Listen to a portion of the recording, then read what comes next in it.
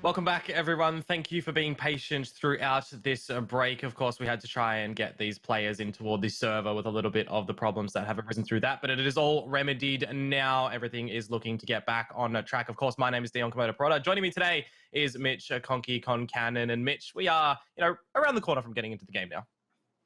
We are. So we've had a player have a little tap on the shoulder, a little wake up. So hopefully he does have a coffee available. But that will mean that he is jumping into the server very, very soon along with us. So this is the games that we've obviously got below us right now, Dion. Fun Crew versus Straight Out of the Zoo will be the first one running in.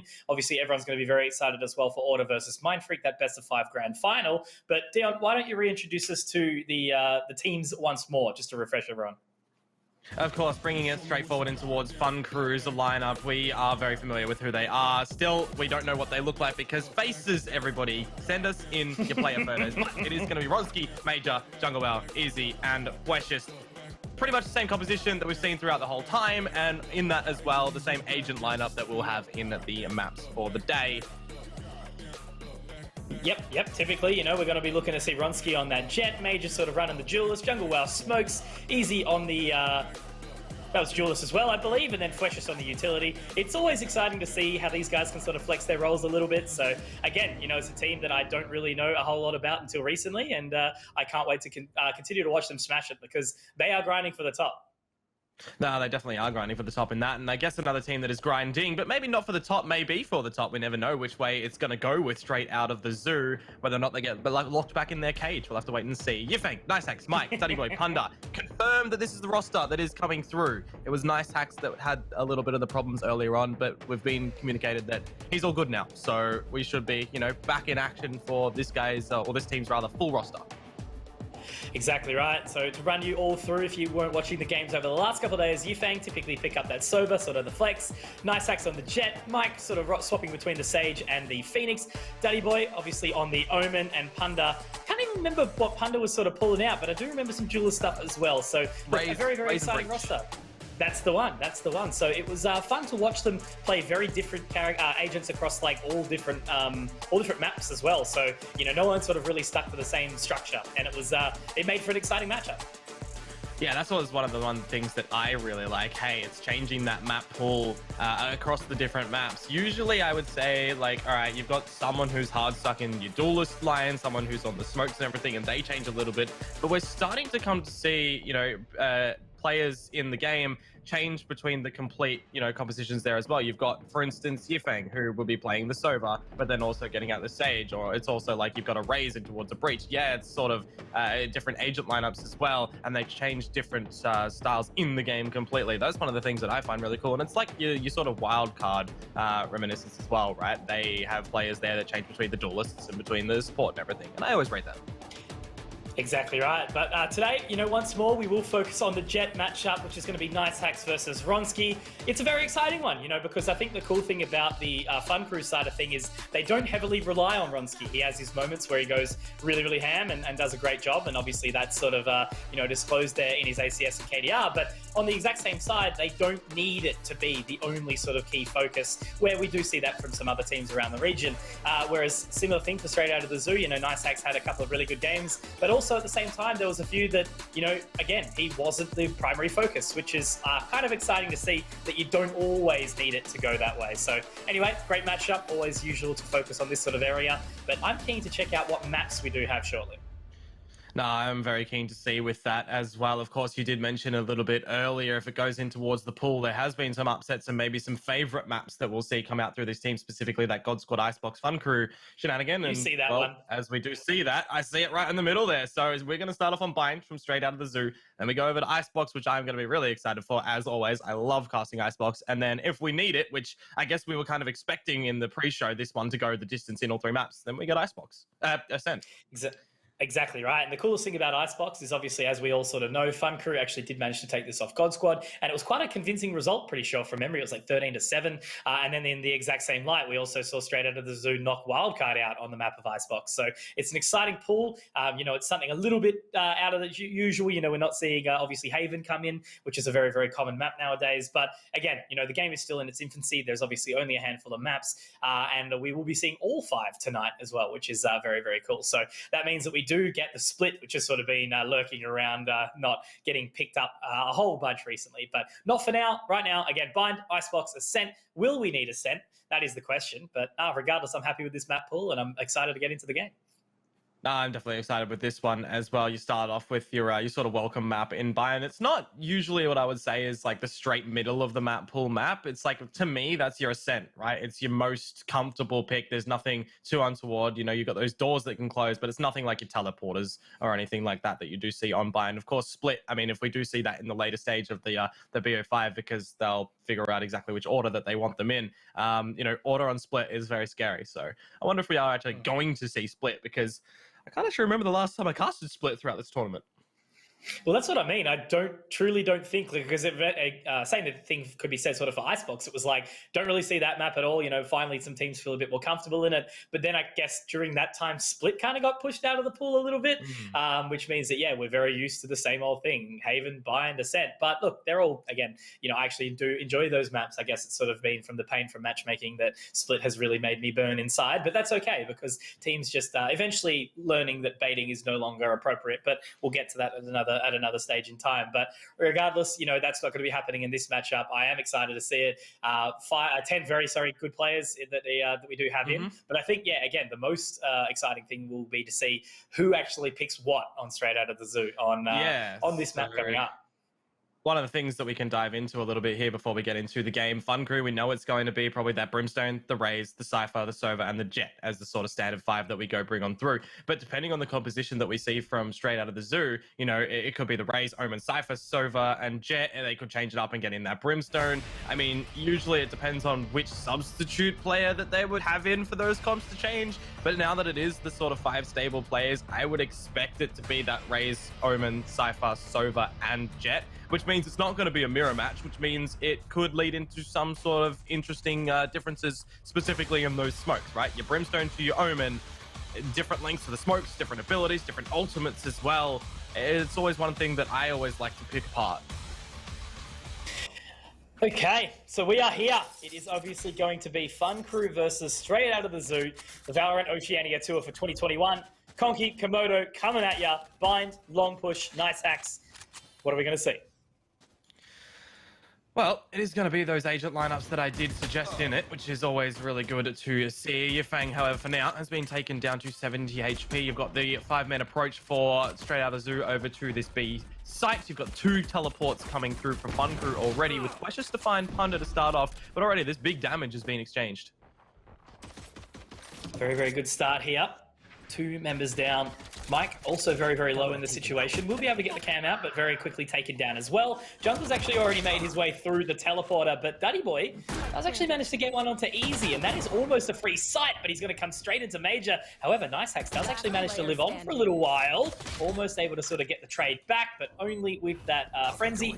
Duddy Boy does get the one back, finds himself into a 1 versus 4. 3 members now rotating through CT. Inside the dark cover, does he have the time?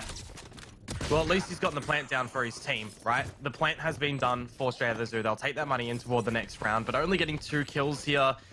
Maybe we don't see the force buy come up for them and they do get their proper purchase in toward that 3rd round, when we know the bonus is going to be played for Fun Crew. I did like from Straight Out of the Zoo that they went for that sort of split approach over towards B, getting a little bit of that hookah control, getting some long control as well with the dart and the challenge out through towards long, but it's just that unfortunate situation that Fun Crew readily available to straight go through that teleporter and kind of just overwhelm and crunch Fun Crew Straight Out of the Zoo there. Soronsky going for just the Sheriff here, managing to maintain it into the 2nd round as well. Never mind, he's actually picked up the Bucky alongside it. Does look like there will be a little bit of opening information sent from Punda up towards B, but no, they're actually going to send it towards A, which I think is the wise play here. You're only on the eco round. There's not really a whole lot to work with. Maybe just try find a couple of picks as a unit. Try find the spike plant. Easy. We'll be able to damage that one. Does have the Ares available as well. but nothing happening just yet. Looks like it's going to be that slow creep up. Jungle is aware of it though. Oh, and out of ammunition at the end there, it does mean that Straight Out of the Zoo is starting to capitalize on a couple of the kills here. They've actually got a player advantage right now, although two of their players are relatively low. A plant down as well is going to play with the time for Fun Crew. Flank to come out from Ronski on this Sheriff. There's a Bucky as well. Great shot on toward the head of Yufeng. Tied up 2-2. Bucky close proximity in towards the U-hole. As Fleshes does dispatch Punda and also Mike. Means that the defuse can come down nice and true. Still, some great damage to be seen from Straight Out of the Zoo there. A plant and 3 kills is better than that pistol round. Yeah, a little bit scary on this side of Fun Crew, I would say. You know, they certainly started to feel the pressure somewhat, but it was nice to see that Fleshes didn't try and force his way in. He waited for his teammate in Ronski before he did start to sort of make a bit of a press for it. Ronski, great shot from the Sheriff. A couple of yeehaws to come out as Fun Crew do pick up that second nice and happily, but now, Straight Out of the Zoo, they are going to move out with the 4 Vandals, the Phantom for Yifeng, and this is where it starts to put the pressure on because Fun Crew, they've gone for actually a very sort of generous save of the bonus. They've got plenty of money above that 2k, so they need to try and find what they can with these pistols and the one Spectre, I think, and the Judge as well. Well, for now, Fun Crew, they've got the camera and Flash just over at B, looking over the line. We saw a little bit of the aggression in through showers as well for Fun Crew, just to make sure that they are getting info early on into the matchup. The rotation's going to have to come from them now over towards this A site. As Straight Out of the Zoo get the plant down in a 5 versus 5 situation, but they're kind of locked in towards the site and in towards short U-hole as well. They've got no pressure watching out the flank. The trap wire is going to be destroyed, and then they've also got the toilet into the bathroom right now, where there is about to be a duel, I would say, from the Cypher lurking in. There it is. Mike is able to find 2, and this is now starting to get a little bit antsy for Fun Crew, though. Some good shots from Major. This is all she wrote here as Ronski can't get anything done. I was going to say, nice shot from Easy to find the opening, but Mike to get 3 with that Vandal from inside the showers. Very, very nicely done. And Straight Out of the Zoo, they get an easy sort of first round picked up off the back of only that Fun Crew sort of, you know, gave them a fair bit of respect, I guess. Or maybe disrespect we could potentially go with, not looking to fully invest. But with that being said, I do, you know, I still do get a little bit interested by the fact that it's like, that hard of a save. It's like knowing that those weapons are going to be coming in. But look, it is what it is. It means that Ronski's going to be able to pick up the operator into that 4th round. And also there is just the 1 Guardian due to the lack of cash. However, Fun Crew, they're comfortable. They're sitting pretty. And Straight Out of the Zoo might have a challenge from them. Great opening pick from Ronski.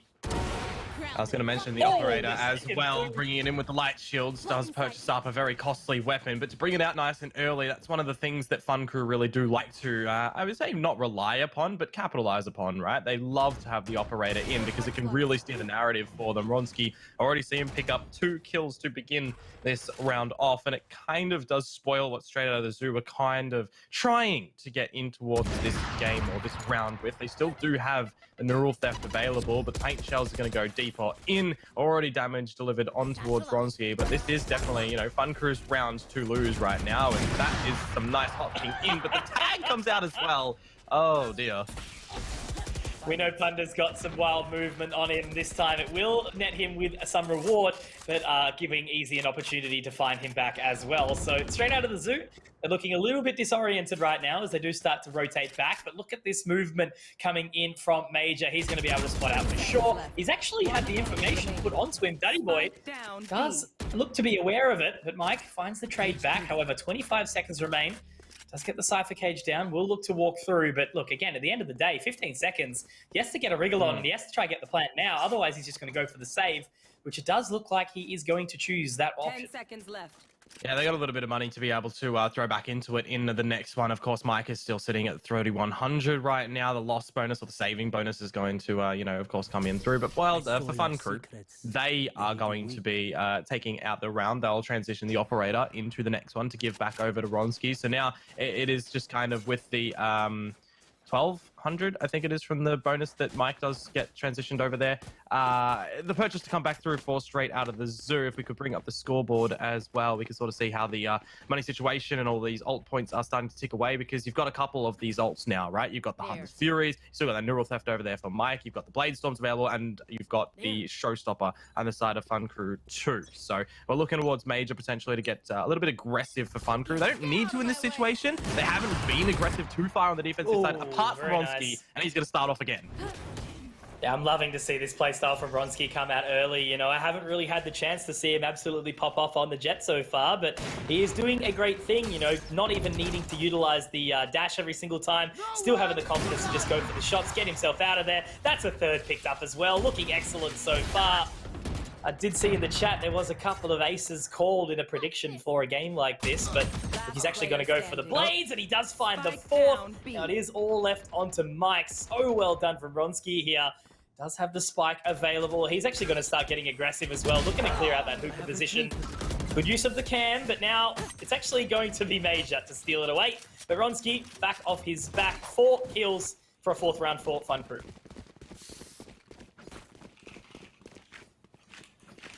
Well, Ronsky feeling it in the early stages here, Mitch. On that operator for the opening picks, getting out the blades as well, kind of dancing around Garden, back in towards Hookah, making a lot of noise. Mike tags him up in the end. Hunter's Fury there from Yifang as well to be able to find a kill. But at the end of the day, the round goes over to Fun Crew quite convincingly. There wasn't too much damage that was actually delivered out from straight out of the zoo to really make them second-guess themselves in their money department. The economy is starting to get balanced out well from Fun Crew. You got a Stinger Hot Potato jumping in towards the showers for Punda. That gets shut down nice and early. Jungle Wow, maybe expecting a second person, drops the Incendiary for 8 seconds of fort time. Nice Hacks gets into the site. Yifang is now dispatched of, and this is just one of those eco rounds that straight out of the zoo are looking for some damage to come out with. That plant would be amazing as well, but they haven't really gotten anything done here, and I don't know if they're going to get anything done. It is down to Duddy Boy, and he's taken out by Easy to get the 3K in the end. As that fan does spin around, a little bit of BM coming out from Easy with a nice 3K, certainly making it live up to his namesake right now. Fun Crew, 5 convincing rounds straight out of the zoo, only having that one opportunity that was given to them, obviously off the back of the bonus round. Aside from that, you know, every single person has been doing their bit. So far, the only person to yet to wake up, if you know what I'm saying, is Nice Hacks. So he's chilling for now, but now finally does have the operator back into hand. Punda, a little bit unfortunate. The jungle was ready for that shot as he does bounce his way into showers. But look, you know, so far Fun Crew is showing good form. The BM from the players, the BM from Conky here on towards Nice Hacks. We absolutely love it, but it's also the jet difference from Ronsky on towards Nice Hacks as he's been taken down again. Punda doing the same thing that we've seen a little bit. He loves these satchel charges to go in through to just create space for his team in towards the site. But you know what I'm seeing here? He's got the space on the site, but his team aren't really doing anything yet. They're still clearing the angles that he himself haven't. Over towards the cubby, he'll start to be cleared on through. Over towards the back of the site's already done now. Duddy Boy manages to find Major. You got all this Fun Crew team is sort of still surrounding the site. The TP does get destroyed over at the A site, so that gets sent back over towards the fountain right now for Duddy Boy. It kind of just feels like straight out of the zoo need to get in toward the site now. And now that they're starting to, Flesh has already found Mike. Yeah, despite finding all that control in Punda, he's not actually been able to do anything with it. You know, still having Fleshist over towards Elbow, and now Punda actually gets spot out. He's done nothing so far with all this control, but does try to find a couple of shots through, but Easy's going to deny Duddy Boy. That's his second frag in the round now. Needs to try and hold on for a little bit longer, but does get taken down by Fleshist. Yifang, 1 versus 3, does manage to find the first. Will he be able to find the line? He's actually found a second shot here, Dion. Can he pick up the third here? Finds the head, but no! Narrowly misses it, peppers around the sides, and that will be Ronsky clutching it out in the 1 versus 1 situation. Certainly a little bit close for comfort there, but I feel like straight out of the zoo, they are certainly not sort of slotting into their own right now, and Fun Crew lead the pack. Yeah, very disconnected in their approach. It sort of feels like they are surrounding the site to be able to try and get into it, but they are locked out at those extremities, in towards your hookah, in towards your garden. We did see that Punda, he got into the site pretty much at the start of the round, right? But he just sat there. Paint shells went out. He didn't really do anything with it. He didn't try to steer the narrative. No flash from Duddy Boy, for instance, to be able to peek in towards the CT spawn. No shock darts or no dart from Yifang to go deep for Punda to be able to go with, even if it was sent in over towards Elbow. You know, if they had the drone to go through, they could have cleared that out, and then they could have started to actually get in towards the site. It just feels like Punda was left to his own devices to try and open up that space, but he didn't really do it. And now, at the beginning of this new round, Major opens up through the smoke, and you've lost your Jet again. Nice Hacks is the first death. Very quick to find that camera as well from Major. You know, a nice little sort of awkward spray transfer, but still getting the job done. Now, slowly starting to creep up, repositioning into the cubby. Jungle doesn't want to be looking into the showers. There is a couple of members inside. Mike going for a couple of warning shots as well. So far, nothing really happening at this point in time. Straight out of the zoo, have a lot of ground they still need to make up. And look at this control already. That's 4 members, Dion. And Punda does have a little bit of a gap inside this smoke, but once again, it is only the Marshal. So dropping like flies slowly one by one. And look at Easy. He's already all the way up in the flank, all up in their business right now. And he should have 2 easy kills. There goes one, there goes the second. And now the last person is Duddy Boy. And this is a completely different zoo that I was seeing over the last couple of days.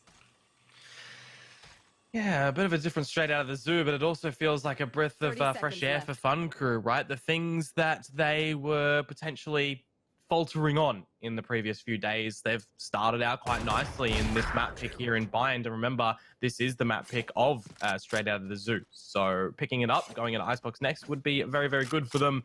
But we start to bring it back towards this round. Guardian of Duddy Boy gets one and done as he does get trade out. It definitely feels like we're on a runaway train right now for Fun Crew, and straight out of the zoo, they don't have any brakes, they don't have any stopping barriers, it's just nothing there. Runaway train, I wouldn't mind listening to some more AC/DC. Saw them live a little while ago. Somehow, still so good. Way more movement than me at the age of 70. But jumping back in, something we need to see from straight out of the zoo is a little bit more movement on the exact same light. So again, they just seem to be hesitant. You know, maybe they're giving Fun Crew a lot more respect that they gave to Wildcard, which is something that's a little bit surprising because, you know, when you play on a team that is a little bit more loose, a little bit more relaxed, you know, typically you expect the confidence to be coming out from them as well. To sort of, you know, run it down and try and find these picks. This is their map selection as well on Bind. So Spike is planted, 4 versus 4 on the retake. Neural Theft was utilized as well, so there's information for straight out of the zoo in where the Fun Crew players are currently situated. Great usage of the paint shells to push them out into the open as Flesh just finds one. Great starting to come out favoring straight out of the zoo. The bench position doesn't get cleared properly by Ronski. Now it all does leave Easy in the mountain of a task, 1 versus 3 with an operator. Maybe just wants to save it over into that next round for Ronski. They definitely have the money to be able to reinvest in it. However, we can't say the same for straight out of the zoo. But at the closing of this round, that dot goes out. If that was a shock dart, that would have got the kill onto old mate there on the raise. But nevertheless, straight out of the zoo, who managed to take away this round? And Easy is going to lose his life with the spike. Yeah. That's interesting. Oh, look, I'm not going to ban on it too much just there. I think, yeah, look, they've still got the money, I suppose, but it was a little bit strange to not really see Easy flood his way in there. Well, I guess that was what I was expecting, him to leap out the smoke or something. Well, the one thing I can see on the ending of that is they can reinvest into the operator, and now Easy's 1 away from the ultimate, whereas if he survived, he would have been 2 away. Yes, now they could probably farm up for the orb in showers. You can already see that Jungle Wow is sitting over there with Easy. I expect a deep dart here, and the push for showers control now for Fun Crew. Yep, try and find that one, get the Hunter's Fury up nice and early, see if any information is there to come out. But they're already making their way up short here, Dion. There is a little trip to come over, but now they're actually getting their way into that Showers position. The information already gathered by Nice Axe. Easy is able to find one more. That will be the ultimate available, but now he slips his way through the smoke. That should be the site given, but Dion, there's a little bit of an issue. The spike is in mid, behind them all. Yeah, it's not remembering the objective in the video game. You've got 2 objectives, spike control or kill control. And for right now, none are really happening. I guess maybe later in Nice Hacks finding their Ronski, but as we do even it up into the 3 versus 3, Major has the spike and he's found Mike. This is just falling apart for straight out of the zoo right now. Flesh just camera out. He's going to spot out some information, gets the tag for good measure. I just don't really feel too maybe. Well, the main thing is here that they can actually throw the round away. Yeah, they can still throw this away. I think the fact is Major's low. Oh, Nice Axe has actually managed to find it. There you go. Like, they didn't need to continue to extend in the way they did right there. They allowed Straight Out of the Zoo to sort of walk straight back into their hands and not actually collect them. They just sort of, yeah, I don't know. I feel like it was Straight Out of Zoo's mistake that ended up being Fun Crew's mistake. But hey, it happens. It is what it is. It's just one of those confusing things, isn't it? Where you kind of lose track of where everyone is generically supposed to be, and then it's just that mystery on the round that it works out for Straight Out of the Zoo. Nice Hacks, he was sharp on all of those kills, a 4K in the end, even though they didn't have the spike control. That's one of the things, though. If you don't have the spike control, you know Fun Crew's going to be around it because they've already found it. So you can kind of piece something together there as well. Well, it's just the whole rule. If you have spike in a 3v4 situation inside the enemy team's spawn, you win that round. But if you overextend, you can give the opportunity to change that result, unfortunately. So anyway, again, won't be batting on it too hard, not be picking on them all, because we do make those mistakes from time to time, and it was a good recovery from Straight Out of the Zoo. Now making their way into the hookah position, Yifeng will be able to damage the old cross, and now he's actually found the information off the back of that as well. So the tripwire, but unfortunately easy. I love that. The trade, but Nice Hacks at least has found two, so still the advantage going the way of Straight Out of the Zoo, and there might be a rotate onto this A side. I love that. Hunter's Fury from both of the teams, and you know exactly where they're playing them from as well with the communications. So Easy manages to find Yifeng after some damage and clearance has already been found, but Nice Hacks to lead the charge in towards the A site. Did mean in that Duddy Boy gets that from the shadows on over. The spray from Major's good for one. Still, the player advantage being held by Straight Out of the Zoo here. Fwesh just to try and find a better open, and now Neural Theft is going to reveal the positions of the Straight Out of the Zoo fellas. A great shot onto Duddy Boy. Another one would be awesome onto Mike, and now they know exactly where Punda was as well in this 1 versus 2 situation. Defuse starts to come on through, but Ronsky does manage to find the frag. Paint Shell's only doing a little bit of tag damage. And it's going to be Fun Crew here getting the 8th round on the defensive side. You're usually extremely happy with finding 8, but Fun Crew, they could even find the 9th, as we do now go into the last round of this half image. Yeah, look, very well done in the end there from Fun Crew. It was a nice and clean retake. Fwesh, great usage of the Neural Theft, and able to pick up 2 as well. Last member in the showers. It's an unfortunate sort of situation to be in, and Punda is actually surprisingly quiet for a map like this right now. You know, he's super confident in his movement, super confident in his control, but again, I really sort of feel like in those areas where he has created the space for his team, they haven't filled the gap between the space, so haven't been able to really take advantage of it. But look, still, 3 rounds on the attacking side of Bind is nothing to laugh at. You would sort of hope for the 4-5, but regardless, it might be an opportunity for them to, if they find this 4th round, still in it to win it into the second half. No, most definitely, but we're still in it to win it right now for Straight Out of the Zoo. You say well done, you think he'd be able to find the space for his side, but there's damage being delivered there. Major's paint shells do end Punda. Attack on a Duddy Boy, he could be penetrated through the walls. That's going to be Major pushing out a U-Haul for his 3rd one, looking for the 4th. Damage out, Yifeng is down. Major for 4, Jungle to close it. A very, very fast flawless round for Fun Crew to close out the half. Switching sides. That was very nicely done in the end there from Major. You know, the fact is, even after he did miss the ultimate to come out onto, you know, after some very nice movement from Nice Hacks, of course, the fact is he still found 4. You know, he was able to find the frag in the air, the knives were missed, and then, you know, using the utility that came out from the remainder of his team, the Al drone spotted out the member towards Cubby, and that was, yeah, just a very, very clean round to come out from a team synergy standpoint, and Major just hitting the shot. So he sits atop the scoreboard, 16-8 right now. And you got to remember, Dion, as well, the people who talk smack in the chat usually aren't even diamond, which is the problem. Actually, that raises the question right now. Where are you sitting currently? In my house, but currently immortal. Well, this is the dart that Pilsky was mentioning the other day. It's a pixel perfect lineup to try to get it into the showers, and he always misses it, and it kind of feels like we just saw the miss there as it did get stuck onto the roof. I think the intention is to land on the floor to just clear it out right now. But this is a mountain to climb, Straight Out of the Zoo, Mitch. Their map pick and binds. They at least have the favorable side of going on to the defense now. Mike is going to be able to find the tag in this lean for Fun Crew over towards the B site now with the pressure that was established around the A site. You got 3 there for Straight Out of the Zoo. It's all going to be on to the defensive and assistive players, Duddy Boy and Yifeng now to try and just maintain these duels. Yifeng finds 1, make it a 2nd one, as now Duddy Boy also gets a quick right click, and this is crumbling out for Fun Crew in the pistol. Fwesh just easy, try and bring something back. They at least do have the spike in their possession. Fwesh is going to get decapitated from behind here by Duddy Boy, and now Easy with 125 points of HP to his name. Has to find a 1 versus 4. Alrighty. This is a good start from straight out of the zoo. They do have the control now, but easy.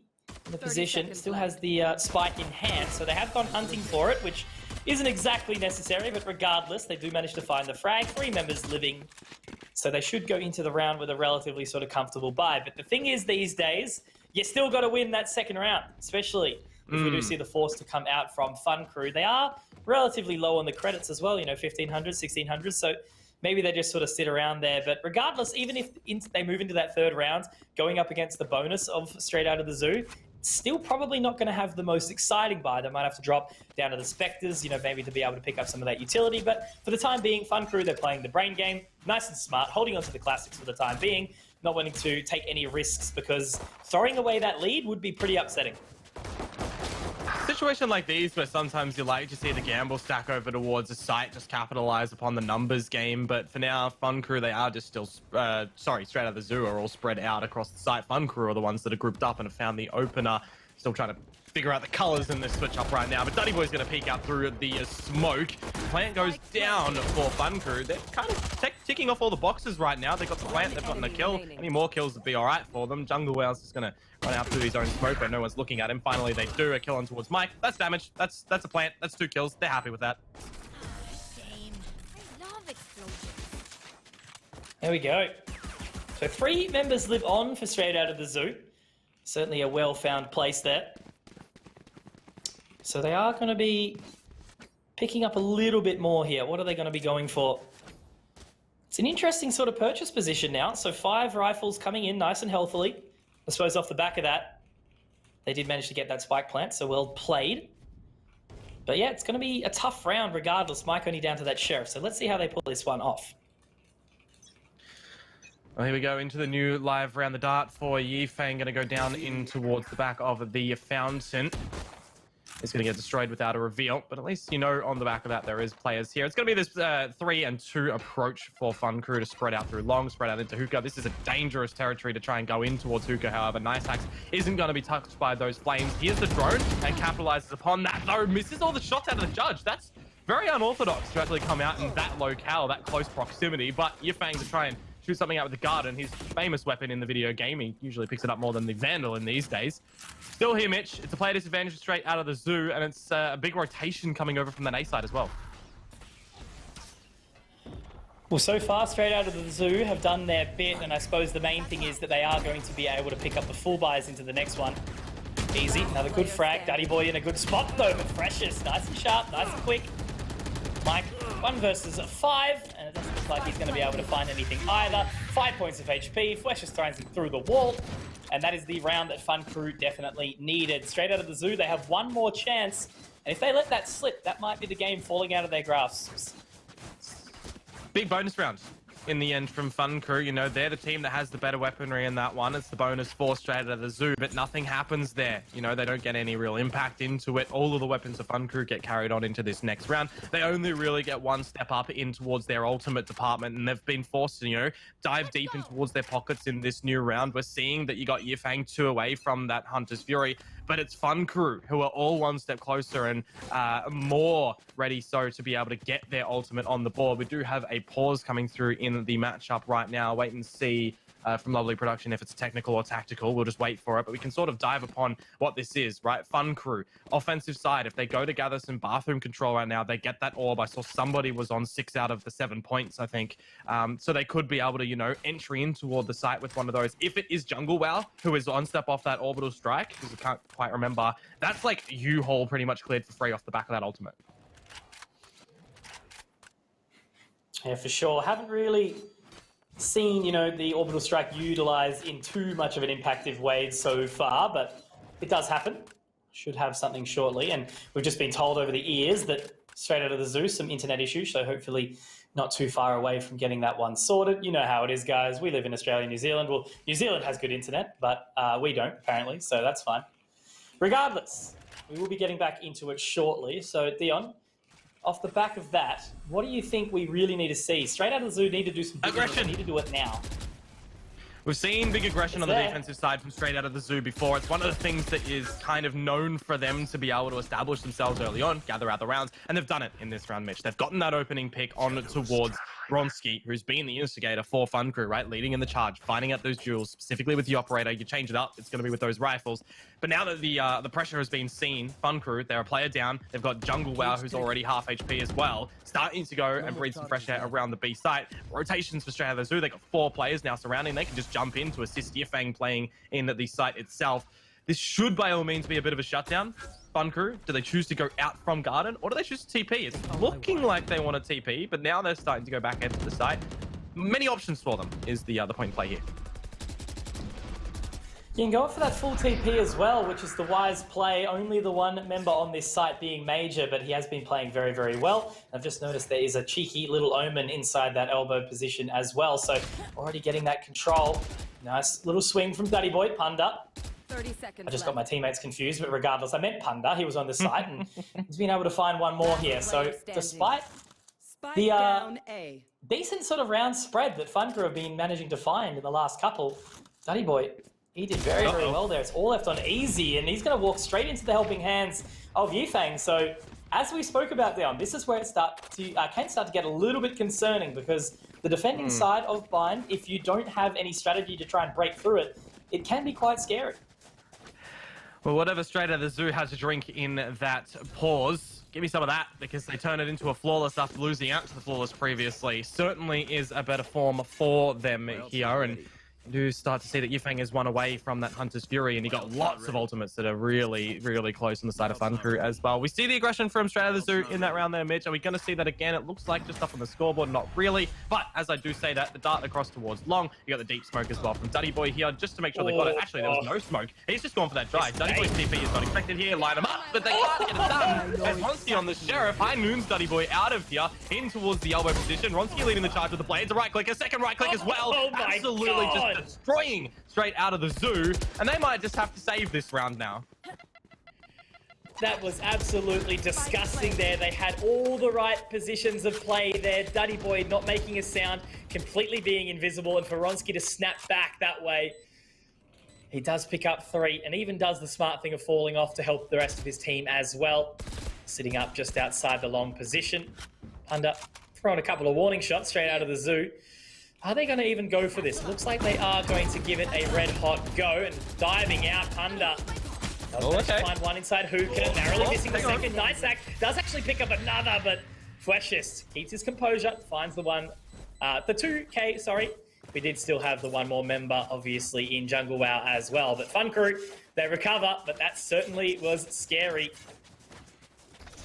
Certainly scary in the end. Ronski, though, leading out the charge with those blades there, Mitch, really putting the pressure on towards straight out of the zoo. He got it in that situation where there's 2 alive, and they do manage to navigate back in towards the site, get a couple of kills, but Wesh just out in the open, lines them up, and is able to find them in the end. Starting to run away with this now. Fun Crew, they see the end in sights. They've got a Hunter's Fury, that orbital strike that I mentioned that can clear out a view hole. Biggest thing for that ultimate right now, I guess you could say for Fun Crew, is to open up space, not to find any damage. It's to force straight out of the zoo into some uncomfortable positions that can lead in for the rifles to pick up that kill. So I'm really hoping to see that it does get used. The Hunter's Fury, however, does get opened up in the round. It's going to clear out the side of B. I think it cleared out Hookah there just by the angle. Nice Hacks has managed to clear all of market, and he'll spot out the info at long. He could actually be on for a massive fragging action here, but because they're not looking at him. Shock dart. Very, very well done. And to be able to find that shot onto Major as well. Now, Nice Hacks has all the information. As soon as he gets into this dark cover, this is what you love to see. There's one. Make it a second, but not quite. Fleshist good on the reactions, able to find the frag back. And this member inside the smoke should likely catch up a member, but no. Ronski's been denied. Punda's found another. And all of a sudden, we're just in the 1 versus 2 situation where it will be easy inside that Hookah position. Does find the information onto 1, but Mike, what a round from him. 2K, but impact off the wazoo. That's unlucky for Ronski there. He has the idea to creep in toward Jungle WoW's smoke, but Punda bringing out the rocket and putting that blast pack, the satchel on the floor, that actually bopped Ronski out, which means it upset his aim because it was shaky, and he actually misses the frag in the end of that. That is literally a very unlucky situation. If Punda doesn't satchel, Ronski gets that kill. That goes there. Yeah, nah, for sure. This should do. And that has the round that, you know, not broken the economy for Fun Crew, but at least put it on a bit of the back foot. So Major does have the Spectre available, but the rest of them just going for the Sheriffs and the Light Shield. Easy going to go for the full shield just for good measure, but now they've got the Orbital Strike Dion. Where are they going to use it, and how are they going to play out this round? I don't think he used it in a round such as this, not unless they find the opening engagement with the Sheriffs here, get the plant down. It's looking to be that 5 versus 5. Major's pretty much dead to rights here with the dart. There it is, punted through the wall with the Phantom able to find it in the end. As I said, just looking for some sort of kill action, some sort of damage. We know the rifles are here in the next one for Fun Crew. Flawless in the end. It does draw out the Blade Storm of Nice Hacks, I guess, so they're not going to be able to utilize that in the next one. Nice Hacks is in the money situation for the Operator. There we go, gets purchased up. So you got your rifles back here for Fun Crew, Mitch. You've got Fleshless, who's one away from the Neural Theft. You've got the Jungle WoW Orbital Strike available. I think if you're Fun Crew, go in for some aggression. It didn't work then, but it's that sort of mind game, right? Straight out of the zoo thinking, yeah, they just went in with aggression. It was pistols. They're probably not going to run in very hot and heavy again. Maybe they try to do that. They got 3 rounds of padding to play with. Although, you know, from what we've seen in the nature of approach here from Fun Crew, it's probably going to be slow as we've got a pause. Internet issues again. It be. Sometimes it be. I think I had 0.6 upload until I was 23. So it does happen. Trying to be a YouTuber in those days is certainly a bit of a struggle, but it is okay. So hopefully we'll have this resolved shortly, guys. It is important though, right? You don't want to be lagging in a matchup that is, you know, means $1,000, which is pretty important. And also those points that will determine who's going to be going to North America in a few months' time. I cannot wait to find out how that result is going to end up later on, especially with the grand final that we do have shortly. But we are back. All I'm knowing, Oz, is a lot of teams in our region don't have coaches, and there's 2 teams going over. That means there's some coach slots available. Wink, wink, nudge, nudge.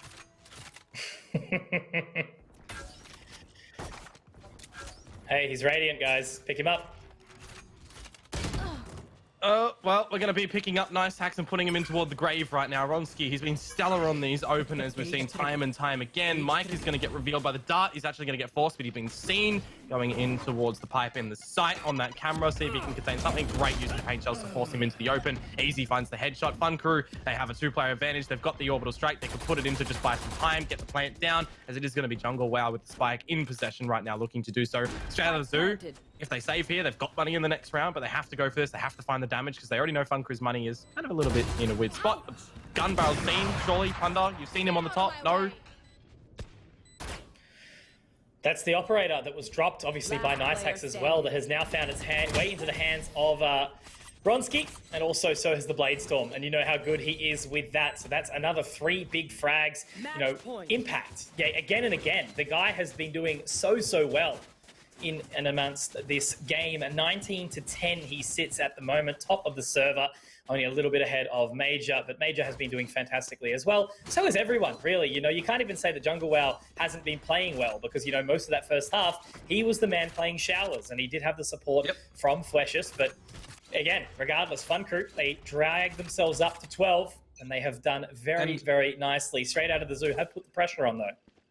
The big thing I've seen from Jungle WoW this game so far is the placement and timings of those sky smokes as well is actually providing a lot of ground control for Fun Crew, that his teammates are being able to clear out the angles very nicely. It's actually huge on Jungle WoW for the timing of those smokes, and Fun Crew are working around them. It's actually really good, and it doesn't reflect that unless you're really paying attention to them. And I mean, I'm kind of paying attention because I love playing Brimstone myself, and I see that in Jungle WoW's play. So now let's see what's going to happen. It's 4 rounds, Mitch, that Straight Out of the Zoo need to find here to put it into overtime. Omen's still the Chad smoker. Don't at me, bro. Oh. Hey, true, very true. Yet to see Astra in a game yet. I haven't really played a whole lot recently, but that will start to come out. It's the cool thing. Hopefully we see, you know, what we barely see Sky, no Yoru at all. Hopefully Astra does come in, but that will come with time. Shock darts over the top from Easy. Yet to do some real damage, but there is actually 4 members from Straight Out of the Zoo sitting over towards this A site right now. The utility does seem like it's going to be starting to head its way towards that B position, only having the 1 member just outside of the showers, which is obviously Ronski.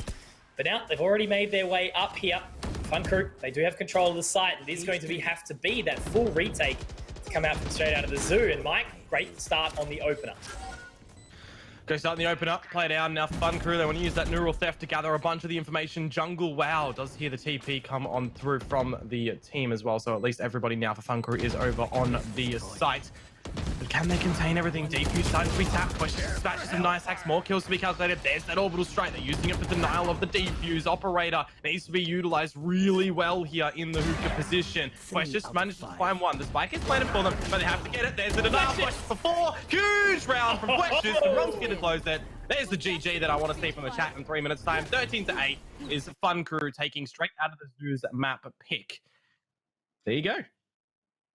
Very well done. No, it was cool to see that, you know, as we speak about the defending side of Bind, does put some pressure on the attacking side. You know, sometimes it can be hard to find the way through, to funnel through those different areas. But the amount of space that Ronsky was able to create, especially on that, towards the later half of that attacking side for Fun Crew, they, I'm pleasantly impressed by the way that they were able to recover that one. But also well done from straight out of the zoo for not giving up the GOAT, you know, despite a pretty one-sided halftime.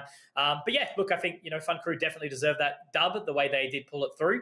And it'll be interesting to see how Icebox goes next up.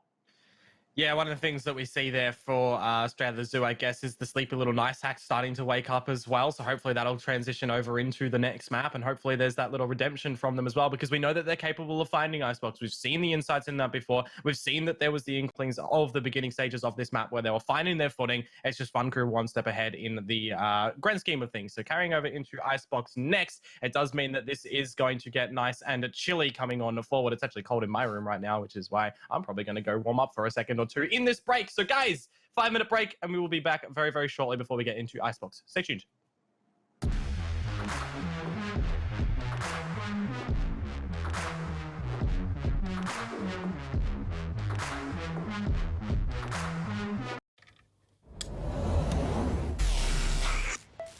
I just time traveled. Today's a big day for past me. He just got the latest Vodafone broadband with super Wi-Fi, which finally means Wi-Fi in all 4 corners of the house. What? Even there? I've got Wi-Fi in the garage. Yeah, we do. See ya. Oh, it's still in the garage. Yeah. Super Wi-Fi. Wall-to-wall Wi-Fi guaranteed.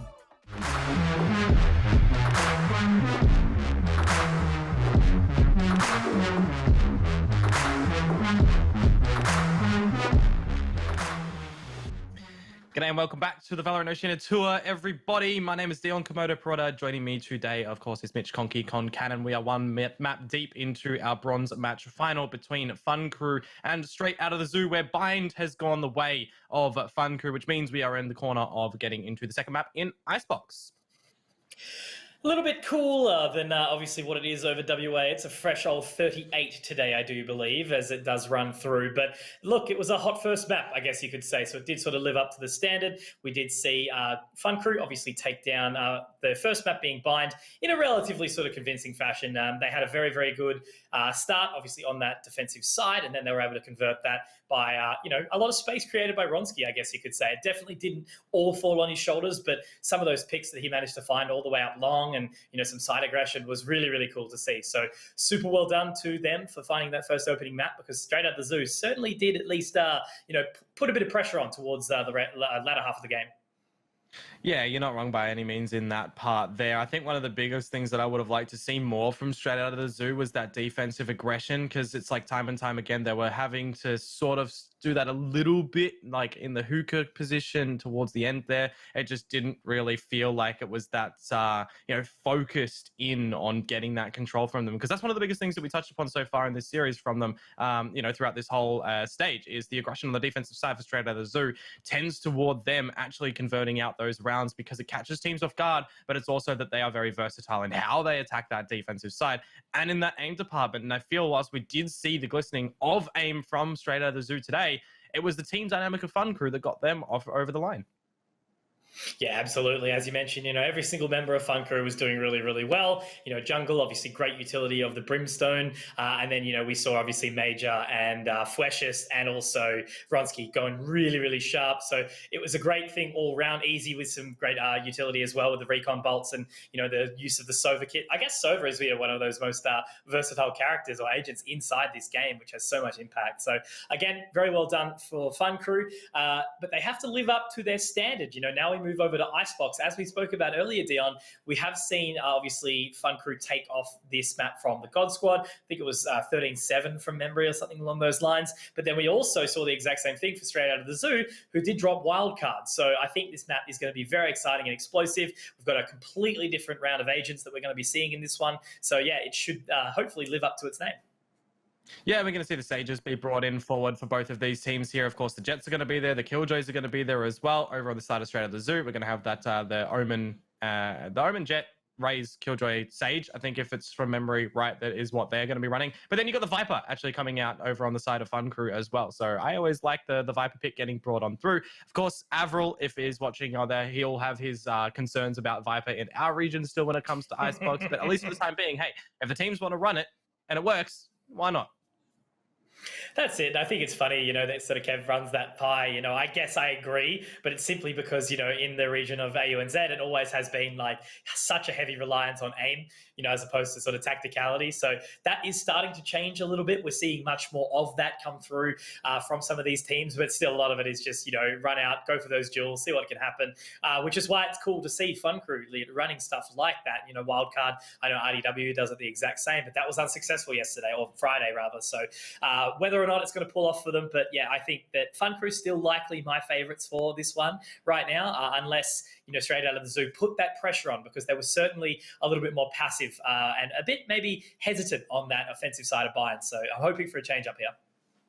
Yeah, definitely hope for a change up, and we see a little bit more, I guess, aggression from them on the defensive side. Icebox tends to lead into the big different angles, unlike Bind, so hopefully that does give a good old change up. Though I'm going to ask you the penultimate question here, Mr. Conky. Are we going a third map from what we've seen so far or not? From what we've seen so far, I'm going to say no. I did have the anticipation that if Straight Out of the Zoo were to take Bind, it would almost be guaranteed that we're going 3 maps. But I think Fun Crew are here to boogie. They don't want to be going out of this at all. They want to still make sure that they do obtain those extra points, which we spoke about. Obviously it is super important to be collecting everything as we move towards those spots for the NA Last Chance qualifiers. And yeah, also an extra bit of cash. The difference between $1 and $2 grand is certainly nothing to laugh at, especially for both of these teams here. So running in now to Icebox, once again, the VALORANT Oceanic Tour for 2021, the grand finals of leg number 1. Konkomodo coming at ya, running into Icebox.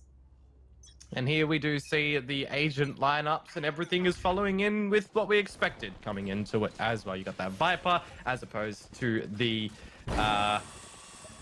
Actually, I'm just trying to marry it up right now in my head. Yeah, Viper. You got the Raze for both sides. Yeah, you got the jungle, yeah.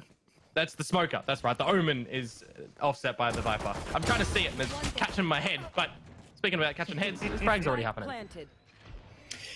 Panda needs to try and create some space. They've done well to find B so far. Daddy Boy is coming over on the flank, though. The good position from Vronsky still up of the top of the tube, and there's nothing to come through mid as of yet. Yifeng needs to see if he can find something, but Daddy Boy's actually been caught out by Vronsky in the process, so this is a great start from Fun Crew. Nice shot from Yifeng. Does pick up the Sheriff here that is in Vronsky's hands typically. I think this is actually Punter's purchase, but spots out him on top of the tube, and that should be the round over and done with. Bit of a challenge for Yifeng to try and finish the rest of this one. Does actually manage to find Vronsky in the end. No needing to overstep their welcome though. And in this 1 versus 2 situation, Fun Crew solidifies the first round. And on the offensive side, Dion, that is very important to start off this map. Hopefully I found my bearings with the agent lineups looking at the top of my screen right now, but it looks like Fun Crew have found their bearings in going towards that B site nice and early as well. So they pick up the pistol round. That does also mean that for Straight Out of the Zoo, what do they want to do here? They got 3 kills in the end of it. They could go for the force up if they wanted to. We are seeing that Yifeng is picking up the Marshall, but it's pistols across the board for the rest of them. Fun Crew, better weaponry here. Gonna run it back in towards B again to start things off. They, by all means, should be taking this relatively cleanly. First engagement is won by them as well. Very well done from Major. Nice little early engagement. They have got the Viper wall out as well as they do look to cross the site over. Punda sitting waiting on the site. That wall will assist, but whether or not they're actually going to be able to find anything. If he can destroy this plant, but oh no, it is actually very good usage of the orb there to sort of keep the information at bay. Love to see it. But nice start from Fun Crew, completely flawless, and they find that second round. Yeah, but now comes into the play. Weaponry for straight out of the zoo. Will they be able to pick up their first round on the board? The way that the bonuses have been played throughout this stage so far, or the previous few days, have been awkward, to say the least. You know, the teams who found the first 2 rounds are also winning out that bonus round, and it's kind of being a little bit weird. But for Fun Crew, I mean, we did see, you know, in the previous map, it wasn't that way. Whoever was playing out that bonus, they did lose it in the end, and then it was back to those rifles. So straight out of the zoo, by all means, follows in pursuit. They should be able to pick up this bonus round here. We'll see back into the proper weaponry for Fun Crew in the next one. But with haste around to the A site we go. Yifang takes the first duel. Finds a lot of damage, but that damage can be negated by the heal. And we do see it starting to happen as well while the plant goes down in a 5 versus 5 situation.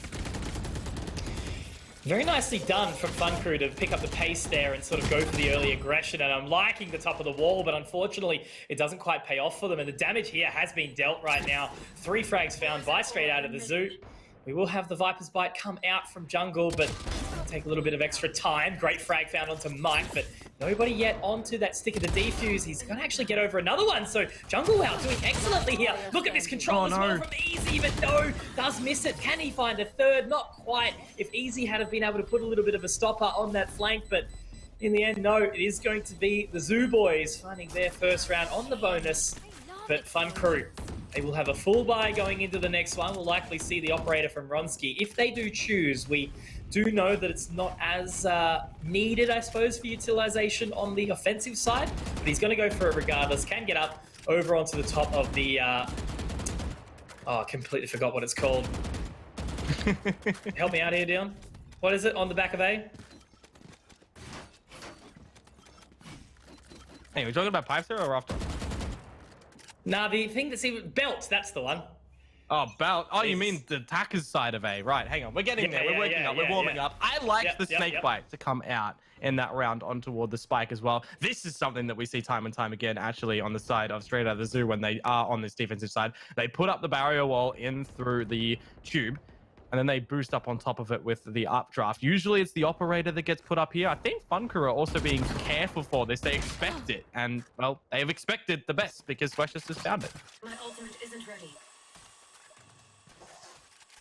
Great start here again for Fun Crew, punishing the early aggression of the Jet, trying to find the opening pick. Major's going to be able to pick up the orb, which means the showstopper will be available. So we're going to hear a little party coming out shortly. Just the one member sitting back towards Snowman on the side of straight out of the zoo. That will be Duddy Boy, of course. Again, he's had a lot of impact in the series, and I have managed to watch him so far. But they are going to get that utility over. They've got all the lineups in the world, and this should be a relatively easy B-side take for them. And will he find the first? No one around so far for the showstopper. There's one. Oh, damage only. 30 seconds. Damage only. Forces out the heal here. Straight out of the zoo, pushing through the toxic screen. It does block off a bunch of the vision. Punda caught in the reload on top of the tube now. It is really a stark difference in the numbers advantage. Fun Crew, they've got 5 alive. Straight out of the zoo have Mike alive. And... I know, did you just save the weapon here? We know that Fun Crew's money is pretty comfortable right now. If we went to look for some damage, for some exits, farm up a frag or 2, then die and get your ultimate resurrection potentially is the play here. But, I mean, you do look at that. The money situation actually isn't all that great. So it depends who he will find. So we'll wait and see. There is a hunt starting to be seen. And there's the frag. Mike will find Jungle Well. That's 1 weapon down. It's just nice to see, though, that Fun Crew do seem to be very well measured. You know, their practice is clearly paying off. So many different lineups for all of those utilities early. And that's the thing about, you know, the infancy of Valorant right now, right? You know, there's going to be so many things that continue to pop up over as the time passes on.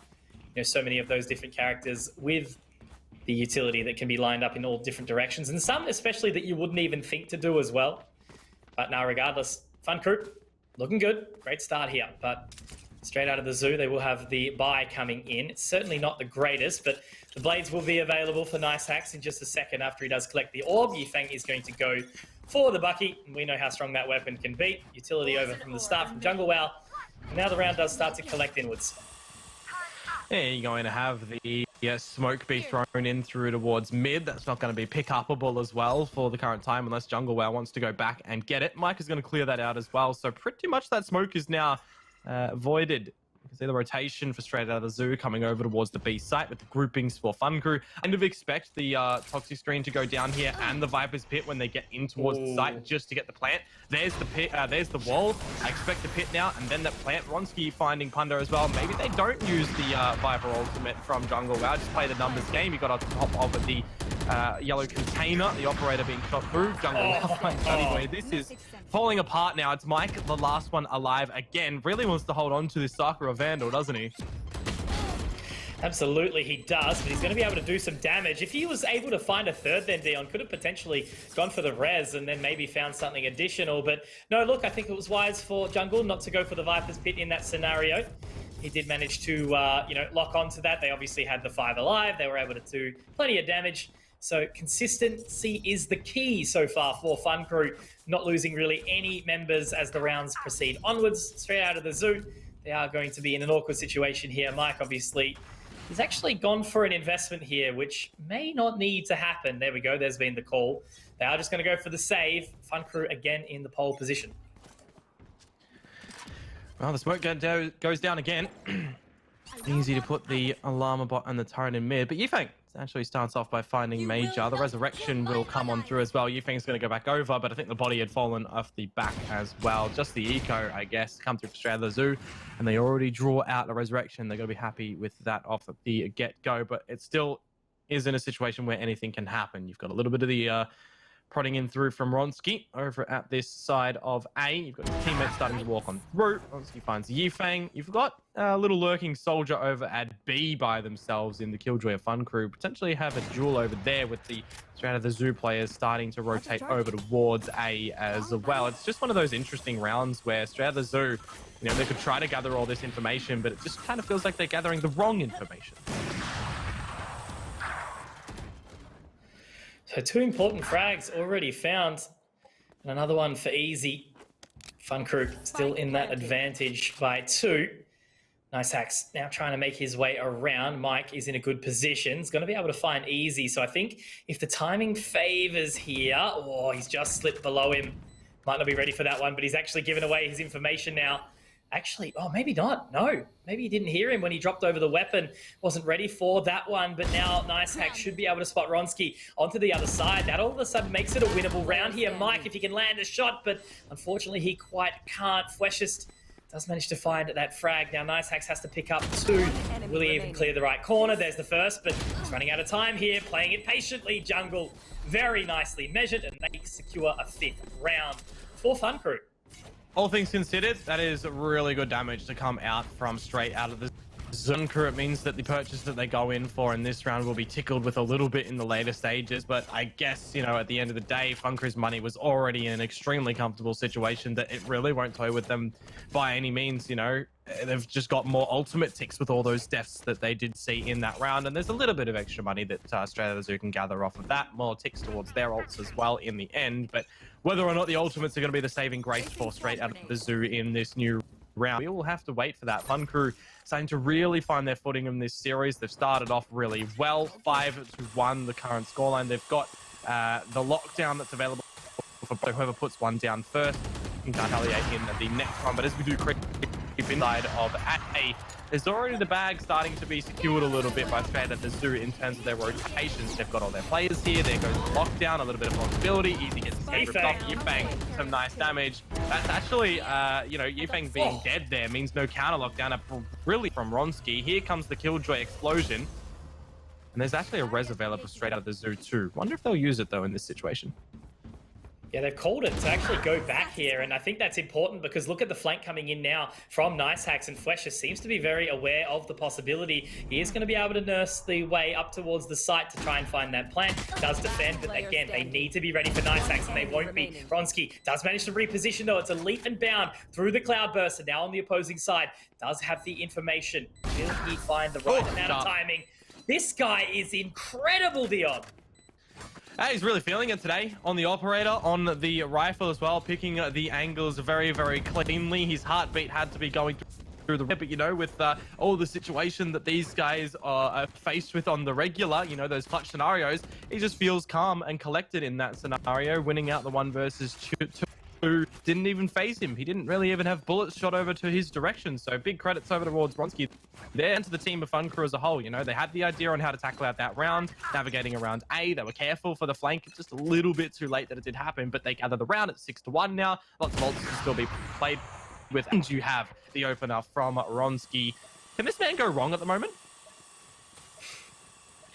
He can do no Ronski, haha, very funny meme, but NiceHacks, he's also looking quite good there as he does dash over to the other side, but unfortunately cannot recover with the weaponry quick enough. Fleshes will find Major on the Resurrect. So, Jungle getting the Viper's wall down as usual. It does seem to be a relatively sort of stock standard B side default at this point in time. Fleshes taking advantage of the angle to be able to find the plant, but he is waiting for that showstopper. However, Punda is made some leaps and bounds, and he's picked up 3 here, Dion. What an incredible round from Punda, using the satchel again to get his movement to the other side of Yellow, finding 3 frags in the process. He is so good at catching these members off guard when he is actually feeling it. It just seems to be, if he could put that into play, you know, regularly, like I think of like a Plix, you know, Plix always seems to be able to find the movement, then the frags. Punda finds the movement every step of the way, but sometimes the frags don't quite connect. So anyway, that round was an exception. There is 3 connected, and it's actually Duddy Boy who's having the quiet one right now after having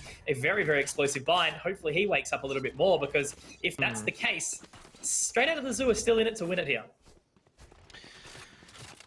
So Mike with that Instagram crosshair needs to be snapping some more selfies onto his opponents right now and getting those headshots. It ain't really happening, but Ronski, he certainly is with the operator. Yifeng down, good little dink to come through, but that gets negated out by the heal, and this is a player advantage. It's a resurrectable scenario though, but I mean, are they going to be allowed to? Fun Crew setting in the rocket already. There's the kill onto Mike.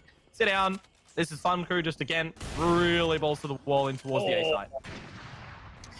A little bit too late for that shot. Didn't quite do the damage. Not exactly sure what Fleshes is going for there. He does actually find his way into the crosshair, but Ronski also does the exact same thing. So Daddy Boy, man we've mentioned, has been having a little bit of a quiet one. Does have the From the Shadows available. Also the Paranoia, but might not be quite necessary. Does actually spot out Ronski. Doesn't shoot either. There's the Paranoia. I do actually think it was sidestepped. And Jungle Wow, over the top of the box, is able to find the frag. So Fun Crew sit pretty at 7. That should be an economic reset on the side of Straight Out of the Zoo as well. It will. NiceHacks is going to be investing. They look to be going for this one, I think. Maybe a bit questionable. So no, in the end, they'll settle back, sit back, just buy the pistols and see if they can find something, because I think this series is certainly, you know, falling out of their grasps a little bit. Yeah, Fun Crew, they are running away with it a little bit, leading on the attacker's side of Icebox. With no real feeling of substance from Straight Out of the Zoo. I'll really need to start to see them get up to that 5 rounds. If they can get up to 5, then we start to say it a tune. But for right now, there's just been no real feel out of the Zoo have come on this Fun Crew currently do. But we'll see. I'll be pleasantly welcoming in that change up. Jungle Wow is welcoming his own death instead of the Viper's pit, as Mike does find him. Little boost up from Fleshes. Oh, look at that. He also loses the kill to Mike. Not quite, not quite. It was cool utility usage whilst it was there, but Ronski, Jesus, reminds me of someone like doing window cleaning or something and just dropping down on the way past and just completely denying, narrowly missing the other items of the Blade Storm, but we'll be able to fly up into the top of the site, sitting in heaven nice and happily. We'll head over to watch the kitchen area. Looks like both members are coming through mid, however, and if they do time it right, maybe we will see a shot come through, but this guy, right now, he can just not miss. Punda has done well to deny, but now it's a duel of the razors. Let's see who will find the shot first. Might be the timing on the side of Major. It will. Fun Crew with 8. But once again, Ronsky, he has been the pivotal and impactful member fully across for this Fun Crew side, both Bind and also now Icebox.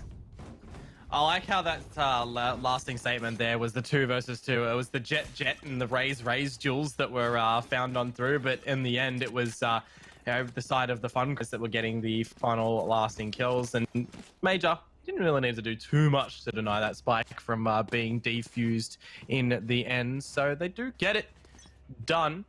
8 rounds on the board. There's no ults to play with for Fun Crew in this one, but they are going to go aggressive. You know, Strata Zoo are on this eco, and Flesh is just found the headshot of Nice Hacks very, very, very quickly. All the roaches come over as well.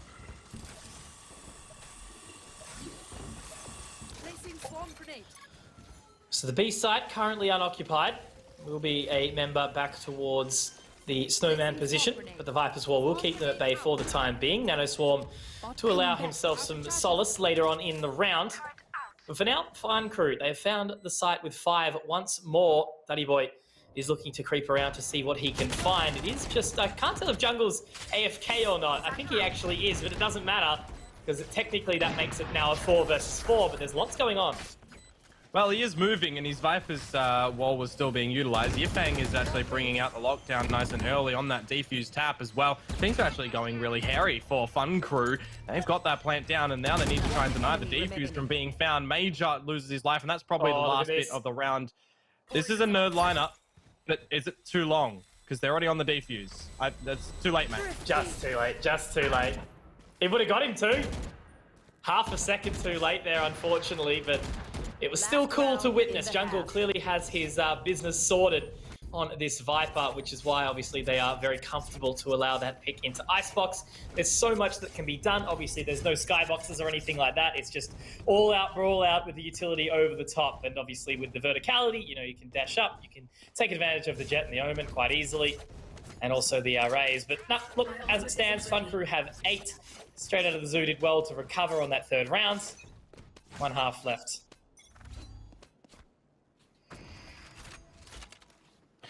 Nironsky to lead out the charge on the operator again here. Mitch in the last round. There's the resurrection available on both sides, but we'll see if he can open up in this one. A bit of a slant for Strata Zoo over to A, but they start to bring it back over towards mid as well. Just covering all their bases, looking after all of their lines. Nothing to be seen so far over at B. Long currently from the Jet of Straight Out of the Zoo in Nice Hacks. So they sit pretty over there. And they're also sitting pretty around the A site. Nobody over peeking. Straight Out of the Zoo just waiting for Fun Crew to come into their crosshairs. It has been a bit of a patient round, but if Fun Crew starts to put the pedal down on the accelerator, they will find a site with only 3, and unfortunately Duddy Boy is going to go 0 to 100, 100 to 0 actually, real quick, as now Punda making his way over, does manage to find one on the jungle, but then does lose his life. Unfortunately, that is the case when you're 100 feet in the air. Ronsky is going to be able to pick up another, and there's another rocket. So much chaos right now, but Nice Hacks one narrowly misses the second, puts himself into a good position, but there's Fleshes. Nice Hacks, I felt like could have gone big just then, but in a 1 versus 5, it is always a challenge. Fun Crew are going to lead out the half, 9 to 3. And they move over to the easier side of the defense as well. I'm feeling it for Duddy Boy right now. Very out of character for him. Because I feel if he had a little bit more impact, maybe the scoreline would be a little bit tighter. But regardless, everyone's doing their part. Fun Crew are looking very, very good. And, you know, with 9 hot to trot at the moment, it's looking, yeah, look, I don't think there's any real way of Straight Out of the Zoo coming back to this one right now. But anything can happen. A Pilsky-esque call right there from the likewise Mitch. Says it how it is, and I kind of agree with you. You know, we haven't really seen too much here from Straight Out of the Zoo. It's Fun Crew that have been just hitting out those shots more convincingly and really coercing Straight Out of the Zoo out of the site, funneling them into some uncomfortable positions. But to start off in the new half, Duddy Boy instantly manages to find the kill onto Ronsky. That's a big hard hitter down for the now. Major does bounce back a bit more left, right. I don't even know how Nice Hacks has gotten up on top of screens, but he does in the end. Player advantage for Straight Out of the Zoo, looking for the plant.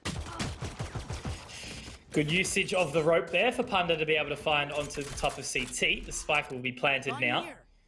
Punda Knows there's a Sheriff close, but he needs to make sure he can connect the spray. Unfortunately, doesn't quite find it, but Duddy does get one. So, jungle out. 1 versus 2. The Nano Swarm will keep him at bay for a second, but he's going to be looking the wrong way. Yifeng will be able to capitalize, and that is the first round. Exactly what Straight Out of the Zoo needed. Now they desperately need to pick up this second round and the bonus if they've got any real chance of bringing this back.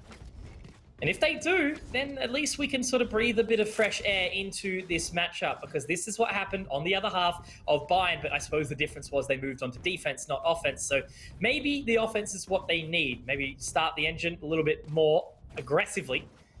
But regardless, Fun Crew, very, very good position to close this one out. They are actually just going to eco, of course. So again, impact time for Straight Out of the Zoo. Yifeng, Guardian, one on Oronsky. It's his second opening death for this half so far, but a couple of kills again. We're just going to have a bit of a repeat round with kills going left, right, and center. Maybe, but no. Okay, so 2 kills in the end for Fun Crew. Just get that one over and done with. They know they've invested a little bit. That's going to actually tickle Straight Out of the Zoo's economy going into this round, because it did buy up a lot into the previous. We're going to have to see some weapons dropped over potentially for Yifeng and Duddy Boy, or they just call it as it is and play the bonus here. But again, in the next one when they have their full rifles. But for Fun Crew, they've got all their guns here that they need to try and hold off these defenses. I think one of the big things that you do mention there, you know, a 9-3 halftime scoreline, the part that Straight Out of the Zoo do get the pistol for them in the second round is actually massive. You know, it starts to get a little bit of a feeling for them now. They start to footing, but the biggest thing is they need to carry on with that as well, because if they can't carry on with that footing that they found from those first 2 rounds, then it's just going to be Fun Crew closing it out from here when they've found out the rifles. So a good opening frag, but it does get traded out. No, exactly. That's what we spoke about. They need this bonus. It's very, very important, because if they can reset the economy and sort of bring their way up to 7 potential rounds, that means it's winnable. You know, there's a couple of areas where you can afford to lose out the round. Ronsky somehow getting away with murder there. He does get traded out by Duddy Boy, which was a nice result. Jungle out is rotating over. Fleshist does have the site positional control as well. And they're actually going to start to clear this, which is the wise play, because they've started to walk away and look to find that rotate. Duddy does actually allow himself some extra time. And this is smart. I like what I'm seeing. They're waiting to see if the rotate comes through mid from Punda, but every single member is already sitting happily on that A site, just waiting patiently. If they could make the call, maybe if they had the From the Shadows available as well, they could potentially look to go for it. But no, they're going to start to contest their way back towards A. Punda finds the opening pick here on the Fleshist. Now it's a 2-on-2 on this A site. Kind of ambitious from Fleshist to be able to jump over there without clearing any of the corners to get up that wall. I do understand the idea to keep them out of the sight. However, you know, it's Icebox. There's ropes everywhere that they can kind of still get over as well. And there's an Omen with the Shroud of Steps to be able to TP over. The 1-on-1 trade that come out, however, does put it all onto Punda and Easy to try and see what's going to happen. The wall was broken, so he does have an opportunity to get on through, but is he going to check the right corner? Nope, he doesn't look towards his left. And it's Straight Out of the Zoo winning out the bonus. Very nicely done. Very nicely done. So this is what we spoke about. There's the eco. Go just for the Sheriffs now from Fun Crew. If they are able to win this, they will pick up 10 and also do a little bit of economic damage. But the main thing is here, Mike can buy up for Duddy Boy as well if he so chooses. They're all going to... Never mind. Oh, no, that is what happened. They all have their Vandals now. So it still should be potentially another buy into the next round if they are unfortunate enough to lose this one. But this is the important one where they can utilize it, stack up the economy a little bit further. And Yifeng, he's going to start by making his way up through mid, does spot out the head. Punda does well to find one as well. He's certainly come to life in this last map too of Icebox after having a slower one on Bind. Fleshist misses a couple of shots, but for the time being, still just a stalemate. We'll see what these pistols are going to be able to do. I think Fun Crew, it's a bit of a rude awakening that they haven't been able to get anything established on their defensive side, and then they need to do so relatively soon. Otherwise, they could see a world in which this goes through the third map here. One enemy remaining. Still loving Punda's movement. Making his way all the way up towards that ace site. Jungle in the 1 versus 5 does actually connect one shot, meaning that he can go for this Vandal now, which is collected. And they start to walk their way in. Not really a whole lot that can be found, just hoping for some further damage. Again, they are going to have the full buy into the next round regardless. Daddy Boy spotted out. Again, having a bit of an unfortunate series so far. But that's okay. Jungle is going to clear out now. And really, all we can start to do is focus on what is going to come into this next one. We are going to see the operator come out for Vronsky. It has been a pivotal part of this entire series. It has been incredibly impactful. And on the other side of Straight Out of the Zoo, they just need to be aware of that, understand that they can't throw any of these extra rounds away, because the second Fun Crew find 10 or 11, that's when they really can start to look to close out this series in its entirety. It's going to be one of those rounds that will have lasting effects on the game for Fun Crew. If they do lose this one, it's back to that eco status, it's back to the drawing board, because it's also where Straight Out of the Zoo, they find all of the money that they need to carry them on with any little mishaps in the next coming rounds. So this is really where Fun Crew need to pull out a strategy for the defensive side that we might not have seen just yet. And for that, that's the operator. Vronsky finds Punda, the dash on through. They overlook Questions on this little unexpected boost wall, and actually doubles them down for 2. Starting to feel a sense of welcome to Fun Crew. But as I say that, holy moly, Mike and Yifang. How did they turn that one on its head, Dion? That was really, really nicely done from Yifang. I feel like the second that shot was missed, just on the opposing side of the site, really, really unfortunate. And now they both look to play a very nice post plant. Watching that flank right now, Jungle has a lot of space that he needs to make up here, and this is Yifang, who has already found 3 in the round. Unfortunately, can't quite make it 4, but the res comes through from Mike, very tactically played, and it's in a safe location. They've got the paint shells available, but it's not going to be needed. Mike lifting the game for his team, and Dion Straight Out of the Zoo. They have 8 rounds now, closing the gap between them and Fun Crew. Unfortunately, the operator Vronsky only able to find 1 frag, and now they are looking like they have to deal with another eco round. Yeah, 5 in a row, potentially onto the 6th one right now, unless we see a bit of a thrifty to come through for Fun Crew on the back of the ultimates that they do have available. Something could definitely into the play, but for Straight Out of the Zoo, definitely is their time to continue on with this momentum that they've established at the beginning of this side. I'm really just gobsmacked on how, you know, Yifeng just kind of got in towards the A site and just started tapping heads, you know, all of the angles he was just willy-nilly clearing around, shooting them out, and I thought that round would have been Fun Crews with how Precious was on the Sage with that wall, but nevertheless, here we go. Start of a new round. Spike has dropped down in the middle of nowhere. And the opening pick does get found for Fun Crew. Major on the rocket only hits himself.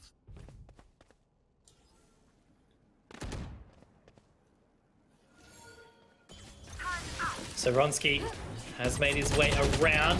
Oh, a little bit unlucky there. Might have overstepped his welcome, I think.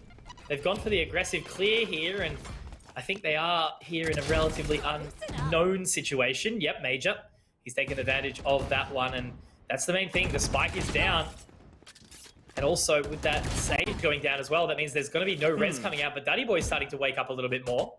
I'm a little bit interested in to hear Fun Crew's thought process there. It's a 4 versus 2 situation. They know the spike is down, but the 2 players that are on 1 HP essentially are still engaging in duels that the 99, you know, out of 100 times they won't be able to win there.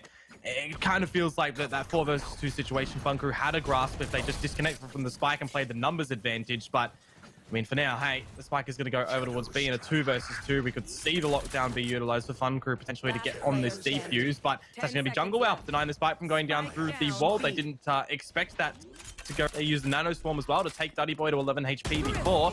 Spike goes down, but Easy finds through the wall. Okay, they've found the thrifty that I said that, you know, would be a great outcome for them. But you know what it was, Dion? It was that defensive-sided aggression that Fun Crew took advantage of.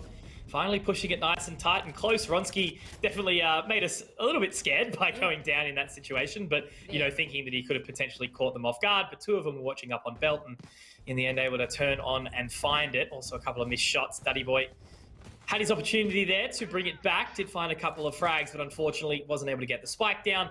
Killed from Snowman, and the gap extends out to 2 rounds once more for Fun Crew. If they find this next one, it'll start to really make Straight Out of the Zoo a little bit pressured.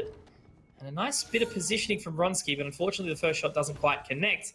But now that means that, yeah, he's in a very awkward spot here. But he does find it. Yeah, I thought Major would have been able to find something and get it rolling for Fun Crew on the back of the belt location, but unfortunately not. Yifeng is wise to the fact and just sharper on the shots. Easy. He's able to find Punda, however. So both Killjoys eliminating both Razors, and now Ronsky finds Duddy Boy. There is a resurrection available on the side of Fun Crew. For straight out of the zoo, however, they ain't close for Mike, so they're not going to be able to rely upon getting another teammate back into play. A minute to play for. That player advantage that I mentioned for Fun Crew, and they can just apply the brakes right now and kind of feel out the remainder of this round. I wonder though, Mitch, Nice Hacks is in a pretty precarious position. So Easy, he's also in... Whoa, dearie me. Yeah, it's such a hard angle to hold there. You know, obviously it's not a very skatey game when it comes to Valorant. They don't quite really wide swing, I guess, unless you're running and gunning, but Easy still does miss that shot. Jungle is in a good position. The Viper Spike goes down, but Snakebite rather. But now, oh, that's a little bit unfortunate there. Mike has walled the spike away. Will collect, and it's going to break those down. Yeah, correct. As well. When he plants, exactly right. But he does manage to get it down. Now he can start to move back. The heal is up in 4 seconds. Should be able to utilize that one, but now he does hear the boom bot from the Rays. Nice Hacks does find Ronsky. Very good on the flank position here. Mike also able to sleuth his way out. Might be able to find another frag on the Fleshist. Now it's a 1 versus 2. This is the round that straight out of the zoo can capitalize on. Nice Hacks. What's he going to do? Major has to go huge here, Dion. Oh, he's able to find the one, but is he going to expect Nice Hacks on the back of the green box? I don't think he is, but he walks in. There's the barrel, there's the shots, and Nice Hacks does win it out. A major blunder for Fun Crew now, as straight out of the zoo, they see a tied scoreline on the back of this round if they gather it. Fun Crew, we haven't really seen too much from them on this defensive side. It's been rough. It's been really, really rough. Straight out of the zoo, put them in a position now where they do have to consider an eco once more. I suppose it's a little bit different in the sense that Jungle is going to be able to pick up that Vandal, meaning there's something to work around in the round. But across the board, I've got to admit, the spread of frags is very, very nice. As we mentioned, you know, Duddy Boy has had a much better offensive side than he did in the first half, which is always a good start. But Ronsky getting aggressive again. Oh, Dion, there's got so many people that he has to watch over here. Somehow he's actually still alive, though. Gets away with his life and now sits back on the site. Some early damage dealt onto poor Fleshist, and he's going to go down. So the opening frag goes the way of the Zoo Boys. And everybody for Fun Crew now is navigated themselves over to this site. Major's going to be able to get one on the trot. Duddy Boy to be able to trade it on through as well. Left, right, and center. Shots for shot. Tit for tat. No heals available for poor old Ronsky, however, as both lockdowns do come on out. Yifeng wins the duel against Easy. He's just going to push in now to try and deny it as well. The res out from straight out of the zoo. Oh, well they should be gathering in this round. The detain actually comes on towards Jungle Wow, playing up at the heaven rafters outside of the site too. So on Ronsky with the 1 HP to win this duel. Can't quite get it done. Jungle Well's going to be hunted. As the rifle now back out, but the detain does end. But it's one frag. You're going to get anything more. Very, very well done. In the end, from straight out of the zoo, I felt like Yifeng played that to absolute perfection right there. Very, very nice to witness himself moving to find that lockdown. And ultimately with poor Jungle getting detained as well with that Vandal, wasn't able to support his team in any way, shape or form. So the scoreline is now tied, Dion. This is where the pressure starts to amount on the side of Fun Crew. The Zoo, they might actually be able to pull together, you know, $2,000 if they are able to win this one and then obviously take it through on Ascent. But look, you know, Fun Crew, again, they're a very, very good team. They've got the capacity. They're very well practiced as well. But it just seems like whatever straight out of the zoo were lacking on the previous map, you know, maybe their cohesion, their confidence, they've recovered it because they are certainly starting to look much better. But Ronsky, again, I do believe he has the operator in hand. What are they going to be able to do this time around? No, he doesn't. Sorry, no, it's just onto the rifle. So still another opportunity for the zoo to keep kicking. And they find the opening pick onto Fleshist as well. Damage delivered is damage done for Fun Crew. The rocket gets brought out. Major actually does manage to find it onto Duddy Boy. But again, you know, you can't really solidify anything on the back of this. Straight out of the zoo, definitely hungry to be able to send us into that third map in... And to remember it for a second there. With the big lean, everyone for straight out of the zoo over here. Punda going to send himself in with the rocket, the satchels. There's the frag. No, it's actually not. It's missed on the wall, but he does manage to get the frag onto Major. Looking the wrong way. 2 versus 2 situation inside the site. Easy finds Yifeng. This is a little bit better formulated for Fun Crew now. The spike is down. They can wait for Nice Hacks to tickle the plant, and then they can go at it together. Feeling it a little bit for Punda there, not being able to find the first, and then even though the members didn't turn around, he still didn't really get to do enough damage. What a shot there from Nice Hacks. Now it's all into a 1 versus 1. Easy. He's been playing very, very well in this competition. Nice Hacks. Misses a couple up, does have the movement available as well. Also the Blade Storm if he does choose to use it, but obviously an updraft or a dash, and he will be hurt out. Look at this timing from Easy. So well composed. And he does manage to clutch it out in the 1v1. 3 frags found for him, taking the Fun Crew team onto his back and finding an 11th round in a very, very desperate situation, Dion. They aren't going to have the operator up again either. So, yeah, it's a round. It is not a convincing outcome, however. 1 versus 1 duel, Fun Crew, they're not going to be happy with it. You look at the banking of rounds that Straight Outta the Zoo have managed to find in this game so far. They've got the weaponry in this one. They've got all of these shields across the board and a bit of money to spare. We can't say the same for Fun Crew. They have to go, you know, find a comfortable round here. There's aggression over to the A site. You've got that belt play starting to come through again over on the Rays. You do just have Yifeng there as Ronsky finds Yifeng. Nice Hacks here finds Easy, the 1-on-1 trade. Nice Hacks is just finding so much ground control. However, has overlooked Jungle Wow. We've seen Nice Hacks get in towards this position before, so expected by Fun Crew on the player advantage now on the retake. How are they going to be able to tackle this one? Jungle Wow's not in the current situation to be able to utilize the Viper's Pit ultimate too. So it's going to be these dry duels being played. I'm starting to think, I don't even believe I've seen the Viper's Pit go down like at all during this map. But anyway, Mike and Punda, they do manage to find a couple. Fleshes is able to bring it back to a 1 versus 2, or 2 versus 2 rather. But now Daddy Boy does the exact opposite, turning it around. Mike also to find the closer, 2 apiece for each of them in this round. It was a very nice shot from Punda onto Ronsky as well. And now it is 11-11. The economic reset for Fun Crew again. This has happened, what, 3-4 times this half so far?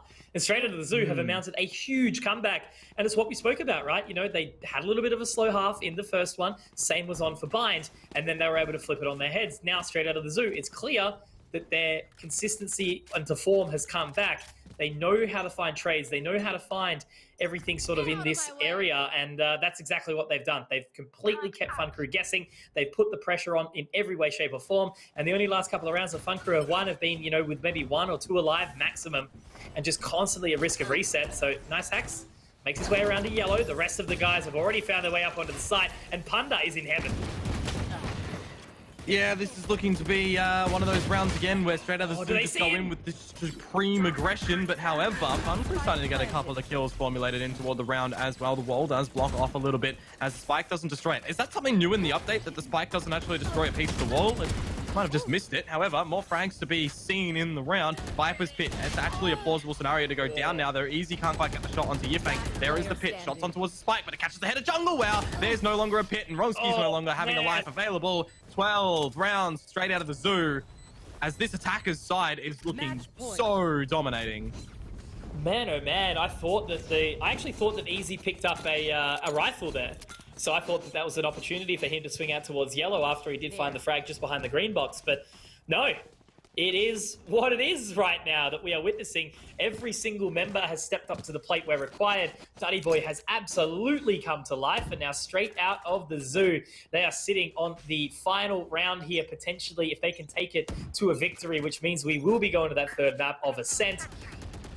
But aside from that, it's an opportunity for Fun Crew to take it to overtime. But regardless of this, this has been an excellent game. Very close, as we sort of, expected. Ronsky to find the biggest opener of their game. However, the res to come through, he's expecting the re-peak.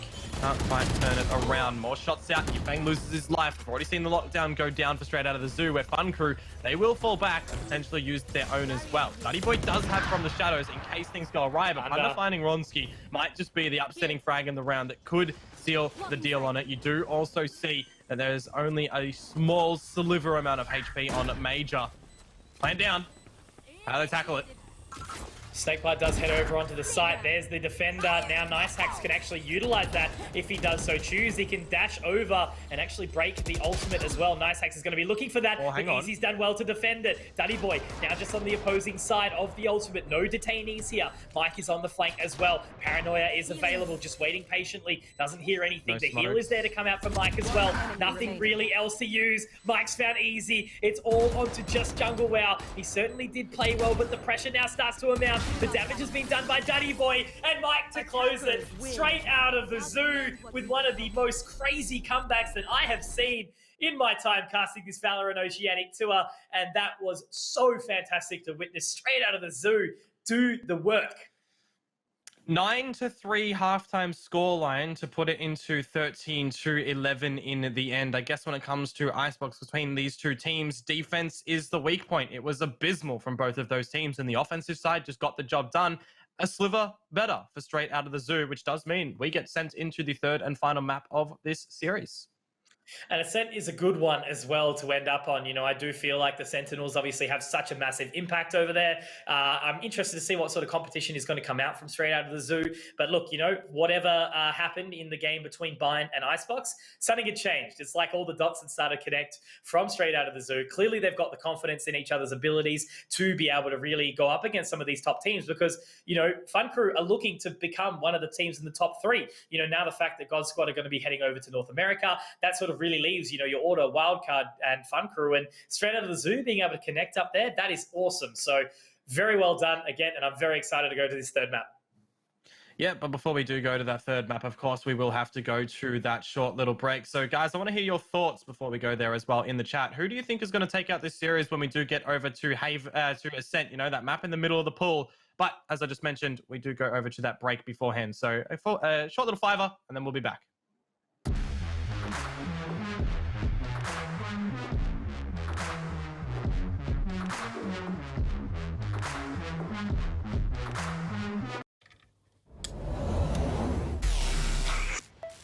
I just time traveled. Ah, today's a big day for past me. He just got the latest Vodafone broadband with super Wi-Fi. Which finally means Wi-Fi in all four corners of the house. What? Even there? I've got Wi-Fi in the garage. Yeah, we do. See ya. Oh, it's still in the garage. Yeah. Super Wi-Fi. Wall-to-wall Wi-Fi guaranteed.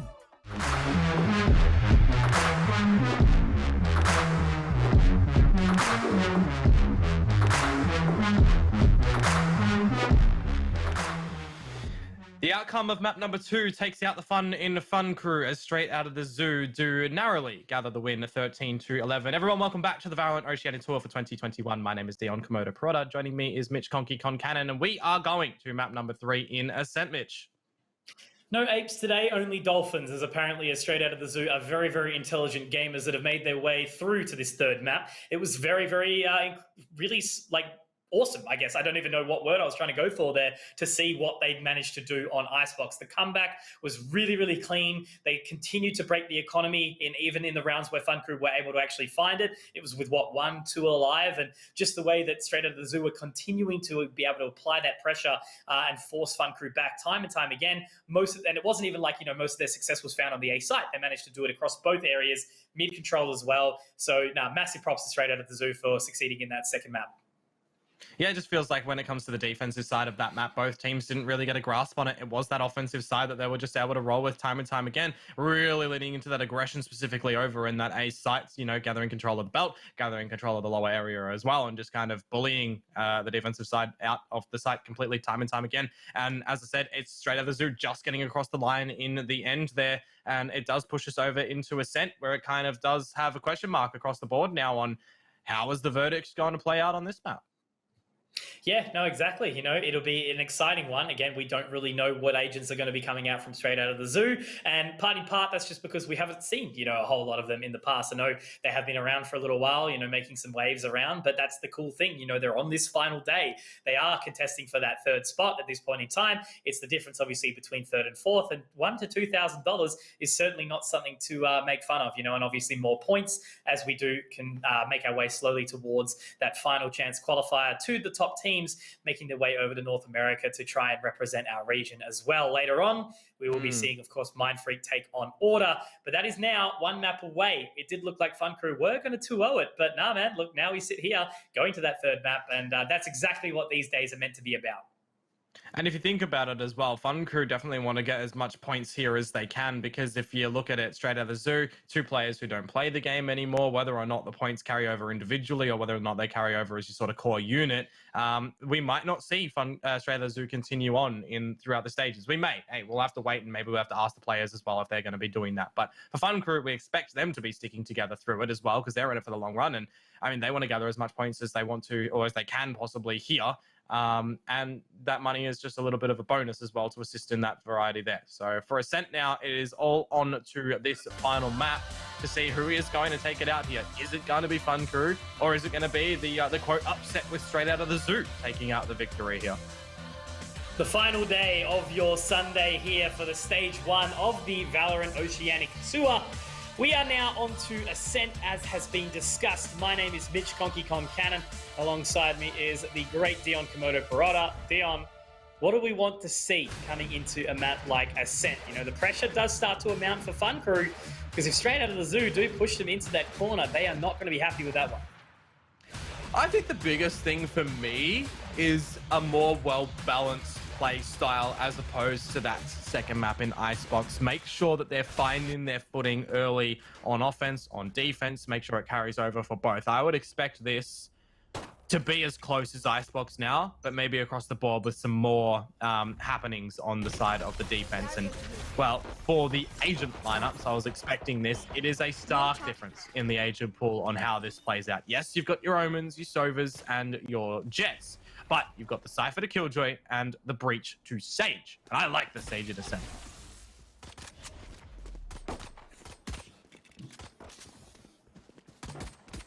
So slowly starting to creep through the B link area right now. Looks like there has been some pressure applied over towards the B main area as well. But that Sage wall, of course, will keep them at bay for a little while. Fun Crew, they do have to make sure they find as many rounds as possible, benefiting, of course, on this defensive side start.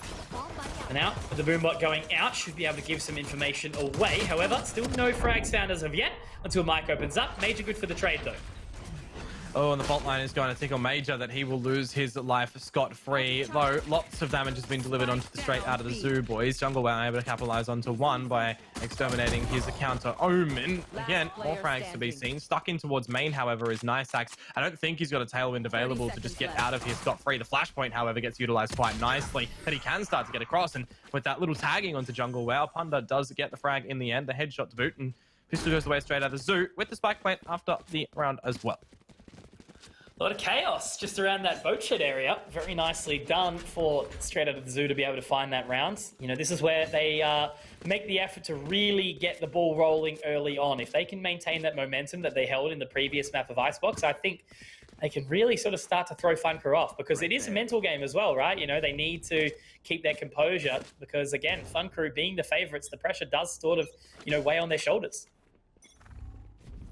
Yeah, so on the back of the pistol round, going Straight Out of the Zoo's favour. Surviving only with 2. It does mean that they get the purchase up, of course, and they're going to put the floaties around on the rounds to see what they can gather around. 4 on the site of A for Fun Crew. A bit of a fallback already being seen, but that's some information for both sides. Flashpoint in is going to force Fleshist back. The second one keeps him completely blinded, but the man advantage for Fun Crew tackling at this angle is quite nicely well worked. Though, here, 2 vs 3, Aftershock to go down as well. Major getting in toward the cyber cage to tickle on the sound cue. Plant goes down. And for Fun Crew, I mean, looking for one more kill here, and then we can call it nicely damaged in the round. Last player standing. Information given towards the generator. Easy, shouldn't be spotted by that bolt. Now wants to take his time to get around. Yifang actually leaping up, giving away a little bit of advantage, but Mike playing that long position, does have the Bulldog in hand. A relatively clean round. The Guardian will be recovered as well. So Straight Out of the Zoo, they do get a lot of damage taken onto them, which means Fun Crew are going to be able to buy in fully and, yeah, really kind of have the pressure on for this bonus round that's going to come out from Straight Out of the Zoo. few members having to reinvest will make it a little bit awkward. So by all standards, Fun Crew should have this round in the bag. But I've seen crazier things. Easy's going to go for the Odin. Fleshes has the Vandal.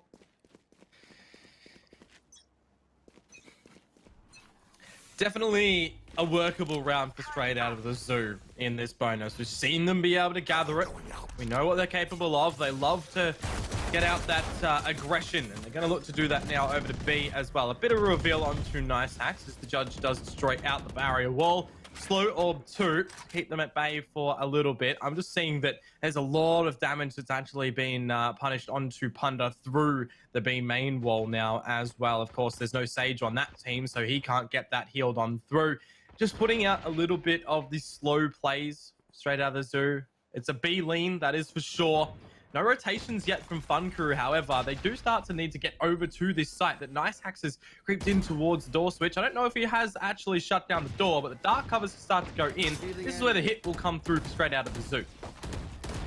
Yeah, Vronsky looking to clear around. Nothing gets spotted, but plenty of damage dealt. And Easy lines them up with that Odin. Going to be able to find two. Vronsky also good for one more, and the pressure does start to be thrown back as Easy is going to be able to find that. Yifang on the Guardian gets a nice headshot. Another second as well, looking to pick up the third. Oh, it's getting a little bit dicey here. Does go for the Bulldog. Doesn't want to reload here. Has to try and clear around. Obviously, if it is scoped in, that is the triple burst for the Bulldog. Oh, the timing. He clears the left line, and unfortunately from the boat shed, Vronsky does peek out on the other side of the stairs. That allows Fun Crew to find their first round in. But again, lots of damage has been presented to the Fun Crew side. Straight out of the zoo. They are going to have another buy in fully after the back of that bonus round, and it should be a pretty decent one at that. So we're likely going to see the Bladestorm out come out from Nice Hacks. They're going to have to contest for that orb early on. And on the side of Fun Crew, they're actually playing bonus here. This is what I mean. You win the round, you win the round, but you get punished. Like, oh God, it pains me deeply. But look, 3 Buckies, if they play their cards right, might not be an awful round. That's unfortunate for Major to start things off. The paint shells go into the drone that actually blocks all damage being done onto straight out of the zoo. I was going to mention then the previous one as well, Fun Crew, on the back of just that little aggression in B main, they had both of their players on the B site, those anchors, fall back to the boat shed, right? They were waiting for the explosion to come out from straight out of the zoo. It just didn't happen. That's why Fun Crew was still lurking around the A site, making sure that they hadn't over-rotated. And in the end, once they do get those rotations over, the frags are found by both sides. Fun Crew, they do win in the end with 2. One of the big things that I like to note in this game, specifically on Fun Crew's composition, is Vronsky. You know, the ever so aggressive jet, quick dasher is on the stage. It's a completely different kit approach, and I don't know, it's just one of the things that always keeps me quite interested to see how the style of play is found for him. But the style of play for Australia Zoo is dirty with those Buckies, that's for sure. That's what we were thinking about, right? You know, seeing if those Buckies could be put to correct use. Vronsky is in a bit of an awkward scenario right now, just heading over towards CT, but the timing might actually fare him now. The dark cover is actually down, but that does extend the time out a little more. He's creeping around towards the sidewalk. Nice Hacks is going to be on the big flank as well, but the damage has actually already been done by Vronsky, so that puts them in a false sense of security, though, because Daddy Boy has already found a big 3, but that's going to be Nice Hacks to support him as well. A little bit close for comfort. Jungle Wow doing his best with that Bucky, but unfortunately, it is not quite enough. So straight out of the zoo, they have picked up 3 rounds. Fun Crew will be able to buy into this one off the back of that, you know, bonus round in the previous. But yeah, man, pressure continues to amount because straight out of the zoo are off on the hot streak that they need to start this off. And this is one of those maps as well, when straight out of the zoo get onto the defense, they're explosive, right? We know they're going to like to run it down mid. We know they're going to like to gather that information really early on with the breach flashes and the combinations of the stuns and the darts too. So for Fun Crew, they need to find as many rounds as they can possibly on this defensive side. If they don't get, you know, their footing found and straight out of the zoo are allowed to find 5, albeit 6 rounds, it could be quite devastating on the change up. But start to bring it back into this round. We've got that stack of sorts for Fun Crew on the B site, and they are starting to rotate over Vronsky as well. So they have the players to try and contain straight out of the zoo's explosion here. There's no Rolling Thunder from Punda to send it in. It's the Hunter's Fury instead from Yifang. Doesn't find anything on the Hunter's Fury though, as Major does find Mike. They're just going to settle back, see if the res comes out and attack together. Yeah, well done from Mike to find that opening pick. Even on the Cypher, he has been looking absolutely awesome. Fleshes just on the backside of that site. The Paranoia is available. They've been holding onto it as well. It does actually go out in the end, but that's a great pick from Ronski. They're still stuck on the other side of that dark cover. A great use of the flashpoint, though. I don't think they are aware of Flesh's position, however. They managed to clear out a lot of information. Yifang actually finds it from underneath. Now Ronski does get the heal off. The resurrection's still available, but mid-reload, Jungle Wow is actually going to be found, but Easy picks up 2. Now it's the 1 versus 1. Mike does have the neural theft. He's going to send that one out. No spike available, though. He does have to start making some footsteps. That should give the information away. I wonder if Easy has the darts to be able to utilize to throw it deep. The camera's going to be seen, so Mike knows he's dropped down. That's actually huge, but he can't quite land the shot. 6 bullets in the chamber. Needs 1 to the face or a couple to the body. Lurking around, footsteps to be made. Mike might have just timed this quite nicely. Around the corner, has the advantage with the peek, but he's out of ammo. Now the classic's out. 21 HP. Darts through from Easy. A little bit ambitious, but there's the reveal. There's the swing. There's the kill. There's the defuse. That is a very, very tight round, but effectively, as it stands, a 1v3 for Easy. So good with that Hunter's Fury, and then to be able to keep his composure, play the time, be able to use the recon bolt to give the information onto Mike as well, just over the generator. To be able to do that in such a tight angle, 1v1 clutch, really shows how happy he is and comfortable on the Sova, which is very awesome to see. So nicely done from Easy here on Ascent. Now, they find that 1 round back. Still is going to be a bit of an interesting financial situation for Straight Out of the Zoo. It looks like a couple of members have called for that buy. Looks like Nice Hacks is going to be joining them too. Punda in the same boat. So yeah, they go in with this buy. They certainly put the position in where if they are unsuccessful, they will be looking at an eco, and that'll be Fun Crew likely taking the lead back if they're successful as well. Yeah, just a little bit of the control in through mid. Straight Out of the Zoo spreading out for right now. You've got the really big push in from Fun Crew over at main. They could go all the way through the Gelato if they wanted to, but there is Trapwire, however, that'll keep them at bay. Even if they gather the orb right now on the back of that raise, that reveals information over to Fun Crew, you know, the sound cue. So they have to be really careful in how they're playing it. They've now seen the Trapwire. I don't think that where it's placed, they can get over it unless they satchel an audible sound cue that will be heard up through short. So for Fun Crew, the containment around the A site is going to be from the different extremities of main and up in the heavens. Nice Axe has been able to sleuth his way into the site, but there it is. They overlook the position of main, and Precious capitalizes upon that. Now it's kind of up in the air in how Straight Out of the Zoo are going to get back into this round. There's nowhere to be. There's Easy at CT, and he finds 1. He can now just disconnect. Scanning ahead. Yep, great secondary pick in the round for the team. Recon Bolt destroyed, so no information will be gathered. Just waiting their time now. We'll allow these last 2 members... Actually, never mind. Sorry, I'm just only noticing where the spike is, Dion. That's actually in the hands... Oh! Okay, CP back. Never mind.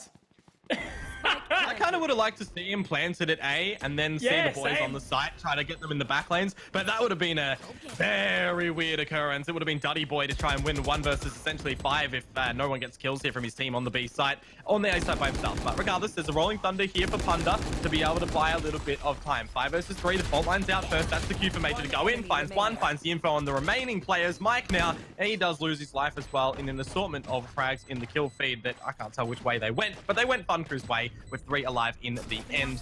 Ultimates are farmed here for them. Res for economy. And we do tie it up here, Mitch, 3-3. I'm just wondering if maybe like a fake plant on A to start to pull the rotate back would have been like, oh my god, he's actually on A, and then he teleports in. But look, you know, 2020 hindsight as always. But yeah, so regardless, that was still a good attempt there to come out from Straight Out of the Zoo. Unfortunately, unable to connect, do find the spike plant.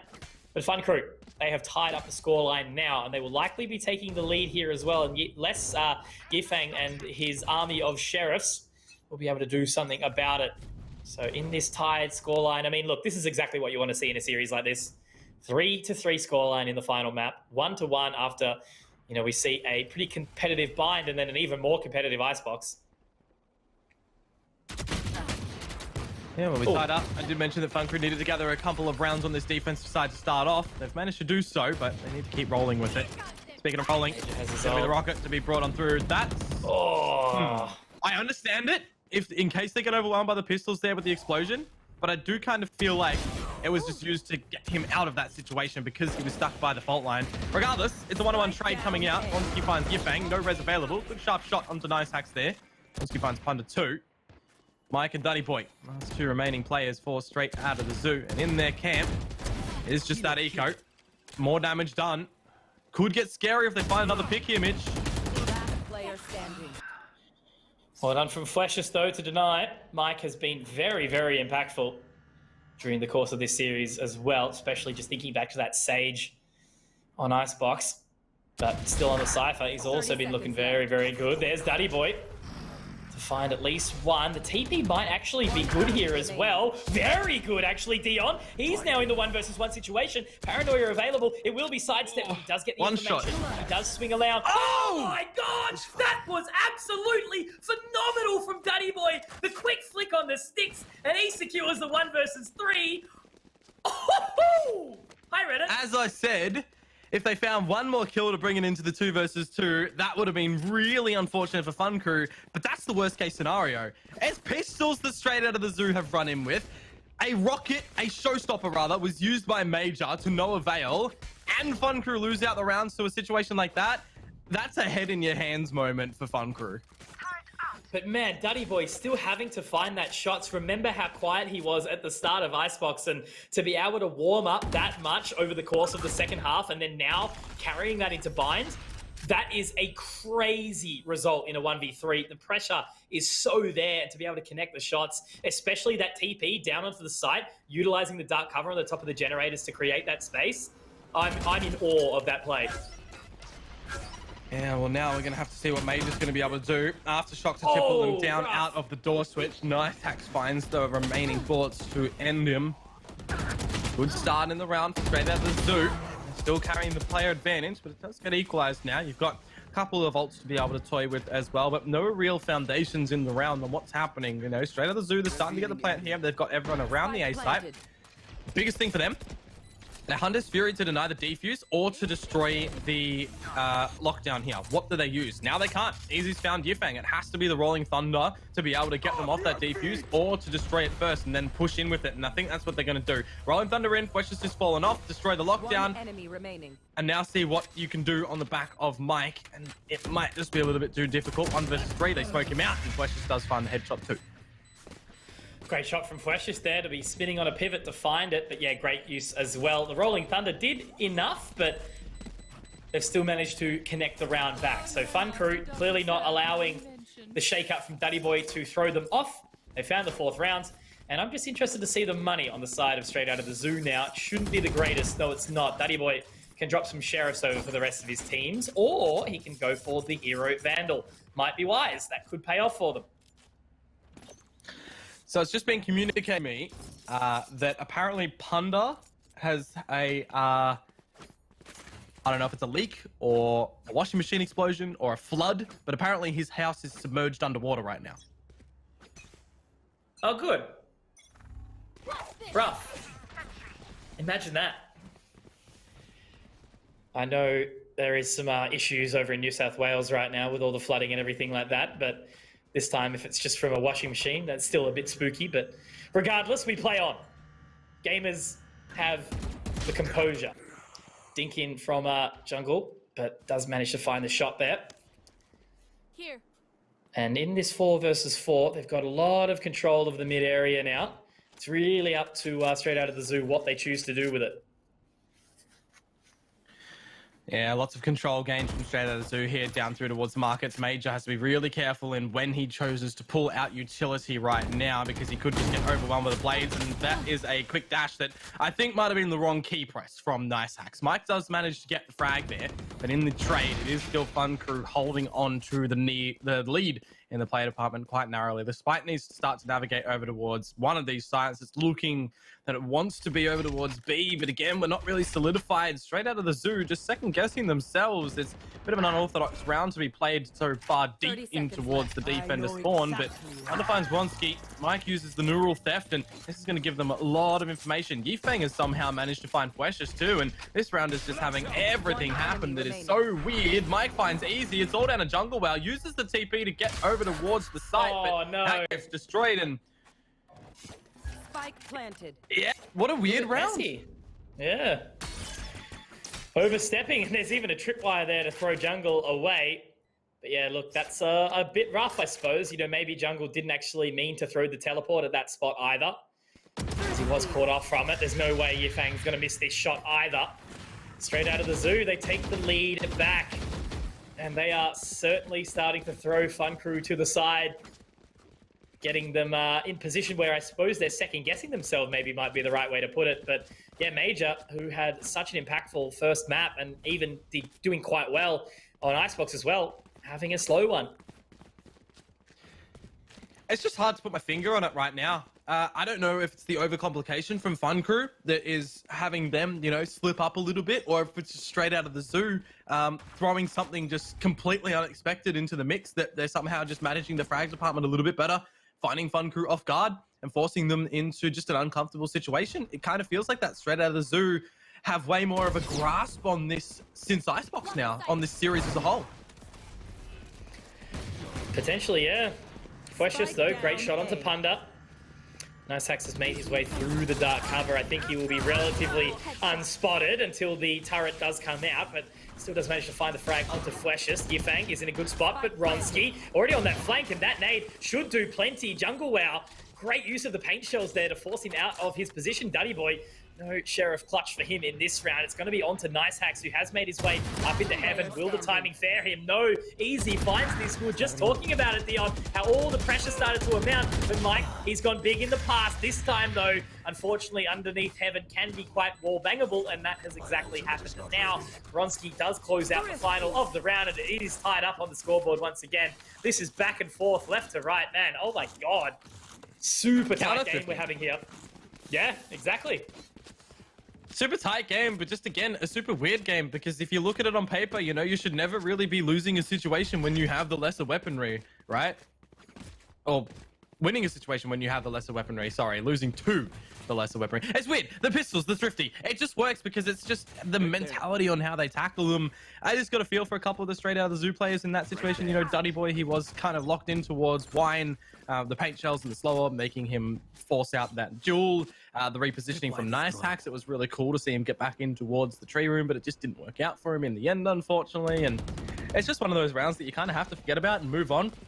Now that you've got rifles back in your hands, you're starting to path yourselves back in towards the A site. You know how you want to tackle it. Turret's going to be destroyed by Nice Hacks. I expect him to kind of jump over towards the heavens here on the back of it. Major has managed to find a Punda. A little bit of a struggle from starts to this one, but understandable if his house is 6 feet underwater. Nice Hacks though, still elevated up on the generator. And the spike to go down. Good damage so far done on this retake by Fun Crew. Straight out of the zoo, a little bit weaker right now with only 3 members. Good damage to come out from the shock dart potentially, but no. Major is going to find another. Nice Hacks has found his way under heaven. Unfortunately not able to find the second shot though. Great trade. Yifang to at least find one more with the Guardian, but that is Fun Crew back on top, finding their 6th round. And I think straight out of the zoo are going to be able to contest once more, but this has been such a big game of tug of war, back and forth.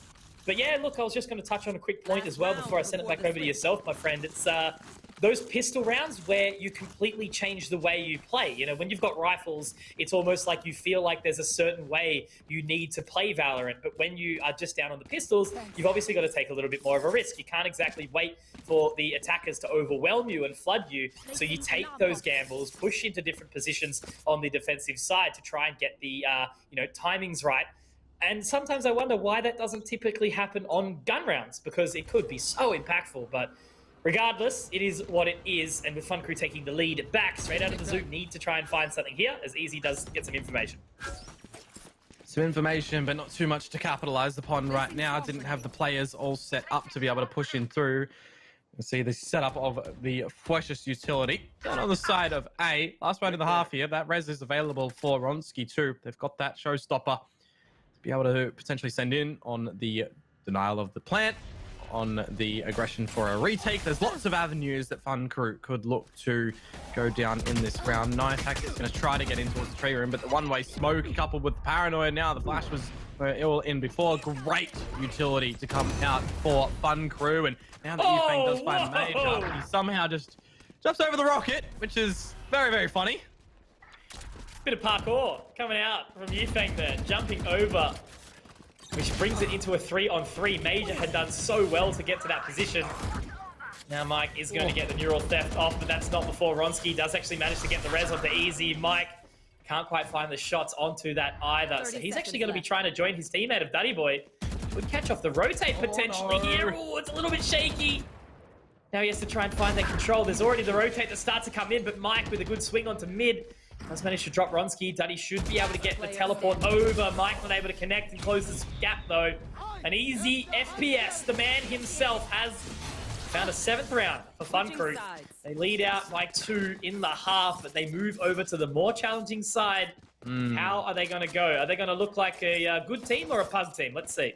It's one of those interesting things there with the TP location of Duddy Boy into market, you know, to be able to try and offset your HP that you had, of which 4, try and catch a quick frag on their rotation over towards B, and then try to get the plant over. It's one of those what-if situations where if he actually TP'd onto the site, be able to just get out that plant straight away, and then maybe just rely on his teammate to be able to try and get them in their rotations. It is, as I just said, you know, one of those big what-ifs. So as it does come to that conclusion, 7 of 5, it's that outcome that I said, you know, we wanted to see from Fun Crew, right? If they let straight out of the zoo run away with it, then the series might look to get extremely difficult for them in the later stages. But yeah, that doesn't happen. They make it a 7-5 respectable half now, going over to their attacker's side, where Flesh just has to go back to the blueprints on how to deploy a turret. It is, as I said, you know, flight pistol right now. To come through. You got it.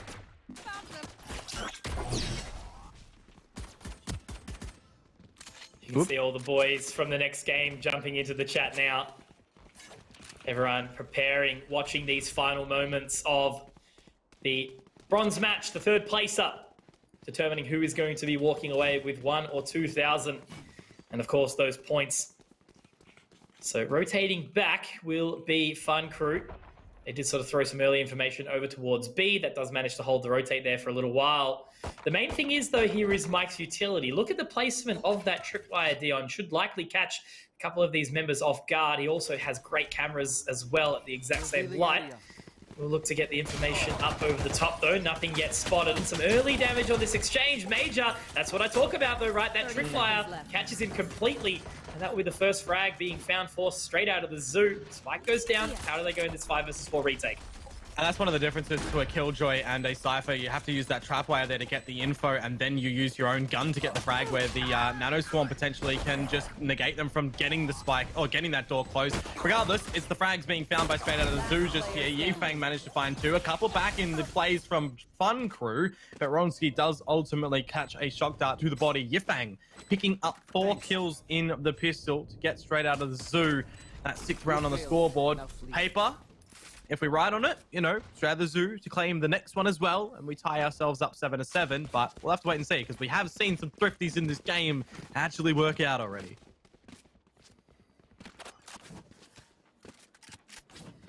Pressure on. Straight out of the zoo, getting it done again. Yifeng, very, very nice 4K, and I like the fact that, you know, 2 shock darts picked up in that pistol round allows him so much extra space to work with. But yeah, checking up on the scoreboard right here, Major and Punda, a little bit unfortunate. They've had a bit of a quiet one so far, but regardless, rest of the team doing well. Cover going out. So only 1 round the difference. Nice Hacks is putting it up very close. He should have 1. Make that 2nd. Yep, nope. Oh, yep. No. Everyone's out of ammo. The right clicker, the classic, always available there. Well, over the weapon. Jungle Wow does find it, though. A little bit chaotic. Hang on a minute. Jungle Wow's found 2. I don't know what's happening in the beginning stages of this round right now. It's a bit shambles. You know, you see that Ronsky's trying to unleash his inner Ninim with those peaks of the classic. It just doesn't work out. And somehow Jungle Well's caught a couple of frags with the pistol. Now it's easy. Maybe he wanted to go for the knife there. He's gotten more of the pistol. It's what I mean. Thrifty possibility. Shots to the head. They only need to find a headshot dart. That's very ambitious. There's a gun on the floor that he picks up. He can get out. He can get the spike. But he can't go back towards A. Recon bolt. Oh, shock dart rather to bounce. Does miss the mark. Oh, and he has a Vandal now too. He's so second-guessing himself, though, with how he's running around, with how he's bringing out his utility, but he might have just sold it over. Mike's running to B. A plant here as well for Fun Crew. 30 seconds That's scary. Oh. Goes to the reload now at least. Pressure still on his back, but Mike, I guess that's who's more scary. He does have the camera. He's able to gain a lot of information. Easy though, after destroying it, should be able to reach it nicely again. It's just whether or not he does come up against, the trips as well. Oh. Well, he's heard him go over towards the tree room. There's no camera for Mike right now. There is the cage though. And he will be going back. But yeah, and as you say, he hears the trip, so he sees it, and he knows how to navigate the angles. But back up towards heaven. If Easy goes under towards hell here, it could buy a little bit more time, but Mike has to get one bullet out of this gun to be able to find him. Maybe it's two. It is the one, and the one is done. And Mike does at least give a sigh of relief for all of the straight out of the zoo players there in bringing it back. But that situation there, Mitch, with all the damage dealt by Fun Crew, I mean, you got to feel that they didn't actually win the round in the end, hey? Yeah, look, again, it definitely does feel like that, you know, but I suppose on the plus side, the amount of economic damage Fun Crew were able to do straight out of the zoo are coming in with a buy, but look how average it is. They are at least going to be able to buy a couple of rifles and things along those lines, but Fun Crew with 5 Vandals, very, very healthy. Placing alarm bot. Where to now for Fun Crew, though? The tied up scoreline 7-7. The guns are here. The ulti for Yifeng to be able to path his way through in the defensive round. There's no real big aggression from straight out of the zoo. We see the smokes go down over towards main. They don't have that sort of paranoia set up that you could see them just charge in with. Actually, we're just having a really dry peek out of the jet peek there. You know, they've got the Omen flash, they've got the breach flashes to gather lots of control in main, but they've done it dry here, Mitch. And that's just a lot of info for them that Fun Crew are most likely going to be coming over towards B for the beginning stages. It's still kind of weird, though, that, you know, straight out of the zoo aren't rotating anybody else over towards B right now. I mean, we know that the spike is at top mid. They don't know that. Good opening pick here from Easy. Able to do the damage that is required right now. Punda take a fair bit of control. Actually does drop the spike as well, and he still does have flashpoints available. The fault line will go out, allowing himself some extra time, but now the pressure does start to amount. He's just going to try and keep them back with the flashpoints for as long as possible. And he will at least. There you go. Look at all this utility used to just keep them at bay. And that's going to hurt so much. That's going to hurt so much. Yifeng does kill Punda, though, in the process. But at least he's found one. One-on-one trade of sorts. I guess you take that. It makes Fun Crew a little bit weaker to get in towards this site. Ronski does drop that barrier wall, but down to 70 HP. We'll have to utilize the self-heal in just a moment. Plant down, not denied by any darts of Yifeng. Now that Yifeng has been taken out of the round 2, it should be a little bit more smooth sailing for Fun Crew to be able to hold out the round. Mike and Dirty Boy to be coming in through the long con flank in main. Lines to be seen. Great sharp shot on towards Major. Everything to be cleared on through. Ronski now finds Dirty Boy. They know where Mike is. They don't have to go for these peaks, because it'll give Mike an avenue on how to tackle the rest of this. You can just see that he has known where Ronski is. Doesn't exactly know where jungle is, though. Destruction of the wall. And Ronski wins the duel. Finally, we see Fun Crew start to come back at least a little bit. Straight out of the zoo, let's check up on that economy right now. The monetary situation is something we do need to see, because I don't think it is going to be... Oh, no, of course it is. No, because they did manage to get that eco in the last round. So regardless, that's a good response from them. Only losing out the one. Because Fun Crew, yeah, I don't know. Just, I feel like it's a hard one. Straight out of the zoo, just continue to seem to be applying the pressure and making Fun Crew second guess themselves over and over again. I'm just looking at the stark difference in the kill department for these teams as well. It's like you've got some players nearing that 20 mark, and then they just kind of trickle down all towards that 5 mark as well. It's definitely known who is in that fragging department and who's in that sort of informational department in this game so far, but that's not really anything that you can completely, be read upon because of all the different situations. But the situation for now, Fun Crew, round advantage. Again, just pathing themselves in through towards mid. There's no traps or anything here for the side of straight out of the zoo, so it's almost just given up and given over to Fun Crew to be able to see how they want to be able to tackle it. In towards the defender spawn. If they destroy the door of B, then there's information secured in stone. Still inside. So sending it back, actually looking to head their way up long accordingly. Still 3 members sort of all kept over. Major, though, is actually found by Nice Hacks in the end. So now they have to try and rely on finding this A site, which they should be able to get the spike plant down. Jungle sitting back towards long. Just needs to play the extra time here. Ronsky also able to tuck himself up underneath the cubby. Does still have the res available, and obviously the Hunter's Fury for easy. Straight out of the zoo, though, in that man advantage. Just need to try and find these picks on the re-entry.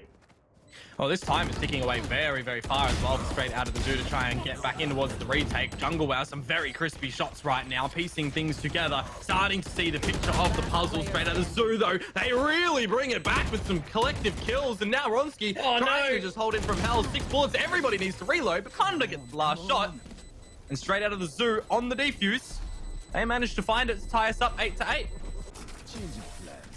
A little bit close for comfort, but once again, they actually do manage to get it done. Very, very nice to see from straight out of the zoo. Oh man, I don't know what's going on in Camp Fun Crew right now. That's all I can say. You know, Easy, Ronsky doing very, very well, but even so, it just feels like they are not playing up to their full level, I guess. That's sort of what I'm feeling right now. But look, then again, no criticism because straight out of the zoo are playing very, very well. Panda at least being able to bring it back a little bit in that round as well. But it is Yifeng sitting at the top, which is, you know, funny to see as usual. The Sova's on ascent. Crazy stuff, but it does sound like it is a cheeky little tack pause to come out from straight out of the zoo, which is cool to see. You know, again, the quote-unquote dead team is the team that is, you know, playing it smart, calling out for these pauses and discussing what's going on. So I guess the big thing now, right, for Fun Crew is what do you have to do to try and close it out from here? Because we've just had so many strange rounds, which kind of does throw everything up in the air on the sort of normalities that you want to be trying to do in this game. I mean, you can try to just bring out a default again and just see how straight out of the zoo reacts. But then again, you know that they're just going to do something so bizarre that it'll catch you off guard. It's just one of those weird states of the game where get your rifles and kind of just go with it and see what happens. And for that, Nice Axe he's just run down mid. Not bad. Gaining that informational control that is necessary. Should be able to find a nice, easy frag. Didn't actually mean to call that on easy either, but that's the way it goes. And now they will be teleporting their way up over towards the B site, taking that full control. So Fun Crew, you know, this could be a nice round if they find the Thrifty-esque round with the Sheriffs and the single Spectre that is in hand. But once again, you know, it's straight out of the zoo on that 5-man retake. And with Nice Hacks, Bladestorm available. Major, though, could find the right timing here. Oh, there's one, but it is traded by Duddy. 4v3. And Nice Hacks with the blades very close and personal. Does actually miss the second right click, which is very unfortunate. Now they know where Jungle Wow is as well. They're eventually just going to find him and put him to rest. There it is. Duddy Boy for the 3K in the end. Look, so the zoo, they get it. They only drop 2 players, and the plant over to Fun Crew, a little bit of extra economy boostage for them going into the next round. But, I mean, whilst it's not a convincing one, straight out of the zoo still find it. And it is just, again, you know, back to that similar old story of we are now back to the rifle rounds. It's going to be the beginning stages where we kind of would expect it to be slow and methodical for Fun Crew, then to explode out in towards the site. I kind of don't want to see that, though, to be honest with you, Mitch. I want to see a rush with their abilities. Get that lockdown down. You know that they can't be destroyed from straight out of the zoo unless Punda is there or the shock darts are there, you know, to be able to try and destroy it. Or they go in with the players and the flashes to be able to just destroy it with their weaponry. There's lots of different stuff that Fun Crew could do here. Lockdown, Hunter's Fury as well, Raise Rocket. I want to see them just go with haste in this round and really force straight out of the zoo into the corner. Nice Hacks. Oh dear. How has he done that? He's in B link. Finding 2, make that a 3rd with the classic. This is a buy round. And this is a bye-bye round. Yeah, correct. A bye-bye round. They've just completely walked all over Fun Crew, straight out of the zoo, treating it like they're smurfing. Yeah, it's not like they've just run it down mid on that, you know, it is what it is sort of thought. They've gone down with a plan because they've also done stuff in B main to keep them completely contained too. It just looked That looked very convincing from straight out of the zoo, and Fun Crew had no idea how to just counteract that. And now we do go over into the A main position, and look what straight out of the zoo are doing. They're here with players to be able to tackle this duel. And they make it around as well. Should be an opening pick. Great shots from Easy, but they are going to line up a little bit. Nice axe. Being able to find the one. Does get onto the other side of the aftershock, but unfortunately, maybe they've actually thrown the round away a little bit. So I was going to say, in the previous round, you know, it was convincing from straight out of the zoo. It wasn't just, you know, monkeying around inside mid. It was going as a unit, you know, brothers in arms on the way through. And now that ultimate Duddy Boy, can he get away from here? Major's going to find his way up towards heaven shortly. No frag found, though. Just has to take control on the other side, but only with a Spectre. It's a tough long-distance weapon, but this, again, is just a interesting sort of short buy round. Mike will die to Fleshist on the flank. And now to 2 versus 5. This should be Fun Crew taking another round back. Yeah, maybe throwing a bit too many players into it towards A main there for straight out of the zoo. They do force out that resurrection, but the numbers advantage for Fun Crew. They kind of just go in on the back of that rocket, get their smokes down where they need to. The sort of generic setup for Fun Crew in amongst this round. It does work out for them. Duddy Boy, the last soldier for straight out of the zoo. See if he can catch anything on the exit, because he knows that Fun Crew are a little bit of a weakened state right now. No one's going to come over towards the tree room though, so he will be afforded the luxury of at least lurking about a little bit longer, but it TPs into the middle of the open, and Ronski will find it for 5 alive for Fun Crew. Starting to get, you know, another round on the board on their offensive side, but they need to continue to roll with that, because straight out of the zoo, they've, you know, bolstered up their economy that they can get another purchase. They get the operator out into this round as well. And there it is. Yeah. So with all that economy, they definitely have the weaponry to be able to play with it. If that op misses for Nice Hacks, the Blade Storm's available too. It kind of is another scenario for Fun Crew of, we've seen a little bit of what you've got on this offensive side, but we've seen a lot more of straight out of the zoo. I just watched Duddy Boy's 1v3 back. I'm sweating. It's exactly what we need. But that dart will come up, give some information onto Nice Hacks. Does have to choose to rotate out now. Again, we really haven't seen usage of those ultimates, as you mentioned. As I say that, though, that is going to be the Killjoy lockdown coming out finally. Nice Hacks is going to wait patiently, should be able to find the opening shot. But no, he misses it narrowly. Luckily, he did have Punda there with him, and they can slip just away. No player is going to be detained here as Flesher starts to march his way up towards the side. But Nice Hacks finds one. Yifeng finds one. Fun Crew then limping into this site in a 2 versus 5. Even the fault line's going to slow down Easy, rather. Easy and Fleshes, they are in this scenario together. Does find one, narrowly missing the second, but can't find any more. It's all on the Fleshes inside this 1 versus 4. They do line up, but Mike's going to deny. And we have 11 rounds so straight out of the zoo. Fun Crew are going to be picking up the pieces in an eco round here. Oh no, never mind. I'm an absolute liar, but I'm glad I'm lying this round because it means they've got a comfy bye and there will be some contests continuing on into the next couple of rounds.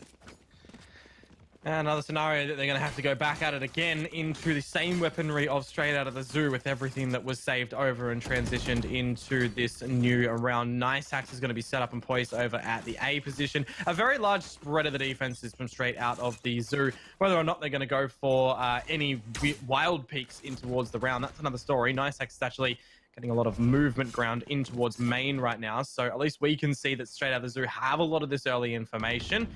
The camera for Fun Crew as well is over through mid, so they can technically just retrieve their forces from there and look to lock it down on the sites themselves. Nice Hacks, this is the instigator in this round. If he finds the frag or any information, it will probably look to start it out. How has he just expected that off the back of the TV? That's not in an audible range.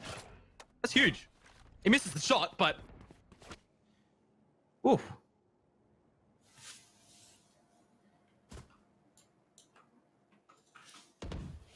The pressure. You can just tell it's there right now. Very, very slow from Fun Crew. Waiting to see if anything will be thrown at them, of course, by the straight out of the zoo members. No aggression, though, on this defending round. Aldrone will come out to give some information onto Major, but this is what I speak about, Dion. You know, 35 seconds remain. Fun Crew have been overly cautious in this round. And I guess, you know, somewhat justifiable given the fact that straight out of the zoo have thrown some aggression at them the last couple of rounds. Yifeng finds one. Major does get the trade, however. So it is back into a 4-on-4, but again, 20 seconds remain. We have Mike here. He has so much utility, and I'm going to call it now. Straight out of the zoo have won this round.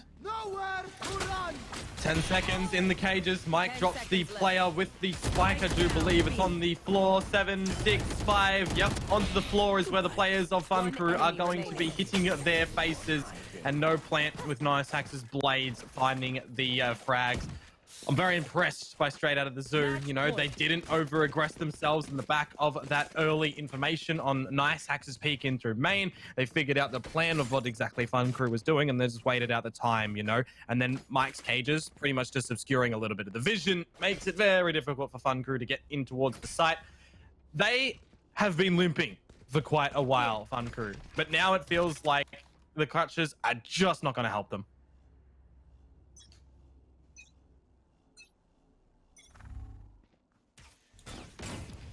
The aggressive play from Nice Hax does manage to get around the dart, but of course not going to be using his dash just yet. Still remaining fully healthy. Fleshist has found the opening here, and it's a bit of a speedier play. The fault line will keep them at bay for a little while longer.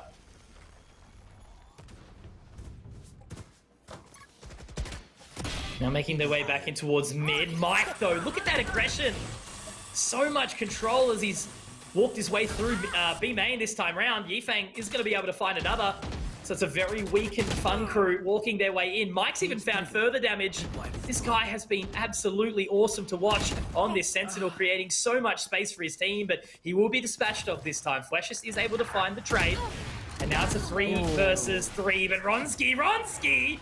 I wish we got to see that from his perspective there, but nonetheless, 3 big kills. And Fun Crew take a big sip of fresh air as they can live on for another round. Yeah, the split and the withholding of players from Straight Out of the Zoo in through towards mid did open up a pathway for Fun Crew to get in towards the B site, so eventually get that frag. If, you know, more damage was potentially found out by Yifeng on the Hunter's Fury, even more, and I say that, he got 1 kill and he got lots of damage on a Ronski that the self-heal did come out as well. But then you got Fleshist, you know, another what-if scenario. If Mike was able to do some more from B main instead of just getting a little bit of that damage, if Fleshist didn't clothesline him, then potentially you could have seen the closing of the game from there on out. But very, very well placed from Ronski to find the gap in the round, push through towards the defender spawn, and kind of just tap the heads. 1, 2, and 3 headshots is what we saw on the kill feed. Double digits for Fun Crew. Another purchase, though, from both of these teams. And Straight Out of the Zoo definitely still have this victory in their sights. But Fun Crew, they've also got OT in their sights. The lockdown goes down nice and early. Mike is having to stay on the site. He could potentially get some fragging action happening when they push on through, but he's not going to be able to do so, unfortunately. 2 more seconds on the lockdown. Straight Out of the Zoo wait it out, and then they go in for the retake. Pressure on. Does actually manage to just get away from that aftershock. Yifeng, though, finding Major. He was very, very low from the early position. Now in this 4 versus 4. The door is still down, so the res is going to be there for Fun Crew.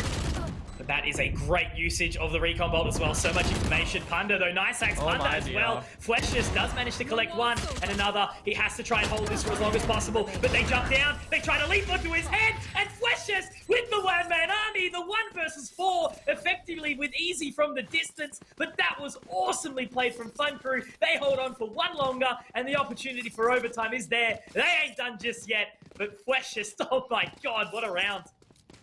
Fleshist is stuck in a corner that is wall bangable from kind of a single, maybe a secondary angle as well from where the Straight Out of the Zoo players were sitting. And kind of feel for Punda. You know, he was up on the generator. He could have kept just shooting out the whole clip of the Spectre at that point because he was tickling Fleshist, but he got caught in the air. And it's also the combination of his teammate not really peeking out at the same time as he did that they lose it in the end to Fleshist. But that's not to disconnect from what Fleshist did there. A stellar performance, a 4K in the end to keep Fun Crew kicking. Although we go at it again. Major's been able to gather in some short control. The rocket gets brought out very, very early as well as he's going to get into the free room overlooking the one angle that a player is sitting. That is very unfortunate. The bag has almost given up that Fun Crew are going in towards this A site. It's looking very sloppy. I'll try to get their things in order though. Door to go down, plant to come through. There's a rolling thunder here for straight out of the zoo for Punda. They got that from the shadows as well. I hate to see the full passive approach from Fun Crew right now. Everybody's out of the sight. We talked about it to Pilski the other day as well. You need to see situations like this have players on site because they're just way too passive, and this is why it's just down to Ronski and he loses his life. Ladies and gentlemen, your victors for this best of 3 bronze match and taking home the more money and the more points in this stage is straight out of the zoo.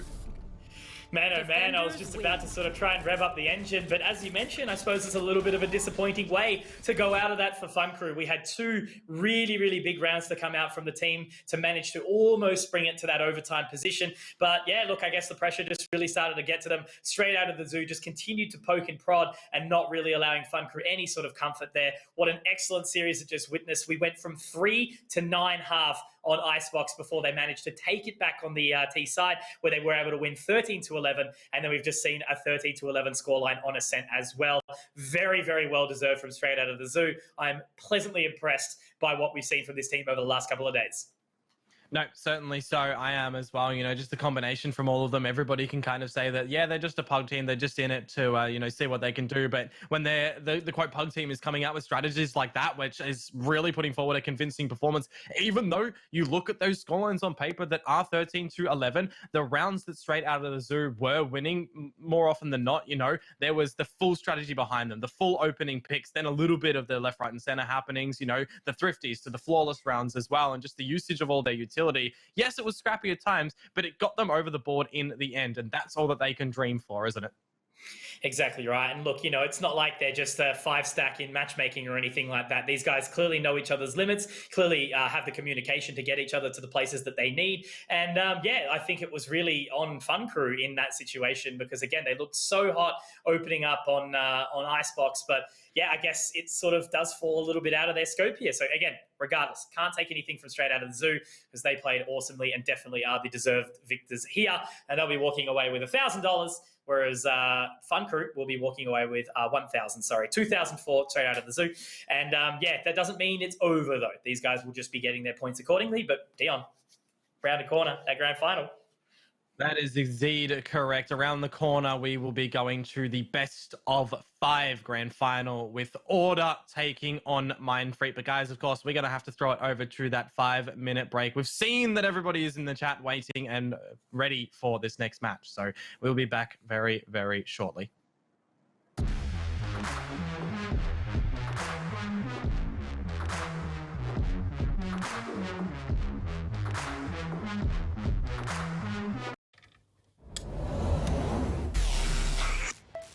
I just time traveled. Ah, today's a big day for past me. He just got the latest Vodafone broadband with super Wi-Fi. Which finally means Wi-Fi in all 4 corners of the house. What?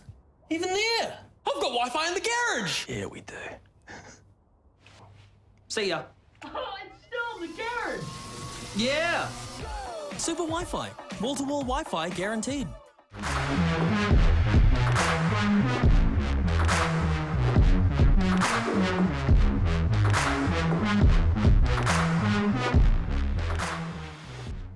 The final part of stage 1 for the VALORANT Oceania Tour for 2021 is coming upon us. The pinnacle match that we have been waiting for, Order taking on Mindfreak. Guys, welcome back. My name is Dion Komodo Prada. Joining me today, Mitch Conky Con Cannon.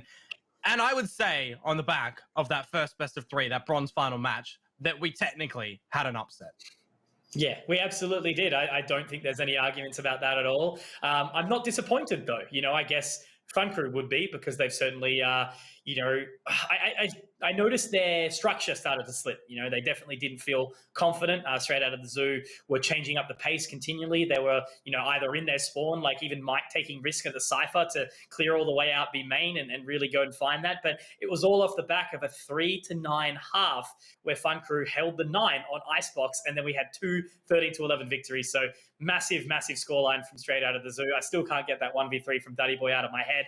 But yeah, look, it was an exciting game all around. Fleshes had that 4K as well. So plenty of big hype to come out. And it's cool to see that, you know, obviously there was a hard fight for that 3-4 slot. So straight out of the zoo, we'll be walking away with $2 grand from this competition.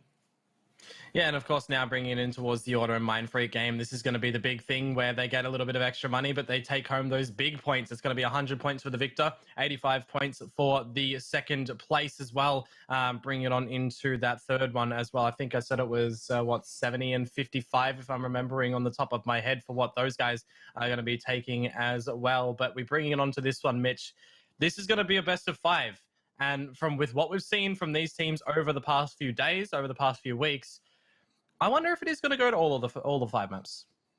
Look, I think it has the capacity to. Mindfreak are a team that have been quite measured, and I know it's not exactly the happiest of camps inside Order. Obviously, I don't know any sort of things, what sort of behind it, but I know it's obviously going to be Dick Stacey's final sort of game, I believe. He's taken a step away to focus on his uni and everything like that. So it might be a big blowout on one of the either sides, but also at the exact same time, it could be an extremely close game. Order, we know how incredible they are. We've obviously got the big power from Disco and Autumn, and then the other 3 players, they've got experience across the board, and obviously rocking around with those Sentinels and the Sova for Dick Stacey. So yeah, look, I think it's going to be a very, very powerful series. Mindfreak, though, they've been very, very well practiced, and I think it will be cool to watch if they can actually close this out, because they've been working hard for it. Well, how about we go ahead and have a look at who is in these teams, just a little bit of the refresh, and you can just say exactly what you said again, because there we have it. Here we have the boys. Look how handsome they all are, like straight up. These 5, I am such a big fan of all of these guys. Obviously a little bit biased due to my Counter-Strike background, but it'll be Tux, the man with the big brain, running those Sentinels. Texas sort of feeling out with the breach of the stage. Dick Stacey sitting on the Sova, and then Autumn and Disco flexing those duelists. But yeah, look, again, 5 fantastic humans, very, very well respected in our region, and I think they are here to absolutely party tonight. They've got lots of pressure on their shoulders, and it's a difference between obviously those big points, $4,000 and $3,000 as well. Yeah, and of course we can have a look at what we are going to get in the maps a little bit later on to see, where everybody's going to be steering the narrative in the agent pool. But of course, another team that is going to be here with potential different agents across the different maps here, Mitch. It is Mindfreak. What Lakers, Wildflower, or Pex, as some people know as well, Scroll Norson. Exactly right. So what, man on the Omen, probably someone who's actually played the similar role during their entire tenure inside Valorant. Lakers, the aggressive man, who's probably one of the only duelists that doesn't bait in the region, running in with that jet knives, and the judge, is quite regularly picking that one up. Certainly can be both a positive and a negative. Love to see it. Pex obviously running around, Wildflower on the Reyna and the Raze. Scroll, consistent with the Sova, and then of course Norson sitting on that Killjoy Cypher. Very, very good team. It's the Avant roster that sort of had the extra 2 members in Wildflower and Norson brought on recently. And yeah, look, I think they've done a fantastic job to get to this grand final, but sometimes they do sort of slip and fall in regards to consistency. But this is their opportunity to show that is no longer the case. And coming around the corner is our head-to-head. Yeah, of course, one of the big things that we did see from Mindfreak over the course of this tourney was the consistency from Pex really opening up a lot of the books in Bind specifically, when I remember correctly, to the other day. But of course, going up against the whole of the Order squadron, they've got Disco that he's going to have to be contesting against as well. The potential firepower of these rosters is absolutely phenomenal. Yeah, no, exactly. Disco. It was interesting when the Order roster sort of first changed up a little bit when they brought on Autumn and Disco. They weren't really playing their sort of high-fragging roles. We sort of still had Tux on that jet, but that has changed up recently. We more so see it on Autumn, who was typically, at the start playing the Sentinels. But, Disco, again, he flexes the Reyna and the Raze, plays incredibly. And then we have the exact same thing for Pex or Wildflower here as well, who has been very impressive, because you got to remember, he actually had quite a large period away from competitive play before slotting back into this roster, which was formally announced his position in Mindfreak only about a few days ago on the Twitter. So yeah, look, an awesome matchup here for this, but the game itself has the capacity to go to 5 maps, as we've spoken about, and it's a very, very good mixture of players that we know from many different locations. But look, they've been around for a long time, all of them. And one thing that I was going to mention coming into the veto process as well, and we talked upon it a little bit earlier on, was that map in Split, right? It's one of the maps that when I ever see Order on Split, it is pretty potent in how they play it. So I'm going to be interested to see if they pick it. And hey, I'm impressed. They've picked it. There you go. Mindfreak onto Bind, Order onto Split. I'm really happy with that. Haven, of course. So we're guaranteed those 3 maps, and then Icebox and Ascent to close it out if it's going to go that distance. Yeah, well, look, this is where I think it gets a bit spooky, right? You know, we mentioned the split pick that you've spoken about. We haven't seen it in many of these series that we've casted, and I think it can be really, you know, high pressure for Mindfreak, but they get to start off on their comfort map pick of Bind, means they will be starting on, of course, the offensive side. But regardless, that means they really need to pick up the pace early on Bind, because I do think that it's almost a guarantee for Order on Split, especially now the fact that God Squad are going to be heading over to North America themselves anyway. That means there's no longer really a challenge for them there on that map, which means it's just not as regularly played. But regardless, I think it's got the capacity to go at least 4 or 5.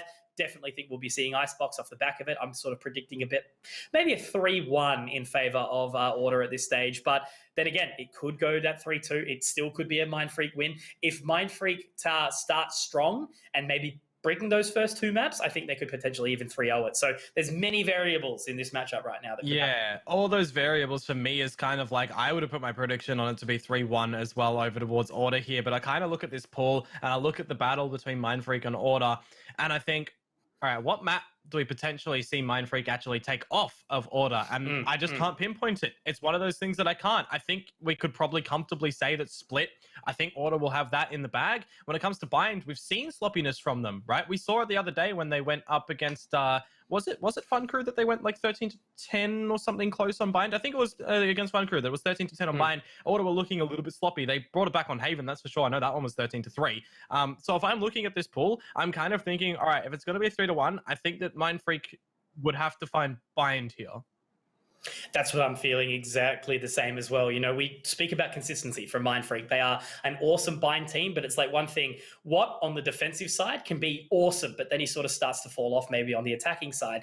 If he manages to keep up the consistency, I think they'll absolutely be able to throw a stopper in, because that's the main thing. Mindfreak, they don't get scared. You know, they run in, they take that hookah control, they barrel their way up short. You know, Lakers is into U-Haul 10 seconds into the round, not even 10 seconds into the round, you know, already all the way up there. They send a lurk of what into showers.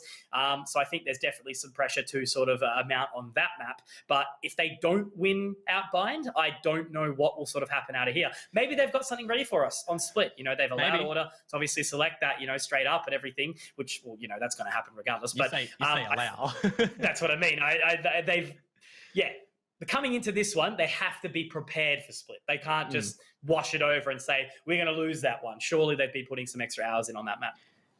Yeah, hopefully so. And another thing, you know, we just start to talk about the individuals on the side of Mindfreak specifically. It kind of always is in my head, Lakers on that Jet, right? It's one of those things where we've seen the very stark difference between being hot and being cold. Like specifically, I remember he didn't really have any impact into the game until he got that operator in his hand the other week on this map. So it's one of those things, like, if you're wanting Mindfreak to kind of run along with everything, you need to see, as you mentioned, Watt farming up a little bit. You need to see Lakers farming up on all of those entries. And I think another thing that we'll come to see from them specifically on Bind is the usage around scrolls, Sova darts and everything as well.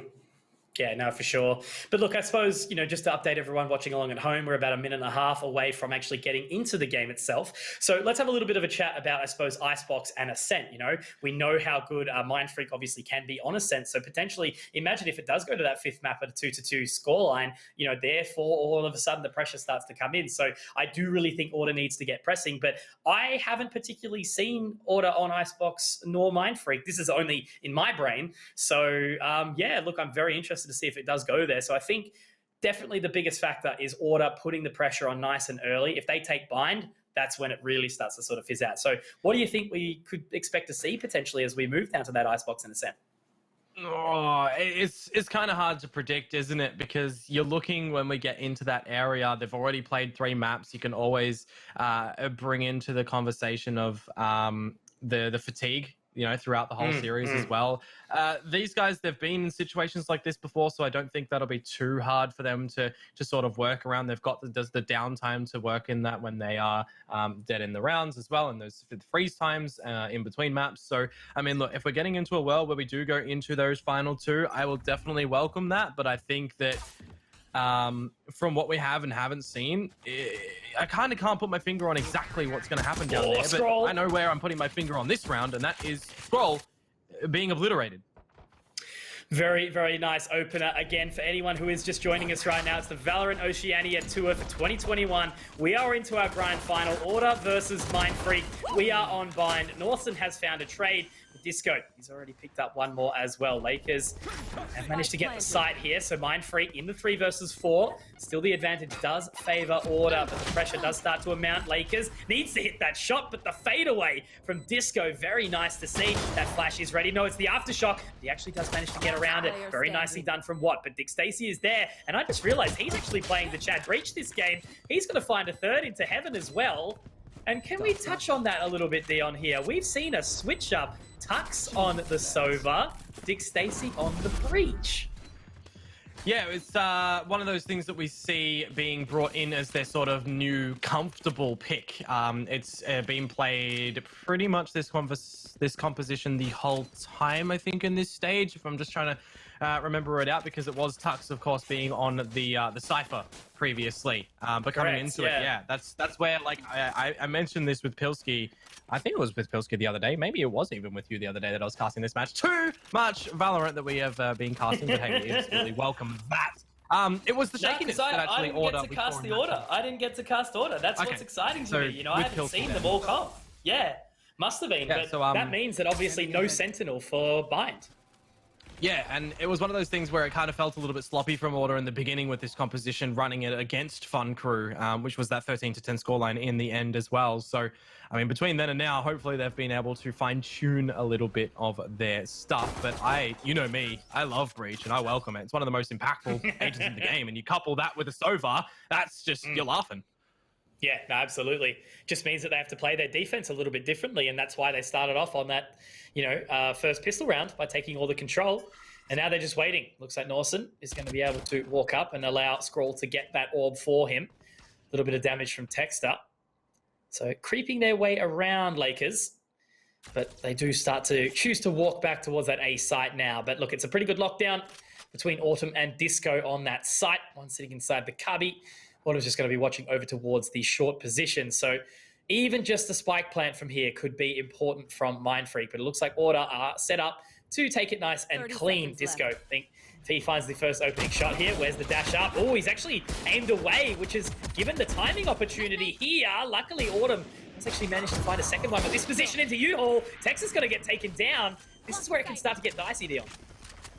Yeah, players equalized on the 3-3. The dark covers are down, but that's a really good dart to reveal where Squirrel's trying to get the point down. Now those dark covers do fade on through, and Lakers does get peppered down. I thought that Mindfreak were actually going to be able to win that, if the dart wasn't there, it would have just been the loose bullets from Order trying to shoot on through the dark cover. Spike is down as well. Mindfreak would have disconnected from those battles, but unfortunately not. It does mean that the round does go intendedly so in towards Order's favor, and they picked up the pistol. You expect them to get the second one. Now's the time that you get into this third round, which is that quote bonus. You're going to see the Vandals across the board on the side of Mindfreak. You're going to see some Buckies and the Spectres over on the side of Order. And I also like that, there was no overextension from Order in that round in looking to lock down that A site. Yes, Mindfreak did get in, but they were very, very quick to adjust in losing control of the site. Exactly. Autumn going down, I think, would have been the linchpin, but managed to live on, do some work.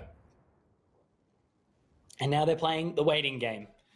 Looks like they are doing some form of control taking. I'm liking this bonus to come out. They've gone for the Buckies. It looks like Disco and Autumn have certainly got their act together, taking that control. And we see Tux just completely ignoring the Owl drones of each other and Scroll. They do start to walk their way up long. The information is given to Tux. But again, I think the big factor will be these two Buckies inside Hookah if that is the location they choose. But look at this rotate that's actually been able to be pulled away. The dark cover from Texter will head over towards Showers, but I think this could be a little bit scary. Again, we know the control Lakers likes to take, but look at this aggression in. Oh, he's found the timing. The paranoia goes out, but it might not be wide enough, and Lakers is going to capitalize on that. Now, Mindfreak take the side. And there's no lurks from Order to come in through towards the Showers right now as well, so that's eventually going to get cleared on out with the very late hold from Norson. But for Mind Freak, I mean, they just need to make sure that they are winning the duels, keeping order out of the sight. The weaponry can be quite deadly when they get into close proximity because it's the Spectres and the Buckies here. You already see that from Disco being able to pick up one. He now has the Showstopper as well. The Free Fire needs to come out around the corner. He's actually going to bring out the rocket completely, and he misses the angle, which is very unfortunate. The swing out, however, from Tux and Autumn starts to get things happening, and this is really scary now. What gets peppered with the satchel? It's all down to Norson to clutch it out from the showers. They're going to swing together. There's the first tag. Oh, what a round as well, and Order win out the bonus. That is the synergy that you only see from players who have been together for years and years and years. Autumn perfectly on the flank. Disco waited. Sure, the rocket missed, which was a little bit unfortunate. I think if it went around the corner to the left just a little bit tighter, it definitely would have connected. But regardless, they played that to absolute perfection. Texter getting caught off guard, unluckily a little bit. And now Mindfreak are in a position where they have to eco here. Only the Sheriffs and this Spectre for Lakers. But yeah, Order, fantastic start. That's, I think, the first bonus that we haven't seen lost in this day so far. Oh. Nah, I'm pretty sure we have. Just trying to remember. We've seen the ones too. Anyways, where it counts in the grand final. That's, I think, the big important thing here.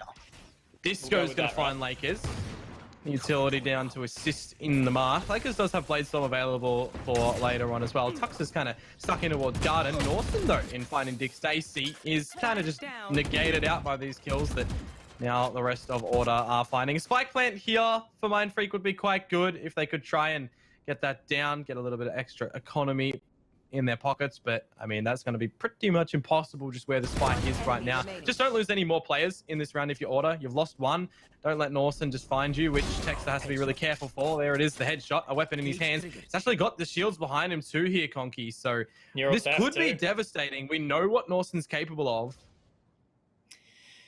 He hasn't chosen to use the ultimate just yet, and I think he will walk straight into that owl drone. Okay, he seems to be aware of it. Maybe did hear the sound of the little floaty boy. Oh, and the timing has actually been very, very good. But the main thing is here, Order haven't left the spike.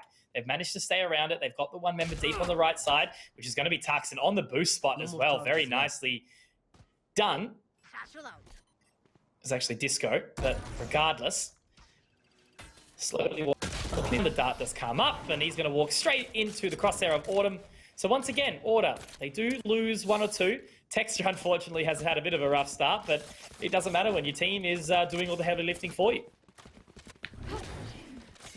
Yeah, a couple of picks to be seen in that round from Norson. But, you know, nothing too untoward. Order will take that one. Back to the rifles here for Mind Freak, where a little bit of change of pace might be in order for them. We've seen the aggression in towards the A site. We've seen leans from them as well, which is going to be coming over towards B with the split through Hookah and through the Fountain. I saw that the operator has been purchased up as well. It's currently not located over towards this area. Tux is just going to be shouldering out through long. Going to see the shock darts. He's going to choose to fall back as well. Now they have to be really careful on where that TP is. Texter hears the sound cue, manages to find what? It's go time for Mind Freak into the site. They're a player down.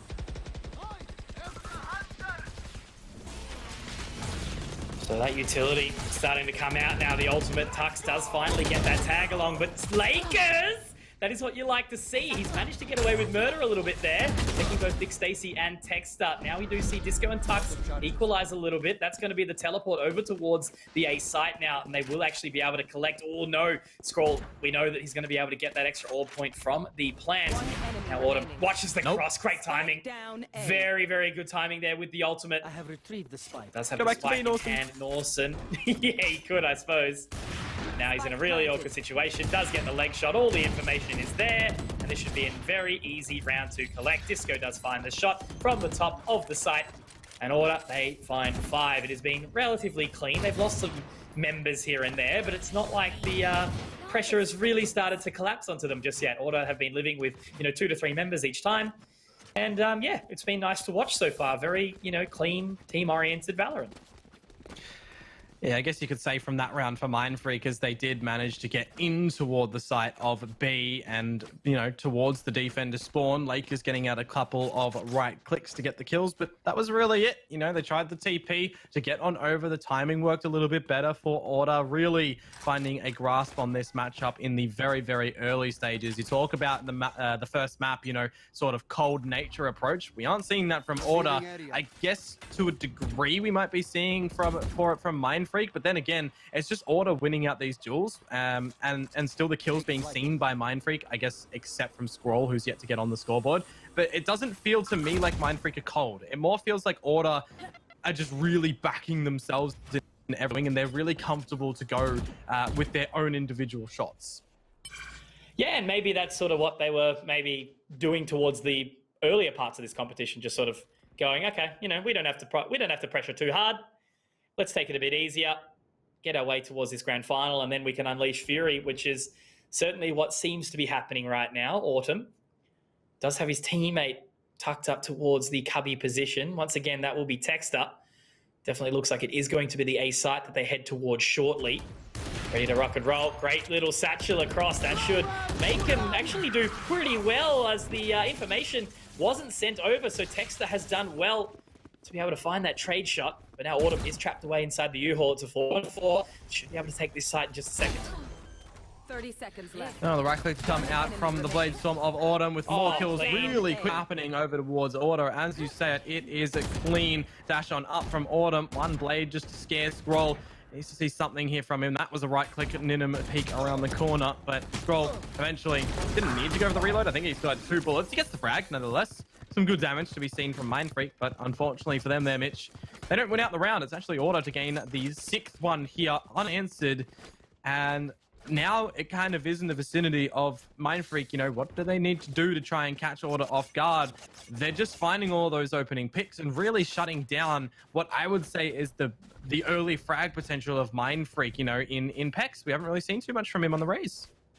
No, exactly. And I think, you know, maybe Mindfreak are giving Order a little bit too much respect. They seem to be much more cautious than they would be against teams that they feel like they match up a little bit better against, which I suppose is fair. You know, that's what I mean. When you're playing up against a team like Order, it's not just how good they are at Valorant, it's also their prestige over playing in, you know, in other FPS titles over the years, and being so, and always near that top level too. Top or above. International experience as well for most of these players. So it definitely does help. But with that being said, Mindfreak, you know, they're great in their own right, and they've shown us that they have what it takes to dance with the Devils at the top of the region. So we just need to see them maybe switch up the pace a little bit, because it's not like Mindfreak haven't tried different options, but that could be said the same for Order. They've had good reads, they move as a team, and they're finding it very, very hard to sort of, you know, break the defenses. Well, can you break the defenses in this round when you're only really going at it with pistols, Mitch? I know that we've seen the Thrifties today, but will we see one between these guys? Bit of the approach over towards A. Stacey on the flashpoint is going to get it on through. Does get revealed out by the dart there, and a lot of pressure to be established on these pistols. Pex is on through. Watt's actually able to find Dick Stacey. More shots out from Tex. There's a lot of just being put around the showers, and a lot of winnings in the side of Mindfreak. They've gotten the 2 picks. They've gotten, you know, some ultimates to now toy with, and they've gotten the plant on the defense. Okay, have we just cast a curse at a Thrifty? It always happens though, man, right? Yeah, it does. Talk about it. Every time, the teams always seem to be playing different in a pistol round, and I know it's always, in hindsight, it's much easier to say it when you're just watching as a spectator. But the difference in playstyle when it's like we got to do something risky to win out this round. So that's what we see right now coming from Mindfreak, but they still do have to manage to hold on to this one. Good opening pick there from Tux on the re-entry into the round. Wildflower looking to peek, but it doesn't look like they're overly keen for this one, and it's going to be Wildflower to find that digital shot. Tux should be able to get out of there, but that's a well-found round from Mindfreak. This is the start of the comeback, and yeah, you're right. That's the operator lost. Or was it in... I don't think he has enough time to go get it. Oh, he's got it. He's been delivered it. He's been delivered by Norson. Oh, bro, Norson, good guy. You're meant to help your team, not bloody Order. Oh, that's really unfortunate too, because they couldn't have reinvested in it. Or Order. Well, the funniest thing is I don't know if they know that Tux got it. I mean, it doesn't matter because they had the money anyway on Autumn, but I don't know if they knew. No, they wouldn't have been able to reinvest into the operator. They didn't have the money. Right, there you go, yeah. So that's just really unfortunate for Mindfreak. Yeah, for sure. Oh. Alrighty, that's how this game's going now. Through smoke, operator picks. 1, 2, 3. Lakers sit down. More showers control. When Xacio actually opens up this time. Paranoia through. He does get blinded. He does get traded. Texter here to get some more trades out as well. 7 bullets. Still running on through. What at the back of his own smoke. Just lurking about. I've seen Watt do so many big things from this smoke around showers. Obviously, the difference between the Brimstone smoke and the Omen smoke is the vision inside. Now Watt looking to clear around the showers position. That means that Texter has been forced away, but joining the rest of his teammates, and they're pretty happy to just leave Tux all on his lonesome, and it is going to pay off on that gamble. Again, it is only a 2 versus 4, so no real big amounts of pressure. Texter is going to be joining them shortly, which just means it's a 2 versus 2 on this side. Timing might fail off the disco a little bit, but there we go. Great shot from Autumn. Oh, okay. 2 though. We've seen him win these, Dion. 1 versus 2. And he's going to teleport. But they know. Yeah, I thought that was going to happen from Watt as well. It's one of those standard sort of Omen plays that you think you can get away with, but unfortunately not. But Vorder's mind, they have the containment around the A site. They think with the numbers, the advantage that they have in the round, that they can sort of leave a player lurking over towards the other site in case that eventually happens. And it does work out from Order. Whether or not that's the complete explanation of what they've done, props to them still for winning out that round when there was a little bit of the all sorts happening in the showers. If it was in their mind that TP was happening, man, I mean, the experience from those players, I wouldn't put it past them to have thought of that. And I think the main thing is, like, we talk about it again after the fact. I think if Watt faked the teleport and then contested the 1v1, that would have been potentially 1 round, you know? We know he's sharp, but the one thing he sometimes, and I don't even think I can say he lacks it, maybe just not always is confident in his own decisions, because he definitely shows some second guessing or hesitation at times, which I wish he chose not to, because he's such a good player. But hey, again, everyone is sometimes hesitant in their own ability. That's why you don't see the duelists come out in me. Dude, the only reason I lock the duelist is so the other idiots can't get it. Other people can't. Yeah, I know. Yeah. Speaking of, locking in duelists right now, Lakers have locked in the grave. Norson does manage to get one in the trade. Shot does start to come out and reveals, okay, this is a really fast round. This is Mindfreak holding W in toward it with a little bit of the shots actually being connected too. Looking for the plant. Dark covers to fade on out. Info from Tux. Dispatches of Norson and a Rolling Thunder as well. Very costly from Dick Stacey in a round such as this. It's just the pistols from Mindfreak. But I guess if you want the round 1, do utilize it, because as Pilsky would say, the longer you hold on it, the longer you hold on to your ultimate, if you'd used it, you could be farming up those points and get it again soon. Exactly, and that is, I agree with you. I definitely think that wasn't the round to 100% need it, but how far Order are ahead, I think taking advantage of it and just making sure that they can start to farm up the points again. Because between Straight Out of the Zoo and Fun Crew, I think there was the first 2 maps, there was so many ultimates that just barely came out. And I don't even know if we saw the Viper's Pit. We saw it like once from Jungle on Xbox.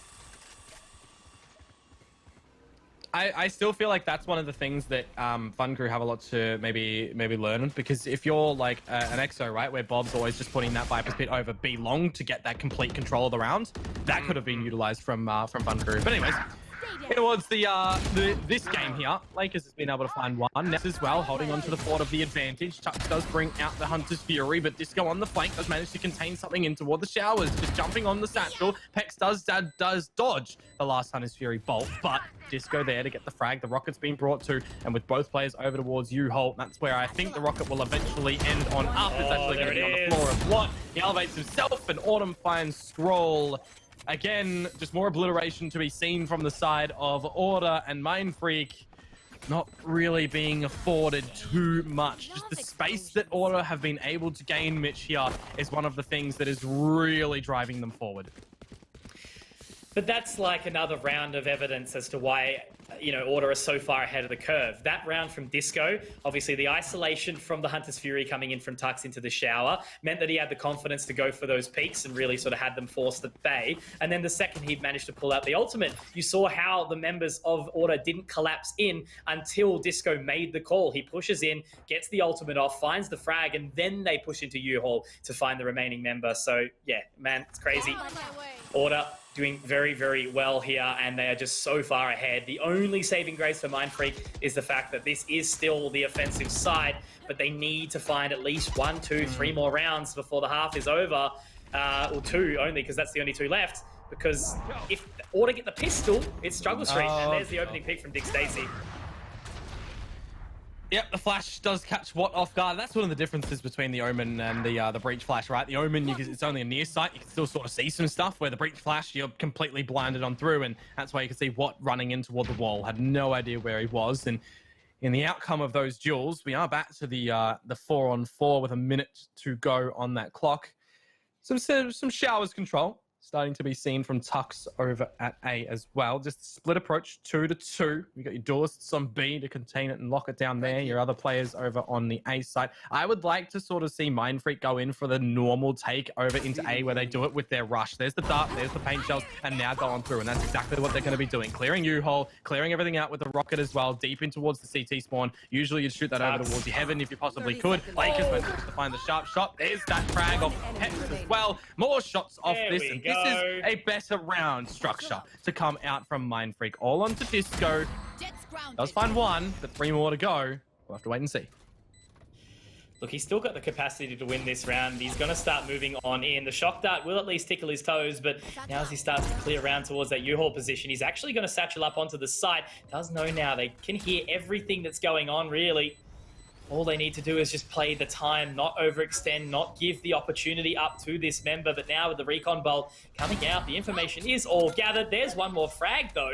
But with the time ticking, there is nothing else left. He just has to hope to find as much damage as possible, as he will be going down to that spike, locked by the Radianite. And Orson will close it out. Does he live on? Just. You look at the outcome of that, though, the damage that Disco actually does, that's essentially 3 players down on the side of Mindfreak out of the 4 that he saw in the 1 versus 4. And you can just see the economy sort of breaking that does over towards Mindfreak here. You got a couple of players with the light shields. You got Lakers, who's had to bring out the Judge, which, I mean, it's okay when you factor in that he is on the Jet agent. You can use the tailwinds to getting close towards your short, towards your hookah and everything. It looks like the beginning of this round that it's probably going to be a quick bust from Mindfreak over towards A. Problem being, you've got Autumn still on this operator that's available, right? He's just going to hold down the fort here at short. He doesn't have to move for the whole round, essentially, unless they see something over at B. Because Order are pushing through long with the drone and with Disco, that's just so much information for Order that Autumn is going to be told to get ready at short, and that they've got Texter here. Now that Stacey's rotating over, Order have the numbers to contain things here from Mindfreak. They have to be the instigators. They have to win out these duels. Shotgun difference, Order wins. You love to see that diff there. Autumn does pick up 2 as well. Could potentially look to try and find that Vandal. Will have his teammate of Texas support him. And this is what I mean, man. Just scrappy. Like, the consistency of, like, this, because Mindfreak are a team that practice regularly. They practice consistently. Whereas Order, I think, take a much more relaxed approach. I know they scrim, but I don't think they're going hard or anything like that. You know, Tux is a guy that gets outdoors all the time. Texter, the gym nut, Dick Stacey, focusing on his real life. I don't know what Disco and Autumn really get up to, but, like, they're not a team that's just constantly putting in these really heavy hours, yet you can still see that they understand each other's limits. They know how to play off of each other so well. And I think, you know, Mindfreak can eventually get to that point. So many of these teams can get back to this point. I don't know the answer of how they close that gap, but, you know, again, it's something that can be worked on in the region. I just wonder if we're going to stack up like on a measuring graphic, where we would place the difference in our teams. It's always going to be something that's kind of difficult, but a match like this in the beginning stages kind of does make me wonder, hey. No, for sure. And I wonder why, you know, maybe Order just, again, wasn't playing up to their full capacity in the first couple of nights. What they played Thursday, they played Saturday. So we'll see. Whatever they're doing right now, though, it's working. And it doesn't seem to be anything crazily advanced. It's just go as a duo for the most part. You know, move as a unit. Play your utility off of each other. But now Mindfreak, look, they've been able to create space, but then the post plants is where they seem to struggle. Well, it is the switch of the half. Let's see what's going to happen here. Pex is going to get blinded out, but he's going to be able to find one. A big stack of players for Mindfreak in towards the garden, and now the flowers are starting to blossom for them with a 2-player advantage, and no longer the order members to be seen in sight. You can hear them stomping in amongst the sands, however. Now starting to go back to where the slaughter was seen. Maybe they wanted to go through the TP. Doesn't really matter. They're not going to be afforded it. What time's Dexter? Now it is just down to Disco. Good for one, but that's all we wrote. And there it is. Mindfreak back on the board. Now they have an opportunity to start to at least close the gap a little bit further. This is their opportunity with the upgraded weapons. They do have to make it through the bonus, though that's going to be the biggest factor, it looks like, at this point in time. Order, they want to close out the series as quickly as possible. They're just going to go for the eco, get the round over and done with, and then they make their way into the full bite. Obviously, they will have their Vandals, they'll have their Phantoms. It looks like Disco's been favoring the Phantom a little bit more. Looks to be working out for him as he does sit at the top of the scoreboard. But look, just getting the time in. See how they go. Slowly walking up short. What does spot him out? Dick Stacy, though, the kind of man to hit that shot. Not this time. 4v5. Now the Frog Marshal can't get anything done but some warning shots just now. Lakers on the Judge can be very powerful. It is that weapon that got him one of the fastest aces in the world, mind you. What on that Marshal does eventually get something done. And there you do have it, Mitch. A flawless round for the second of Mindfreak. They'll be happy with that. Hopefully it's going to be the start of something new for them. As now the purchase will come in for Order, but it's not going to be the most stellar of purchases. You can see that Dick Stacy overbought in the previous, and it's only going to be down with the light shields in this one and the Phantom there. It's funny thinking back to that Judge ace. I truly don't know if there will be a quicker ace. Like, you would have to set up something ridiculous to actually make it happen, but all the odds did align there. 2 Judge bullets for 5 kills in half a second. Pretty crazy. I was quicker than that. Yeah, not even, yeah, you're right. Okay, so repositioning. Again, the advantage goes the way of Order here. They've got the weaponry that they need. That's a great shock dart, though, from Skrull. He's going to have to reposition now. He's got his teammates up in hookah. Great shot, though. Now able to use the Owl Drone. This is where the excitement starts to build. If they can win this round, put the pressure on as Skrull hits another, it can get a little bit shaky, a little bit difficult. But Disco, he's come to clear house. It looks like Skrull does reposition. He has been spotted out, though, by Dick Stacy. And now it's back to the 3 versus 2. So Skrull's hard work, hoping for his sake it doesn't get unnoticed and looking the wrong way, but a great shot onto Disco. Now a 2 versus 2. And he can go for the TP if he chooses as they march through showers. You can see that Skrull's damage on those shock darts really did help out for him to finish off the frag with the Marshals, and now they line up on the back of what? Norton, did he just ult tab? He wins the frag, but did he ult tab? Something happened. Okay, anyway, we don't talk about that. I think the chat will have fun with that one when it does arrive. But yeah, man, oh my goodness. But I will give credit, that bonus round was very, very well played. The synergy between Norson and Watt in that 2v2 was beautiful. Yeah, so the point that I was saying before Norson interrupted us. Good shock darts from Skrull in the previous round, finishing him up with the frags. Disco did really well, placed to find some space in towards hookah. And then Watt sort of brought it back for Mindfreak as well in that round. But for the new fresh one, Order. 2 players already lost in very quick succession. Does mean that they can at least try and get the spike plant down, but this is where we should by all means see Mindfreak clean it up. There we start to go. It's only Disco now, gets 1 for his troubles. Second one was pretty decent. He's got his ult. Good sharp shot. He needs to go in with a bit of Dusty Boy prowess right now with this Sheriff. And they all swing. Oh. I like the play that the fact that they all did group up and swing for him, but if I hear, here comes the party, that might have been a little bit spooky. You don't want to give Disco the opportunities like that. The 3 members of Mindfreak live on. They close the gap now. 4 rounds is all that separates them. The Showers control to come out from Norson and Watt at the start. But I think they'll have to be careful with how regularly they do it, because a team like Order, they'll pick up on their strategy very, very quickly. But regardless, right now, Mindfreak, they have at least managed to bring it back. Lakers now has the operator in his happy little hands. And Order still with the lead, but now with the bye, they might be able to start to get some work done again on this attacking side. Well, it's going to be the push for Mindfreak in through towards the Showers. That dart to go deep as well. One can get out of paranoia and push them if they want. The dart smoke, or the deep smoke rather, does give up a little bit of that information. A 1-1 trag at the cost of losing Autumn to Watt. I think it's better for Order in that outcome. You know, there's no smokes available for Mindfreak anymore. They've still got that duelist in Disco that can entry up. They've got their Rolling Thunder as well. They can just sit on this for a little bit and try to work it out. They've just seen the shock dart that does miss in the end. So they're starting to piece together that Mindfreak have used a lot of this utility.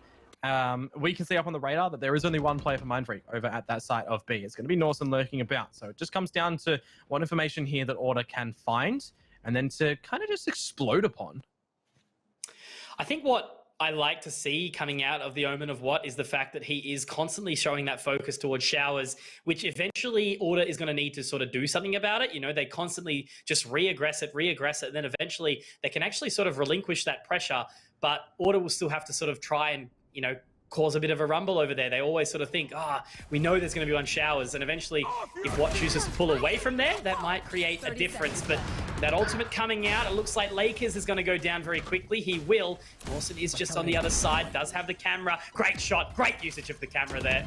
He can pop up in just a second as well, but that is going to be the spike planted. But Norson has played incredibly this round. What a play to come out from him. 2 quick frags, Tux to trade, but Scroll to close it. And now Mindfreak starting to put their hands around the throat of Order a little bit.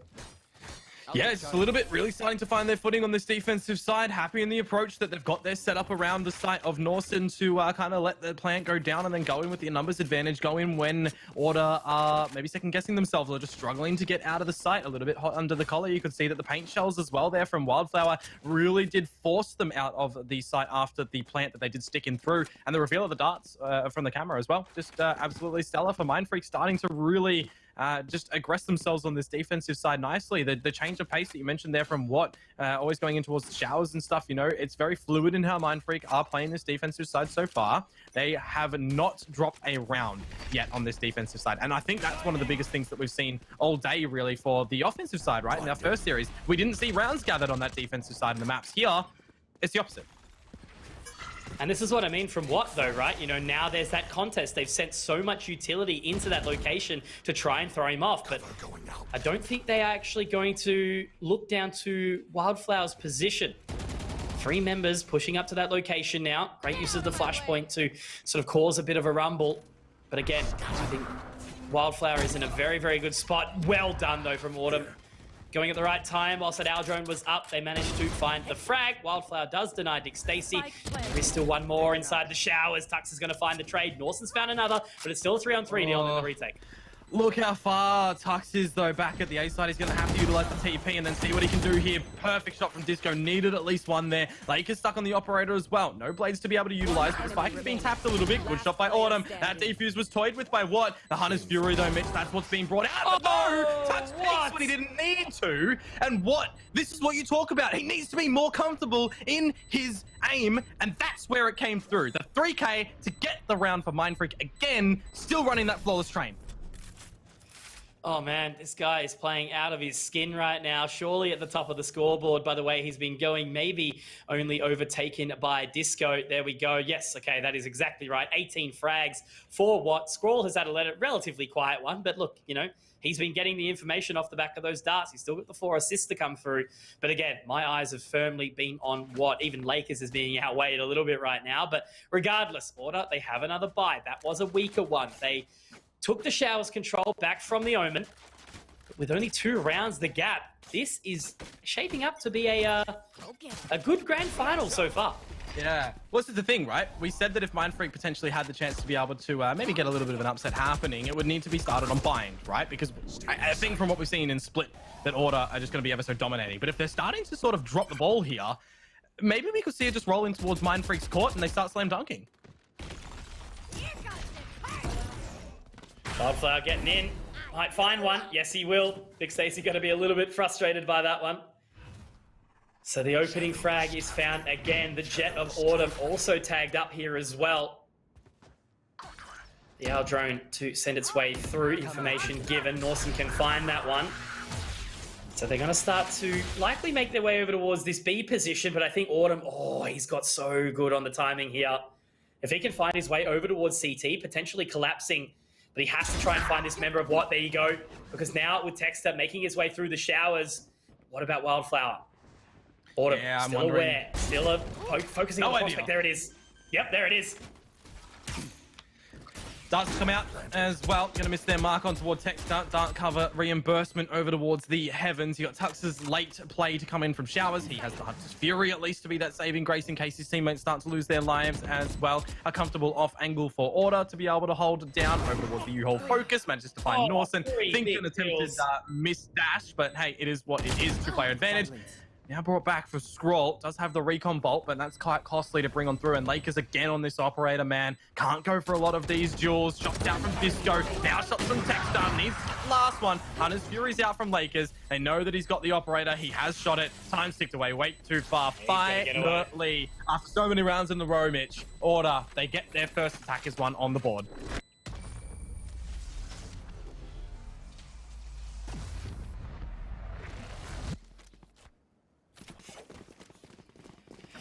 Whew. All right. Order can take a breath of air. Finally. Getting back on that board after a very, very aggressive sort of half so far from Mind Freak. They still got the money in the bag, but it's not the greatest on top of it. Lakers does have 6.2. Will potentially be able to buy up something for the rest of his team if they're unsuccessful into this next round, whereas Order, after winning that one, obviously that does give themselves some extra space in the economic brackets. Might be paying more tax, but at least more money in the back pocket. Now, after getting forced away from that hookah control, they will have to get their way out of it, back onto the site. Once again, you know, Norson, he's done a fantastic job so far of holding on to this B site. Lots and lots of control, but for the time being, Order looking like they're just sort of going to prod towards showers, prod towards mid, but the real aggression is as they head their way back into hookah, and Lakers has had a bit of trouble getting that operator line. You know, keeping long open can mean that they can't really put that full focus inside hookah with the operator. I'm a little bit surprised from Order's engagements in the beginning stages of this round. They sent the Roomba, the Boombot, in towards hookah. They hear the dash from Lakers, and they also hear shots of a normal rifle coming out onto the bot to destroy it. So they knew two-player were inside toward hookah, but they didn't really activate themselves with the back of that, right? They sort of kept it slow in pace, let Mind Freak readjust onto the back of B site, and now in transitioning over towards the A site, Dick Stacy opens up for a couple of frags. It's onto Pex to be able to assist here, gets a little tickle out from the dart, loses his life as well. The operator line is missed from Lakers, and this round is Orders for it in the bag. It's 12 now for them, and it's also map point for them. Very nicely done from Order. I was about to say, you know, they did have to expend so much utility trying to make sure that showers was clear, but by the time they'd done it, they knew that what wasn't inside that location, they were able to sort of walk out very, very confidently. Dick Stacy on the breach, gets the easy 3K as he waltzed throughout the site, finding one at the top of the showers on the right side, and then, of course, also getting into way towards CT. But, yeah, look, again, very, very well done from the side of Order. They're nice and clean now. They seem to have worked out Mind Freak's strategy. But that's something that you're able to do on Bind, right? You know, after having such a strong start, you give yourself that opportunity to review the situations. And now that should be some info for Dick Stacy. It is, as Disco just tries to sort of clear his way towards hookah. Big dart reveal in towards showers at the cost of one flashpoint from Dick Stacy. Norson's still going to be here. Oh, well done. Decapitated, they expect a second. Doesn't really matter now as Bot and Pex finds some kills. The Rolling Thunder does force Bot out of the showers. He did not. He did get tickled by it. There you go. Now that we're inside the site of A, 3-3. Flank TP is going to be heard out from Lakers as well. From the shadows, actually, available from Texter. He could reposition or just get out of a sticky situation and fake it back in towards the U-Haul where he currently does sit. It's on to Mind Freak to lead the charge. Dick Stacy, 3 kills in the round here, Conky. He's gone huge, and there's that TP from Texter just for the info on toward Lakers. Needs to really get on. One on for Squall. Last player. One Very well enemy done, remaining. but Lakers now in that 1 versus 1 situation. Surely he hears the footsteps of the person behind him, but apparently not. It's going to be Autumn. Once again, we see that Jet diff come in. And yeah, Order, they're going to actually be able to close out this one against Mindfreak. So that's the scary thing we spoke about, right? They've allowed Order to pick up, obviously, their first map selection of Bind.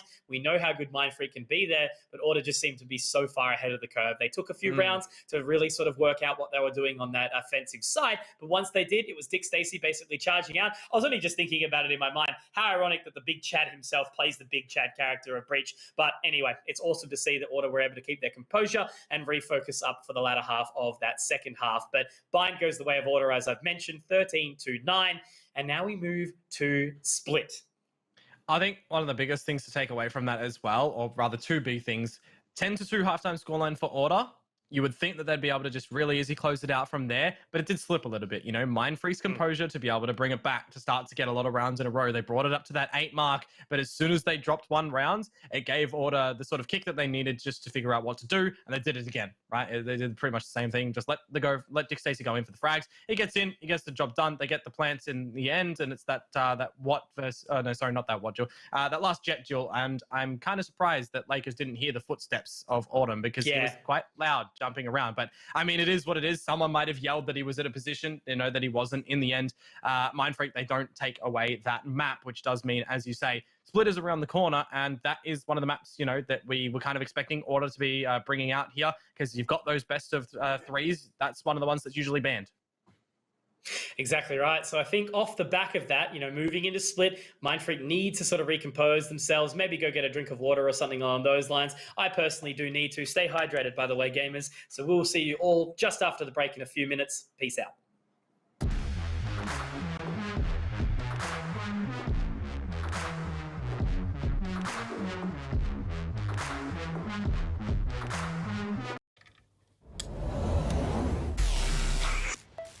I just time traveled. Ah, today's a big day for past me. He just got the latest Vodafone broadband with super Wi-Fi. Wow.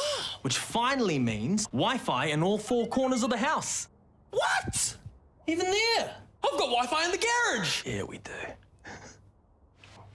See ya. Oh, it's still in the garage. Yeah. Super Wi-Fi. Wall-to-wall Wi-Fi guaranteed.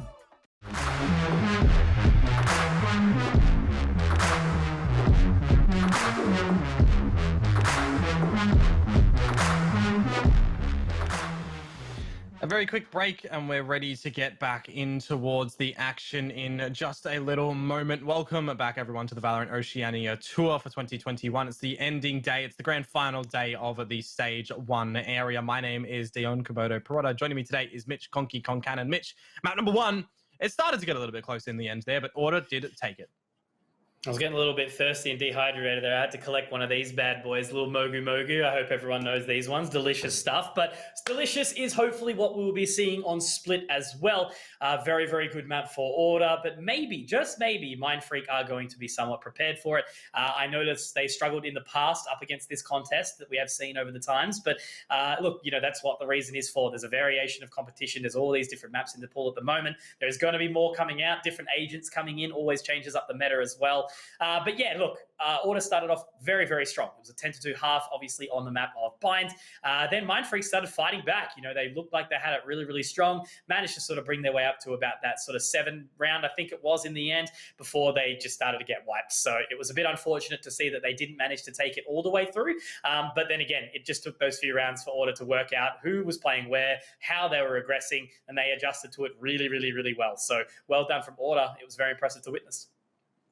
Yeah, and I think I'll draw it back to what we said in the pre-phase of this game as well. If we were to see Mindfreak potentially gain a map here, I thought it would have been Bind. And from what we saw there, I don't know if they're going to be able to, you know, gather one on the board now. Maybe, look, whether they will be able to trip up Order on Split. We'll have to wait and see, because it has been quite a while since we've seen the Split tackles in towards a broadcast. But then on Haven, you know, it's one of those maps as well that Mindfreak, it's not like Mindfreak don't have a chance here. They definitely have a chance. It just, from what we come to know time and time again when it comes to Order, they probably now look to close this out in a 3-0. Yeah, I think it could be exactly that, unfortunately, which is something I never really want to say in a best of three. And I hope the guys aren't watching this back and being upset about our predictions because, look, it's no other reason than, Order are just such a well-drilled team. They've been, doing this for absolutely years. And I think that given their recent structure and obviously that performance on Bind, I think they've taken it away nice and early. So, look, I would absolutely adore for Mind Freak to win Split, let alone Lake Haven, for example, so we could go to Icebox, we can go to Ascent. But right now, until I see something a little bit more sharp come out from Mind Freak, my prediction will remain. So 3-0, it seems, for Order at this point in time. But regardless, that means we've still got at least 2 more maps. It's a best of 5. There's the opportunity for everyone to shine, and that's where, opportunities come for those highlight plays.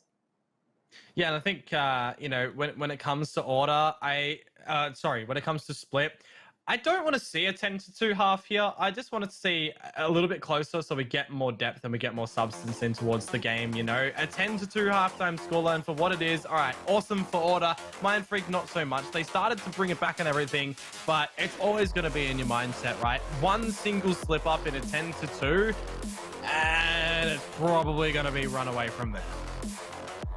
I think so, and the chat seems to agree with us. Make sure you guys all do get in your predictions, by the way. It looks like if anyone does like a little bit of a risk, it appears that Order is, Mind Freak is 1 to 310, so potentially that's where we're sort of standing right now. But anyway, as we sit inside the coffee shop of Split, King Coffee, I do believe it is, we are going to be running it back into map number 2. So once again, the VALORANT Oceania Tour 2021, nearing the end of stage 1 of this competition. Everyone's running for the prize money and, of course, the qualifications to those NA last chance qualifiers who will be there in September of this year. Right now, it's Mind Freak versus Order, map number 2. It's still in my head right now that when the Sova gets picked up by Mind Freak, it's Pilski's voice just saying, if you pick Sova on Split, you're inting. Hey, is he wrong? Possibly not. Well, regardless, we'll see what Scroll again is going to be able to do on that agent. For the startings of this one, there's a dink out from Wildflower that was on Texter that does get healed on up. Of course, Texter bringing out the Sage. It's been quite a while since I've seen him actually on this agent. We do certainly welcome it. And the other thing that I welcome when it comes to Split, Mr. Mitch, is the Brimstone as opposed to the Omen here. Exactly right. Also, the Reyna and the Sage flex too. It means that just we get to see a bit more of a versatile change. And thinking back on that as well, Dion, obviously, clearly the lack of a Sentinel from Order didn't actually matter on Bind either. So seems to be paying off for them. Good damage from Disco has allowed the member to get to the site though. So that spike will be going down. Order manages to find a second. The flank has been denied. Wildflower looking to get those paint shells off and pushing in. So Wildflower does manage to get away, but the pressure does continue to be pushed down as Disco charges in. And it's nice little sneaky wall to come out from Lakers. I'll touch upon another Lakers thing in just a moment. Norton gets out a quick shot onto Techstar, but they do get traded out by Dick Stacey in the end. Lakers back on the Sage, Mitch. Definitely does change up the aggression, I guess I would say, from him. But also on the flip side, it's going to be Tux back on the Killjoy, which is a very familiar pick for him. I think he might be, just more happy to come back on towards that Sentinel. Yeah, no, exactly right. Techstar back to his roots, sort of sitting on that Sage. Obviously, as we know, it was one of the first agents that he did start to play in his early days of the Valorant scene. It was one of those really exciting things where we got to see Tux and Techstar move into a new game, try and contest towards the top. And it was Tux on the Jet as well, I believe, at the start. So cool to see. I suppose it does make sense for Tux to be playing on that Killjoy, given that he typically has always been sort of the in-game leader or, the person relied on for control and consistency. But that's Dick Stacey finding the opener on to Norson. But again, it is only just the classic eco in this round. So they will take their time, be patient, and see what happens and what unfolds over the remaining rounds. Yeah, well, the second round is what Order are chasing cleanly, I think, is one thing that they would love to go over from the previous map here. If they can get it without dropping any of their players, they would be happy. It would make the bonus round a little bit better for them, see if they can capitalize upon that and find the round as well. But in the small proceedings. Tux's Nano Swarm is going to tickle Lakers, get him off the spike. It's actually going to force him at the corner of the dark cover, which isn't going to be, you know, in Tux's local vision. So a bit of damage, but nothing too dire. 40 seconds to go here, Conky. Spike is actually all the way through spawn, and you want to know why? Because we've already gone through B in Pex. He's gotten the call that no one's there. Very, very well done. But I think Techstar could certainly have some impact. They're taking a lot of time still to get to this site. Maybe not even going to be able to find the plant. He should be able to at the very least. Okay, he will. So the plant will be secured. But imagine that. 4 starving members of Fury trying to come at you with buckies. And it will be Autumn to find him and Scroll. Very nicely done from Autumn there. I love seeing this guy on the Reyna. You know, it's super cool to see, I suppose, the flex between different styles of duelists, because obviously, you know, you usually see the Jet pick up the Operator, play a completely different way than the Reyna, who, you know, relies on obviously the Val to come in from the kills, the resets, basically on the health and everything like that. So nicely done. Well, the bonus rounds will be played out now. Let's see what damage we are going to be witnessing from Order right now. I think I just, you know, really want to see Mindfreak be able to claim this round. Their kit sort of, you know, it falls into the fluidity. They can go fast, they can go slow. It's kind of the balanced equation in this matchup in terms of that. Really rely upon Scroll's dart to potentially get that info in towards the site as well. Get out the clearings, hope that Order don't destroy it on the first one. It'll clear a lot of the angles, specifically the back of the site. There goes the dart. It actually does get one of the reveals out as well, and that's the best case scenario on the back of it. They've gotten a little bit of information, at least in the wider range of the site and where boarding, but unfortunately they haven't gone with it. They're sending in the Owl drone just now. Tux is dropped on towards the side, of course. We got still Dick Stacy and Texter playing up on top of the heavens as the mid wall is broken. There is a slight lean for Order over towards this B site, and there's a hefty lean here for Mindfreak, but a minute to go. You know, we still really haven't seen Mindfreak send anything in towards the site bar the Sova util. And now is the time to do it, right? You know, they should be able to spot Tux on that position, but the slow orb will come out from Texter inside heaven. Same with that Molotov from the Brimstone, but that now means that the utility has been used. So if they do, be patient for a little while longer. But the Stim Beacon is there to come out, meaning that that Spectre is going to be a very, very quick shooty boy. But the hesitancy to trade there, that situation, maybe the comms just sort of weren't on, but now Texas gotten away with 2, not quite. That's actually, ooh, okay, Scroll, little dink onto heaven, but now Nawson's going in late. That's what I mean. It was 1 by 1 by 1 by 1. The conga line of Mindfreak out onto this site, and a team that you would expect to be confident in each other's ability apparently doesn't seem to be. So much time is being bought right now as well.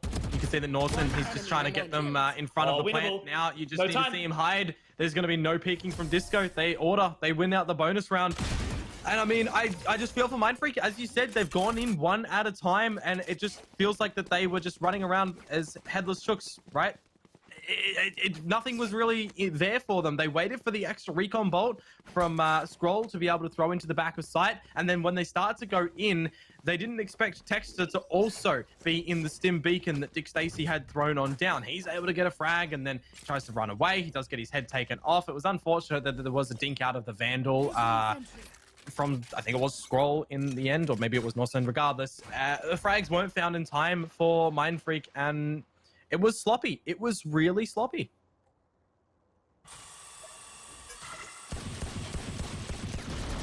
Just need those opportunities and times, because I definitely think the round would have been a little bit different if they had have yeeted out of that position together.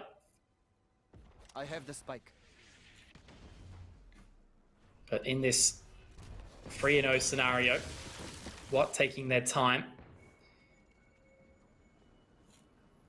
Now checking into mid. He has made up a lot of ground in this round, but I think so far it looks like Order are pretty happy to sort of sit in their positions, play a bit more aggressive towards the site.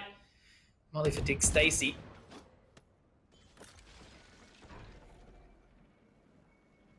Might try and do something around this positioning from Watt, but for an eco round, Mindfreak seem to be very, very split. The scary thing right now if it was a rifle round, I guess, is Dick Stacy's orbital strike, right? Time ticking away. If they go for a plant, that's a lot of time that can just be bought to, you know, force them out into the open. Then you would expect Order to engage on the back of the orbital strike that buys about 3.5 seconds. Now we finally see them starting to rumble in towards the site, but if they get the reveal onto Autumn, he's able to dismiss away and just buy some more time away. The orbital strike gets brought out. It's an eco, so that's pretty decent for Mind Freak, all things considered. Tux, though, should be able to mop it up, at least find 1 or 2 here. Deny the spike from going down. That's all he could dream for. Even goes to find the 3rd in the end for a quick, neat little 4K. And that is now Mind Freak at least able to get their rifles into this fresh round. But again, time ticking away a little bit too far. They need to go in a bit faster.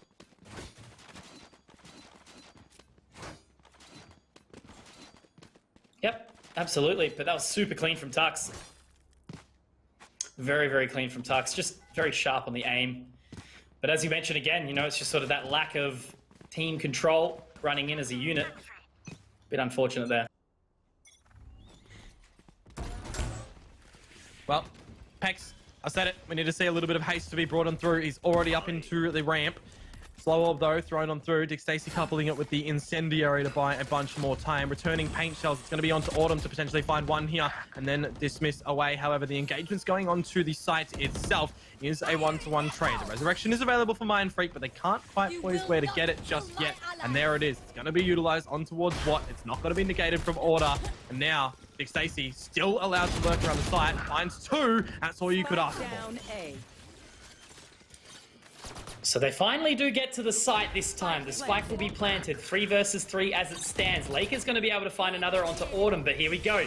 That's going to be the lockdown coming out. Norson is actually going to try and look to counter this, but Lakers does very, very well. Tux does find 1. I don't think he's actually gone to use this right now. The turret does give information. Oh no, Tux. Tux can so easily do this right now. It is planted in the back, but he's going to hold it for a little while. Does he get off at half? Does the timing fare him? Looks like it is Killjoy Diff in this round specifically. A nice little happy Corgo to come out as well from Norson. But a first round for Mind Freak. Again, it is the hardest side playing on that attacking. But look, regardless, it is a little while before Mind Freak have been able to get one on the board, but a well-needed round at that. I thought that when Norson brought out the lockdown up in the heavens that he was actually going to drop it. A 3 versus 2 situation where, you know, Tux starts to get a little bit of the kills happening as well. Really thought it was going to be dropped on down. It would have forced the issue of Tux to not get in towards the defuse of the spike because it would have covered it completely. And that just buys more time. If he gets detained, Mind Freak, they win the round in the end. But in them still gathering the round, it does mean that they've got the lockdown to play with in the preceding rounds, and they've got the Hunter's Fury off of Scroll. You look at the destruction that Order can do against the lockdown. The Brimstone Orbital Strike is not here. The Raze Rocket's not here. They would have to go in for a challenge with their weapons to destroy it, or they're just forced out of the sites. So with Order having that knowledge, they're going for these forward duels that they're not really winning too much of right now.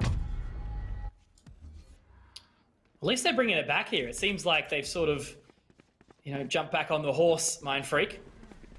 Because again, as we sort of did speculate, if there was no pressure on a map like this, it was, you know, very much an order given. So if they manage to find some of these rounds, you know, again, it is that defensive-sided map. What is got an answer for Techstar? Dick Stacy, rather. Techstar is taken down, and it's all in a disco. 1v4. Difficult. I don't think you'd be doing much here, yeah.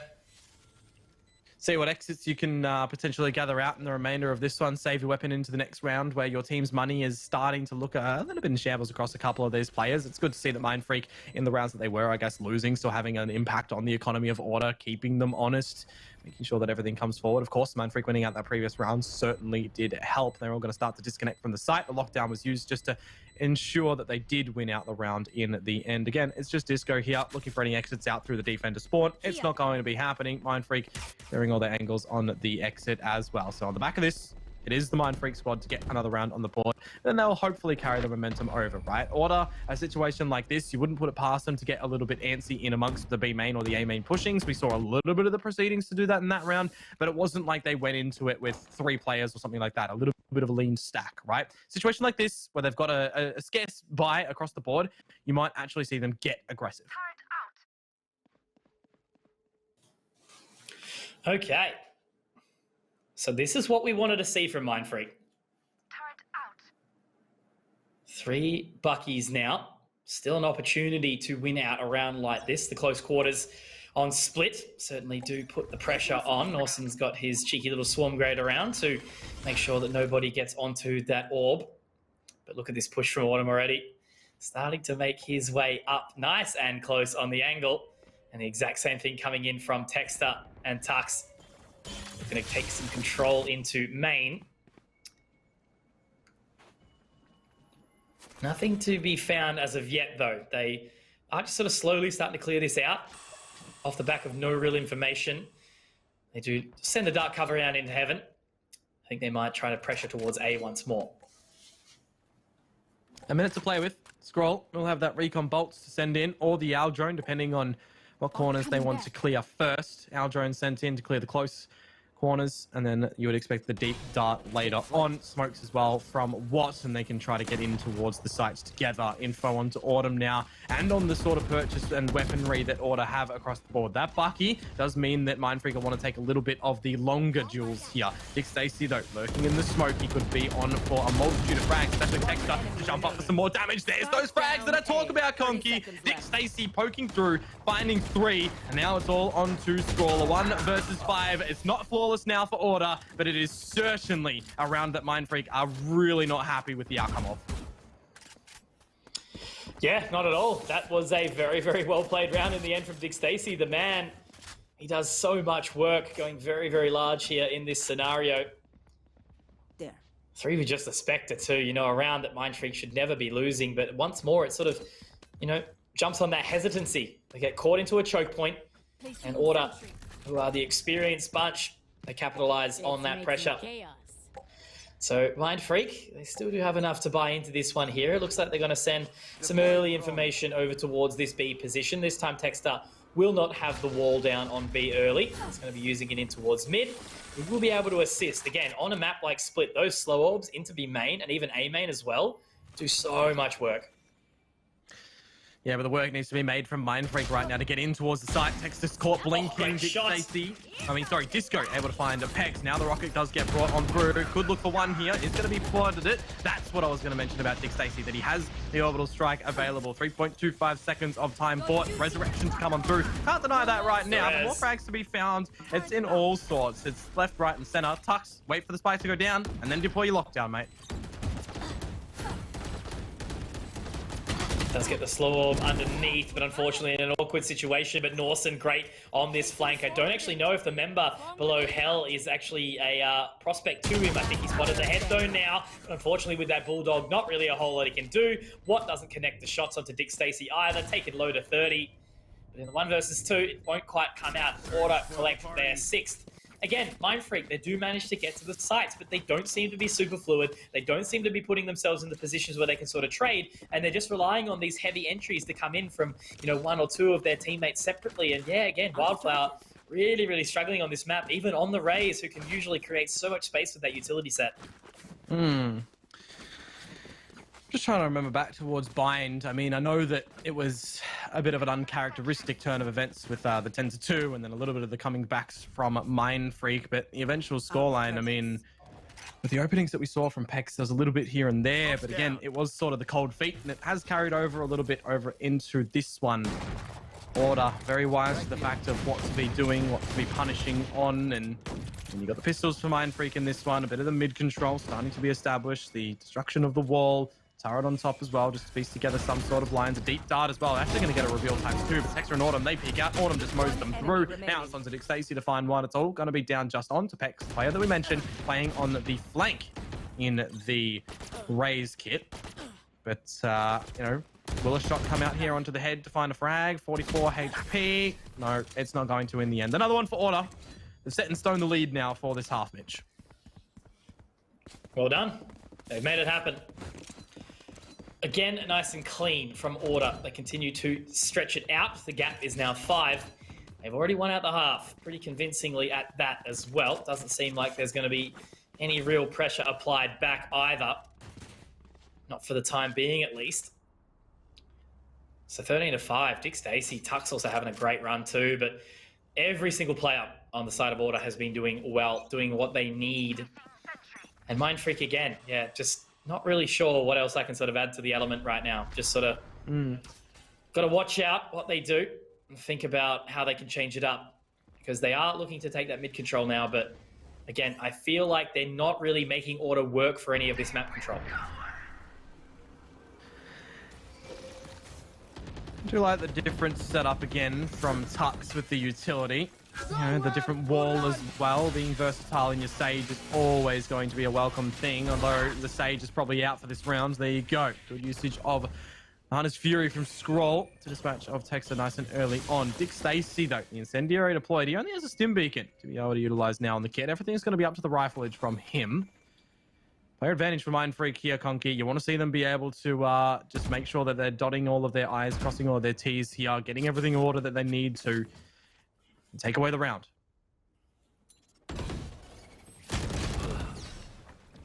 Lakers, great opening pick here onto Dick Stacey. So finding the 2 allows them that control in towards the site. It's going to be Tux, Disco not too far away. Looks like they've actually got the ultimate down as well to afford them some extra time. That's a little bit awkward, though, for the side of Mindfreak.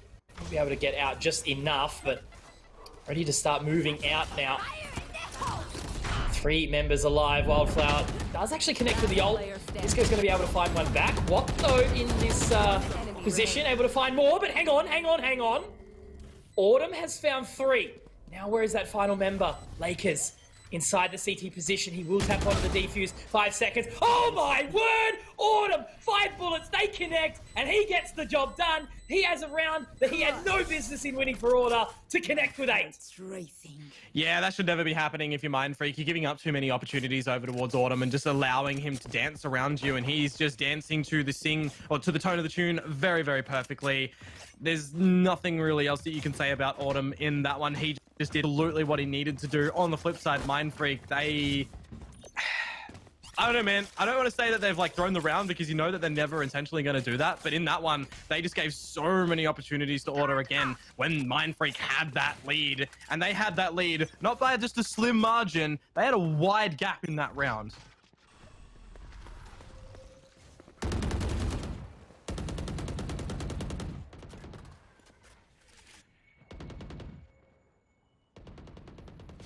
Oof, all right. Just had to take a second to clear myself. Very nicely done from Autumn. He just seems to provide and perform so well in those high pressure situations. You know, 1 versus 4, man. And whilst, you know, the typical sort of nature of these clutches is it's not usually the individual player, you know, winning out the round. It's the enemy team throwing the round. And that's basically what sort of happened. But regardless, you know, I swore Lakers should have been able to connect with that shot. Great use of the satchel. Damage the teleport. So Mindfreak alive and doing something. Lakers has managed to find a few. The res will come out. So now it's a 3 versus 2, but Autumn in the danger position again. He's moving up quickly. He might actually be able to find something around the back of this ultimate. Where will he check? Will he check the right way, the right time? No, it will not happen, and it is a 3K for Lakers to connect. Very well done from Mindfreak to be able to find that 3rd. Last round. Oh, you copped that one for Order, I think. Mindfreak did well to get back in toward the site and make sure that they were trading out the right resurrection in as well, and to kind of lock Order into the site in that challenge. Order had the 2 avenues of disconnecting and waiting for the lockdown to explode, and then trying their hand at the 2 versus 3, which, I mean, look, many could argue might have been more favorable, but they've opted for the more aggressive approach, and it just didn't work out for them. They still got a comfortable lead here. Moving on into the last round of this half, they've got the money to be able to throw into their weapons. I'm seeing that there's an operator in play for Autumn as well. So be able to happen. The Empress can get popped. They've got the Orbital Strike and the Resurrection. There's no ults to speak of for Mindfreak right now. That Alarma Bot is going to pop in main. That's going to trigger out the Nano Swarm as well. Here comes the Orbital Strike, and it's not actually going to kill, I don't think, but it is going to disconnect the players of Mindfreak from getting into the site. So making their way into heaven. Good position here from Wildflower, but might actually go down here. Yep, Texter also Tux to take 2. Now Scroll trying to make his way down, but Texter too sharp once more. Last player standing.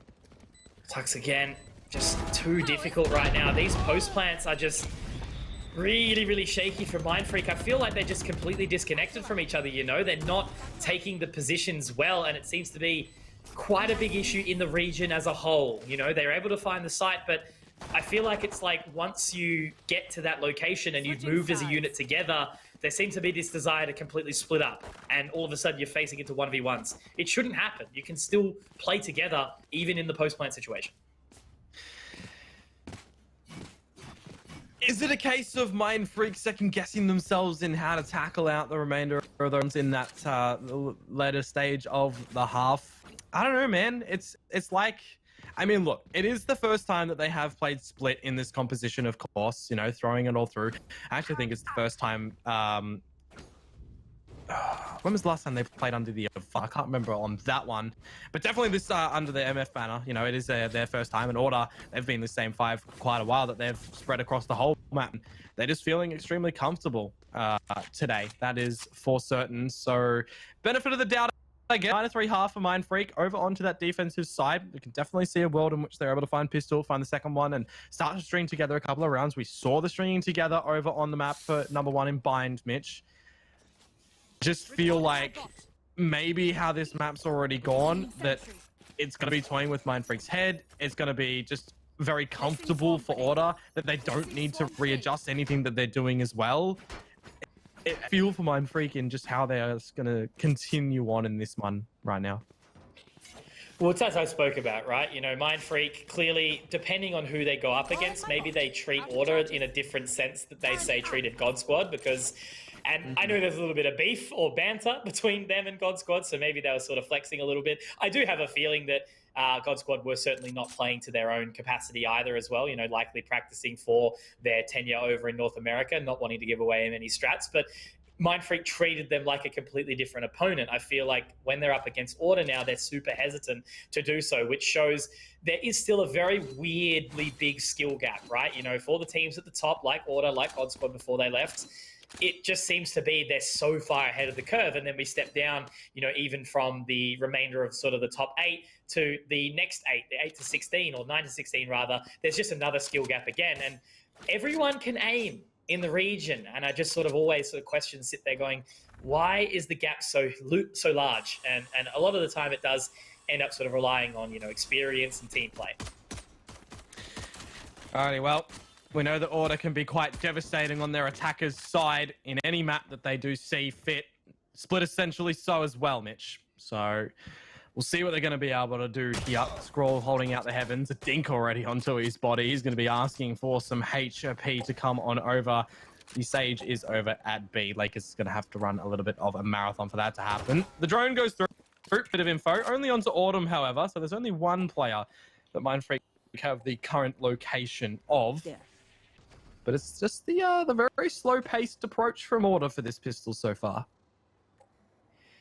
It's just the main thing again, though, isn't it? No one really seems to split up. Everyone likes to take their little buddy system as they duo or trio up towards each location. Some information spotted out by Tux. The heal is now there for Autumn, so he can walk in nice and healthily. Starting to creep on up now, giving him that control. He should likely find Scroll here. He will indeed.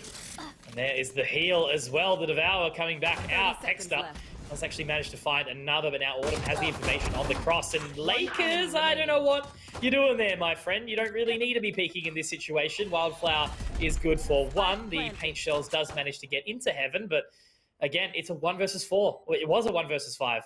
So holding nice and close, Wildflower can hope to find this first shot, but Autumn, too sharp, still using the Frenzy to his best capacity. And finding 10 for Order. I feel like the wind has been very much taken out of the sails of this series ever since Order worked out what Mindfreak were doing on Bind. Yeah, it's like Mindfreak are also that wind without those sails working properly. They've got a couple of holes in their hull and they're just a sinking ship right now. They're going to see what they can do to patch it up with the duct tape, but I don't think the Buckies are going to be that thing. Maybe they are. It's kind of disgusting, to be honest with you, Mitch, that we're seeing 5 Buckies across the board on Mindfreak. But I guess to this point in time, when they're down 10 to 3. They've just dropped the pistol. They need to do something to catch Order off guard. And Bucky's is apparently the play. Why not? Sometimes it does happen. It is a map that the likelihood of an opportunity like this is probably one of the best. But the main thing is, if you're in a retake scenario, the Buckies aren't going to get you very far. You need those distance weapons still. But maybe in these positions like they are now, sort of up in heaven, I guess the only sort of concern of mine is that nobody is on that site.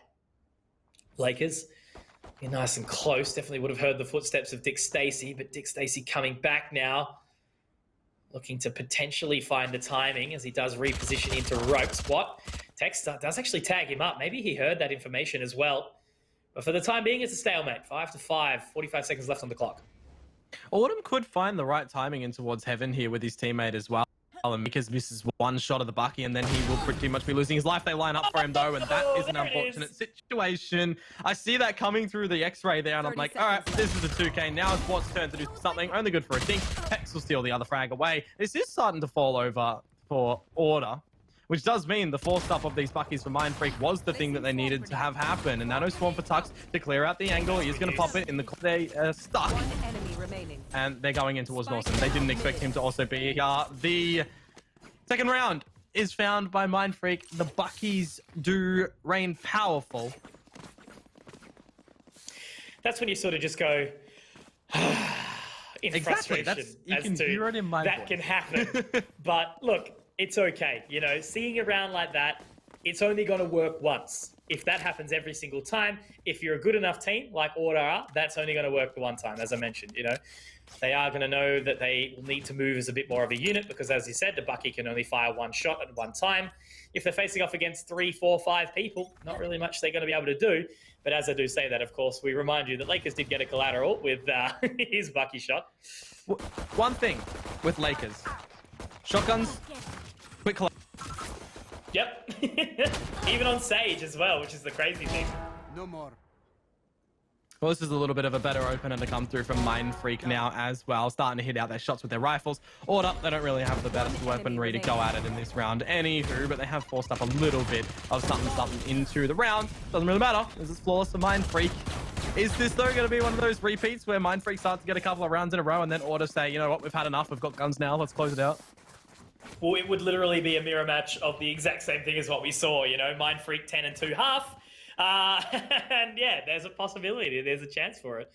Oh, close enough. Sorry, what was it? 9-3, and then yeah, 9-3 here, 10-2 on the previous. Yeah, close enough. Close enough. Very similar to what we saw on Bind.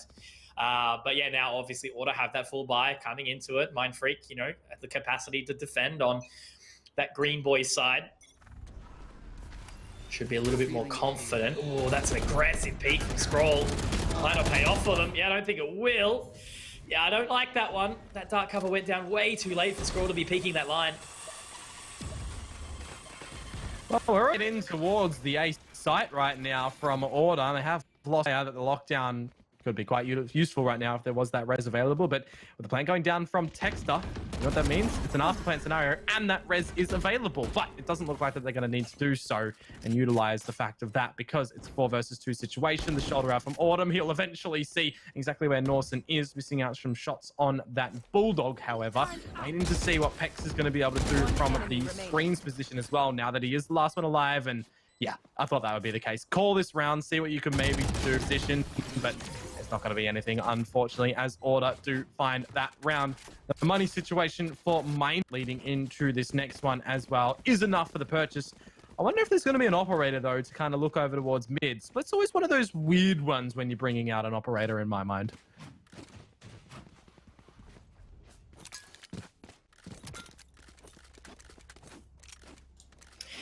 Okie dokie dokie. Order. Very, very clean.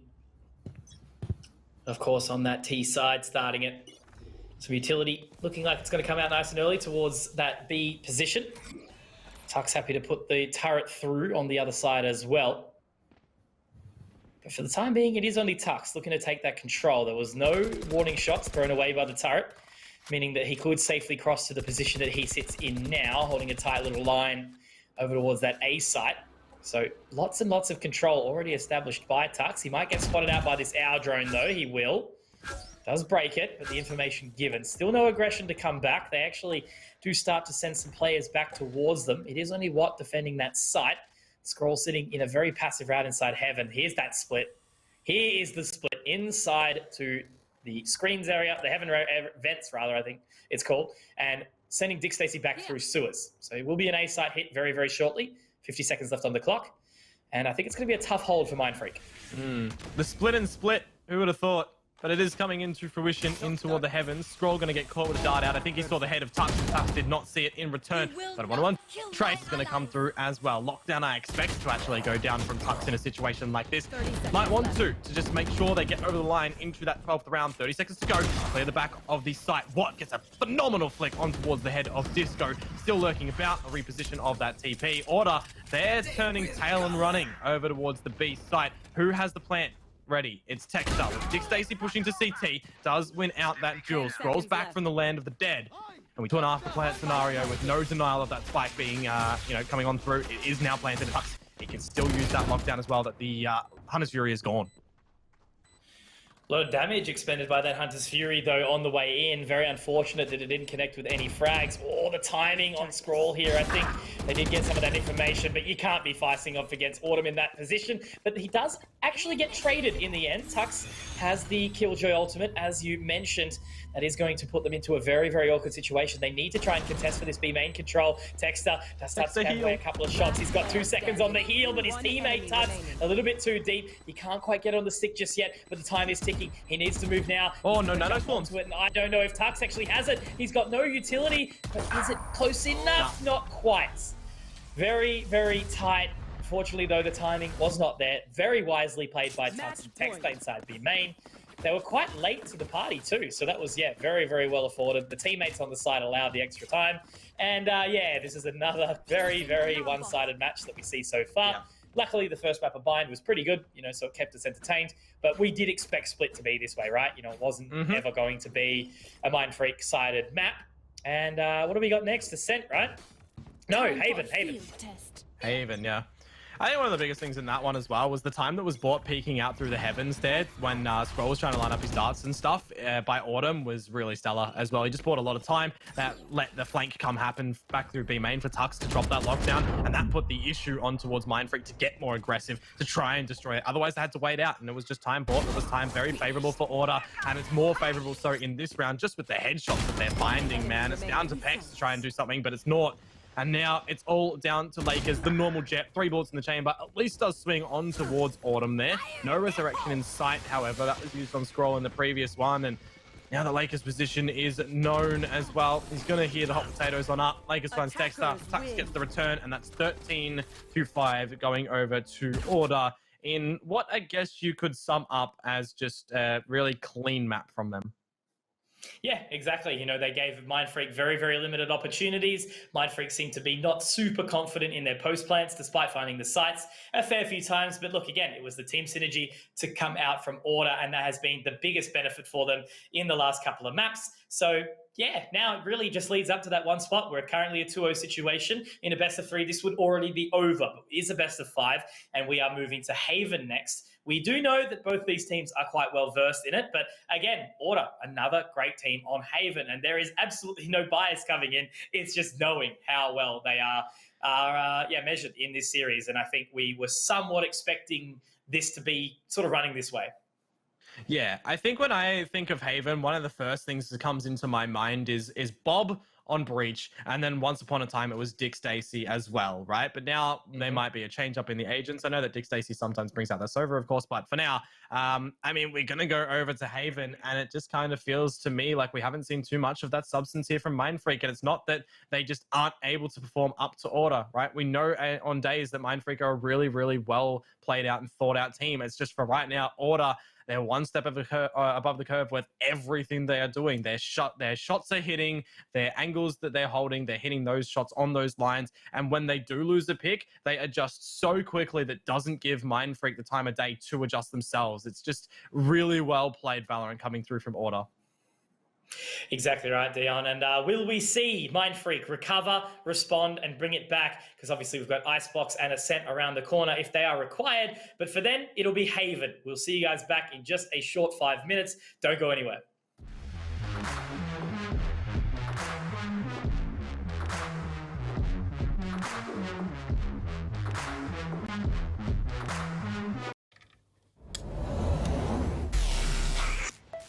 I just time traveled. Ah, today's a big day for past me. He just got the latest Vodafone broadband with super Wi-Fi. Which finally means Wi-Fi in all 4 corners of the house. What? Even there? I've got Wi-Fi in the garage. Yeah, we do. See ya. Oh, it's still in the garage. Yeah. Super Wi-Fi. Wall-to-wall Wi-Fi guaranteed.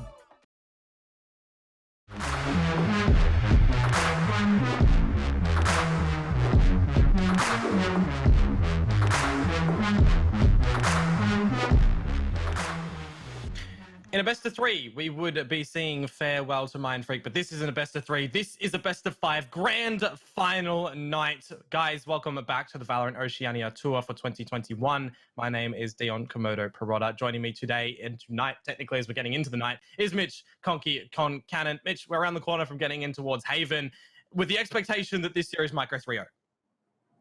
Yeah, I think it's pretty easy to sort of sum that one up nice and early. I never want to dismiss a full series because, as we know, Mindfreak is a great team and they just need to sort of work towards closing the gap between them and Order. It seems like they're not matching up super well in the sense that they do seem to feel a bit like lacking their confidence, I guess you could say, struggling with the post-plant sort of thing, and Order are just sort of rounding them out really, really firmly with their experience. But then again, there is the opportunity here. Haven is a map that both of these teams are very well vested in, and we know it is definitely a possibility. Icebox and Ascent are just around the corner if they are available, but will it be Order taking across that 3-0? Because that's going to mean points and cash if they're successful.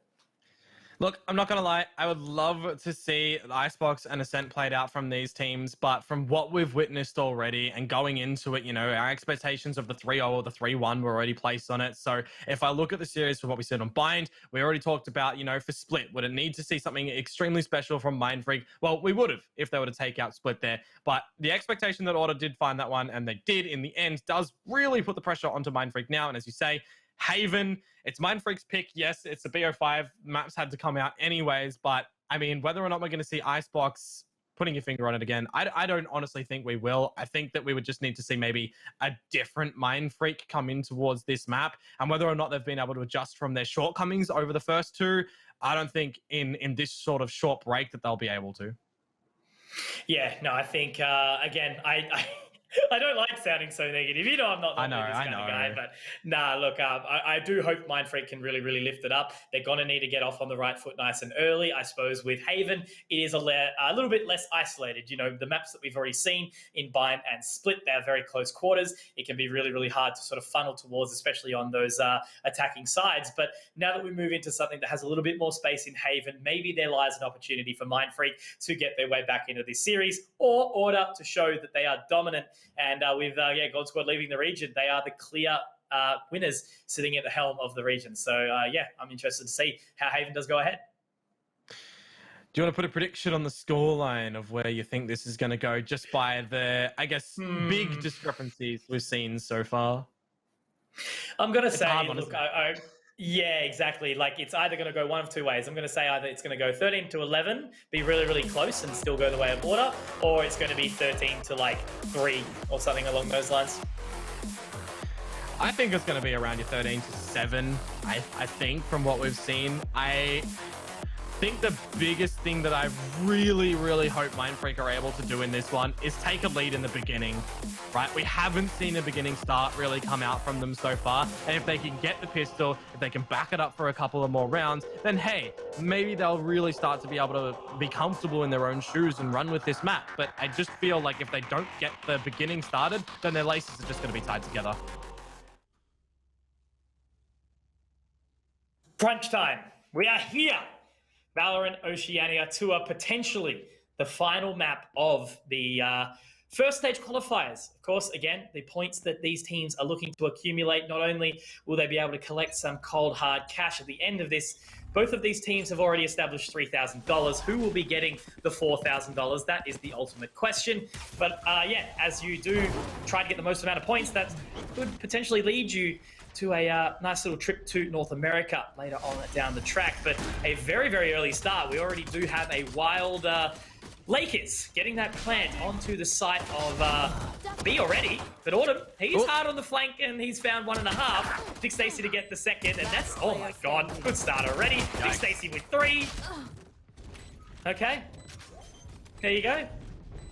Wild Lakers, not to be confused with Wawa, who was the second casualty of the frenzy that just kind of came on through, and that was all of Order's kills. It was a frenzy between all of the members, and it's just a really quick pistol, done and dusted. Mindfreak, they were very, very quick to get in towards the B site. Lakers leading out the charge there with the tailwind, but when they do get the plant, they kind of forget about the quick flank potential, and Order, they just hit the shots where they need to, man. Like, they're really just carrying it over previous maps, and now that they've got the pistol, once upon a time, you know, we've seen Mindfreak be able to negate them from getting the second round, but I don't know if we're going to see this here. There is no real force up to see from the Mindfreak side. There's going to be the double shock darts from Scroll to deny the push out from Autumn here on these darts, but that is a sharp shot through the smoke. Disco had already found Norton, and in the flames, Disco heals. Something we didn't actually touch upon was Disco bringing out the Phoenix when it does come to Haven.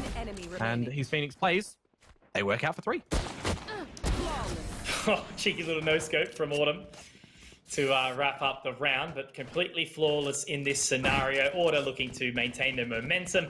And, you know, with Mindfreak obviously starting on that attacking side again, you know, hopefully they start off really, really strong here. You know, now the fact that they've played out the eco, they've got the full buy. This is their opportunity now. They need to make sure this connects, because look at the money that's already been established. Autumn's actually going to opt out for the potentially for the Bucky over the Marshall. Maybe, I'm not sure. We'll have to see. Well, it's weaponry here, Mitch. That's the big thing for Mindfreak, and we'll see what they're going to be able to do. Tucks with the boombot over towards C long. Nothing to really come out of it, but a little bit of a full lob of the paint shells might be able to do a bit more damage than a deep throw, and it is going to be the middle ground of sorts that actually does eliminate Watt and Lakers. Completely blinded out by the flashpoints as well. It really does make things quite awkward. I love that we've got the plays of the breach that get brought out, because there's just so much you can do with them, you know. As I mentioned earlier on, your vision strike arrest plays down through C long, your flashes and your jet dashes and what have you, but for right now, it's just the Order show. The flank that Disco's found, the perfect usage of the curveball as well. It's just going to be down to Pex with the spike in possession, HP, and this bonus round is looking to go over to Order's favor. Rough. Very rough. Cool to see Tux on the raise, though. I only just sort of picked up on that. Very, very much liking this more aggressive setup, I guess, you know, you'd call it that, right? There's no real need to rely on the heavy sentinels or anything like that. It's just Dick Stacey charging around, being a tough man with those big boy breach arms, and Texter flicking onto the smokes. So, yeah, I really, really do enjoy this 3 jeweler setup they're pulling out right now. It's just, you know, balls to the wall, Order, knowing that they're confident, knowing that they've got the capacity to bring it through. So, yeah, I don't know. It's just Mindfreak needing to lift as hard as they can very, very quickly. Beginning stages, run it back for Order. Outside A long does let creep up very, very far right now to clear everything, but it is going to be tough to decapitate Lakers. Text to the follow in pursuit, but only for one. Norton has an avenue to upgrade his weapon. Somehow, though, Norton loses the hot hands of Disco, and well, that doesn't really tell you the story of how this all turned out, with Mindfreak just burning in flames time and time again. I don't know what will, because Dick Stacey has the really good transition of aim for 2 headshots there. Mitch, I'm seeing Disco actually on 7 kills and 0 deaths. Yep. Man's good on the Phoenix. Certainly likes to run it back. But yeah, again, it is Order just looking very, very dominant right now. Mindfreak maybe needing to try just switch it up a little bit more, stop playing the sort of passive defaults that they're expecting, to push forward a little bit more. Very much like to see them, you know, go into their own sort of comfort zone and really start to play around this measured aggression, I guess you could say. You know, like Autumn is super comfortable being down short right now. It looks like there's going to be no effort to throw him off the line. Might even be the potential com to just say, oh, just leave him be. Scroll is watching for it, potentially. Lakers is going to be joining them as well just for a second, but Cloudburst doesn't last too long. They still remain in spawn. No control has been established yet. 1:10 left on the clock. Hunter's Fury, available for Scroll, could clear out the right side of C to at least get them in. There's been a call made from Order here as well.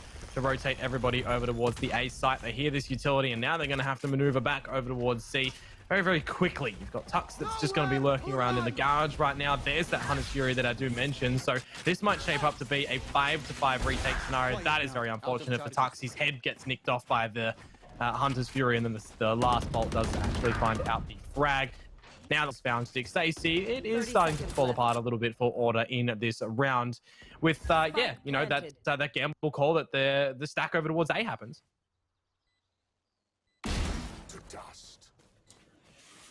Well positioned by Texter.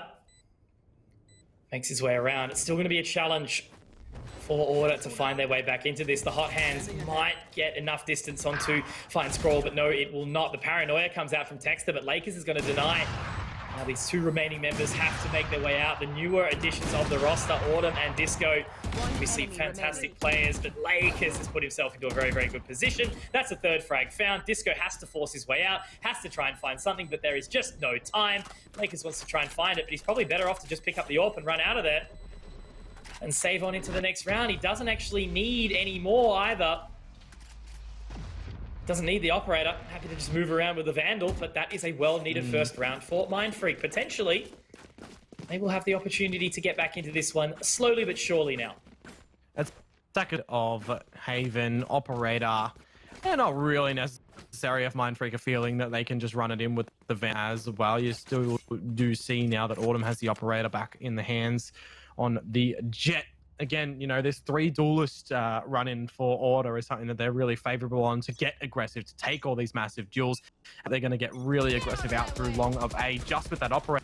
On the fault side of that, though, has the big mid-aggression to come through from Order as well. So they're really putting the pressure there and leaving C vastly open, favoring in that Mindfreak won't go back there again. So for the real early stages of this round, you've got that was found, but they've actually pulled the trigger, or the pin rather, on that, and they've started to fall on back. So it is kind of back to the beginning of this round.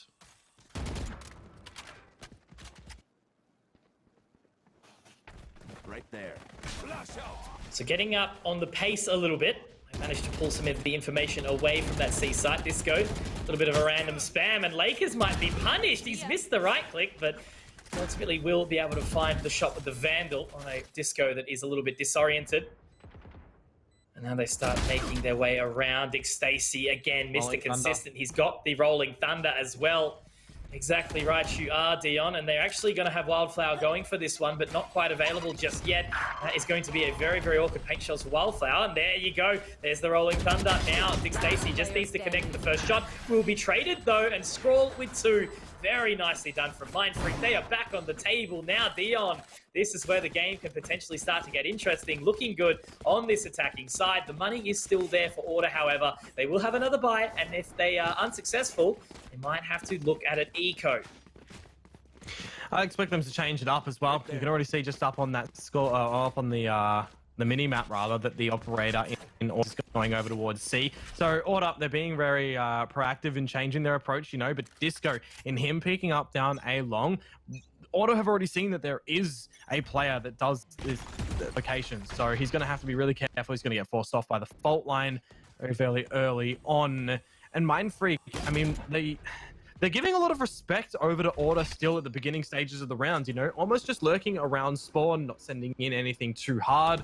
And this is really the first actually going to push together out through towards the single locale in long. Clearing all the angles is Lakers. That was on the back of the fault line that was used already. But you see this rotation that Order are starting to bring over as well. They're going to be really relaxed in the fact that the operator can lock down C. No one's going to be going in through B because, I mean, it is a rare occurrence, I guess you would say. It is something that we see often, though, from Mindfreak. But everything to eventually turn out around this A site is where we're getting in toward this mix.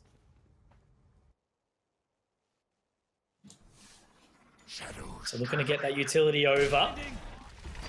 This way works a little bit better. You know, they've managed to pull some rotates away. Just Disco inside Heaven. Will they force their way out of CT, though? Yes. Texter, he will, but somehow gets away with that one. I thought, surely, first of all, I thought he got the frag. Second of all, then I thought he died when he did Now Lakers is up close and personal. Dick Stacy, my God, this guy is good. Heading out, checking under Heaven. Nothing is home though. Scroll has actually spotted out some further information down towards the bottom of Heaven. Swings at not the right time, but does actually manage to find one in Dick Stacy. Disco is able to get the trade, but then Wildflower, good for one more. It's still a 3 versus 2, going to be a challenging round, especially with the position that they're in right now. Disco does connect onto Wildflower. What now in this 1 versus 3, but the paint shells are going to come down, force him into an awkward situation. They're already on the defuse, and that is the round done and dusted. Well done from Order. Very, very clean retake, but once again, it is the team synergy, moving as a unit, getting the job done.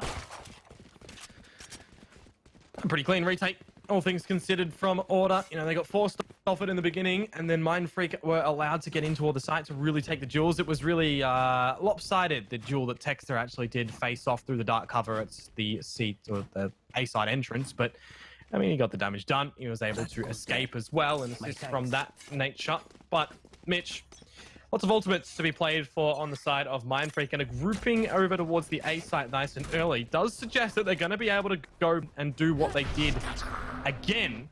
However, they're going to be successful this time. You've got the TP going up in towards the Hell location, and that is a sharp shot on towards Disco that I really feel for Disco he shouldn't have missed.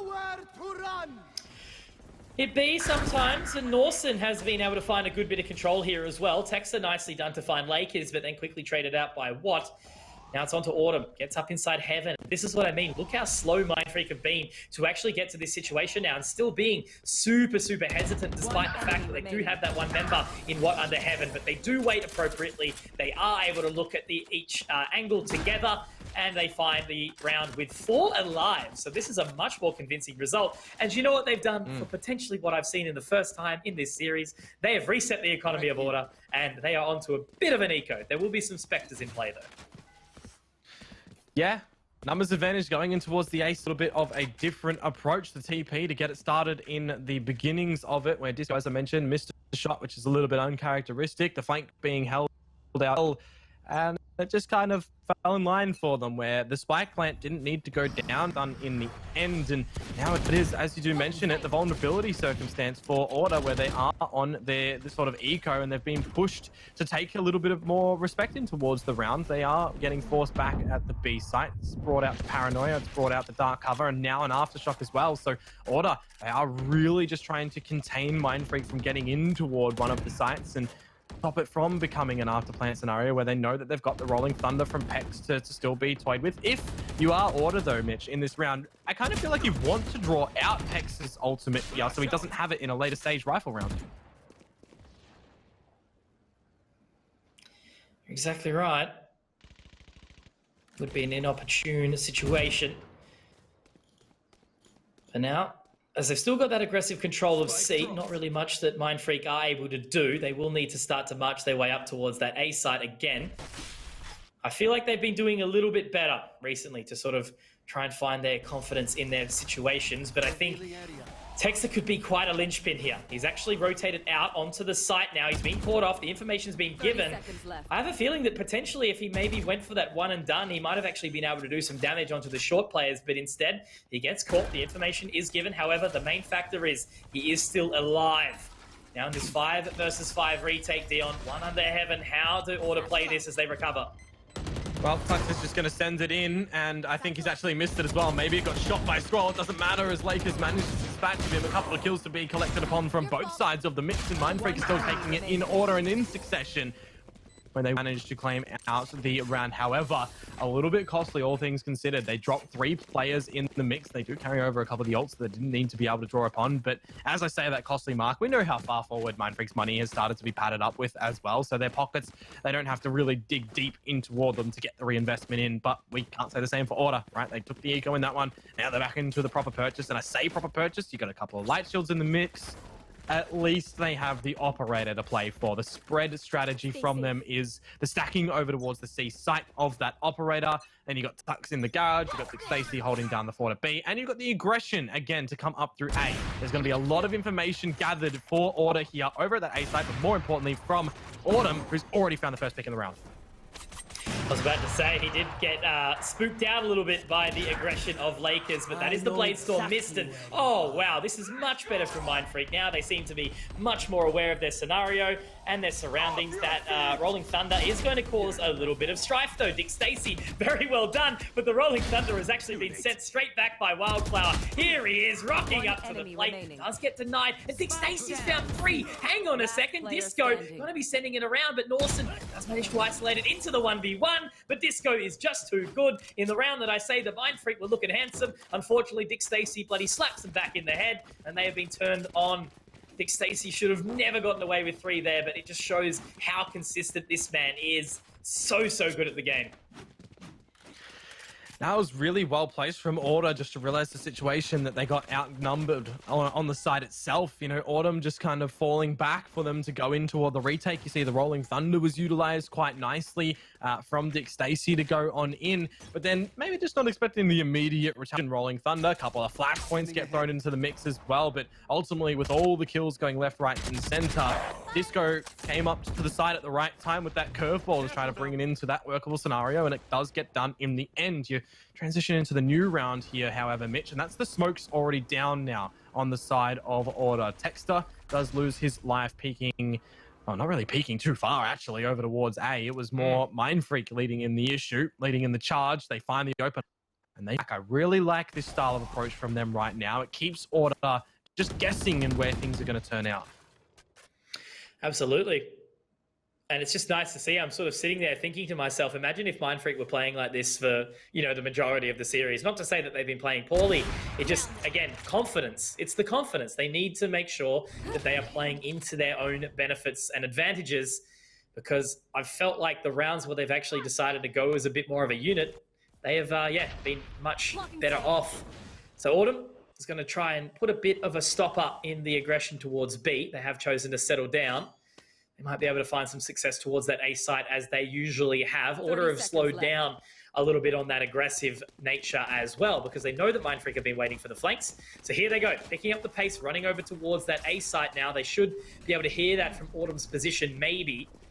And the rotate will start to come in from Disco. There's no ultimates for the side of Order to be able to break in toward the site. There is a lot of flashes, however, that I still think that they have available. Maybe it's just 1 or 2, but they have to utilize everything that they have to get in. Meanwhile, Pex only has 1 flashpoint. It's actually something we haven't touched upon here as well yet, Mitch. Pex on the deep breach. We can get it a little bit this time later, because if he's hitting sharp shots, then we welcome it. A 1-to-1 trade. Scroll lurking in amongst Hell, manages to secure the duel on a Dick Stacy from the heavens. Disco falls, but it's again Wildflower looking to just put a little bit of solidity in the round. Disco, 4 bullets in the chamber, time being ticked away. No more bullets is what finds out that frag. We go into the last round of the half here, Mitch, where there's only 1 round in difference. Round in the half.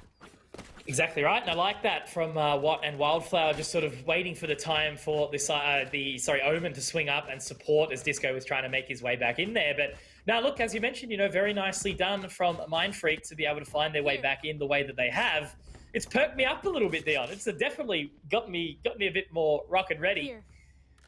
It's always, I guess, yeah, disappointing to have a one-sided series, regardless of, you know, how good each of the teams are, especially when it did really start to slow down. But it's nice to see that Mindfreak aren't letting this difference sort of throw them off. And, you know, if they continue to force the way they are and get this, whoa, it's a little bit unlucky. Thought Norton might have found that. But no, I was going to say, nonetheless, if they can find a position where they get their way onto Icebox and Ascent, there is a little bit of a chance of this series turning around. Yeah, we will have to wait for that, of course. That means Mindfreak will have to try and win out in this matchup. Remember, the 3 duelist composition from Autumn, Mitch. We haven't seen their attacker's side on this map just yet, and Autumn just absolutely slips sideways to find the head of what. We've got the information. We've got a little bit of denial ability as well to the back of C long. Tags up, Autumn gets out of dodge. We'll get Dick Stacy finished off in the end for the first casualty of Order in this round. Autumn takes his own medicine, getting headshot by Scroll. Slow it on down. You got that right lurk being come from Tux. He is holding out the back of the courtyard. How do you get into this if you're Pex? standing. It's a tough one. Wildflower does well though. Okay. There's 2. He should know. One enemy He remaining. actually clears out the other side as well. Looks towards long, you know, shows that there's a possibility. Oh, he's got the info now. Let's go for the fault line. It is over the other side though. And he hits the shot. Wildflower has awoken. And he will find a 1 versus 3 in the final round of this half. Switching sides. There we go. Mind Freak have been brought to life and they are now blooming. That's the situation where If I had Order have have said, given. if I had have said the Wildflower bloom, that would have been so good. I suck. I feel like that's a situation from Order where they gave Pex 3 1v1 duels, right? Tux didn't actually need to peek out through long. He just had to wait for the plant to go down, brought out the rocket to give a sense of urgency potentially over towards Pex, who technically from the plant would have been gifted over, or granted rather, the Rolling Thunder to use in.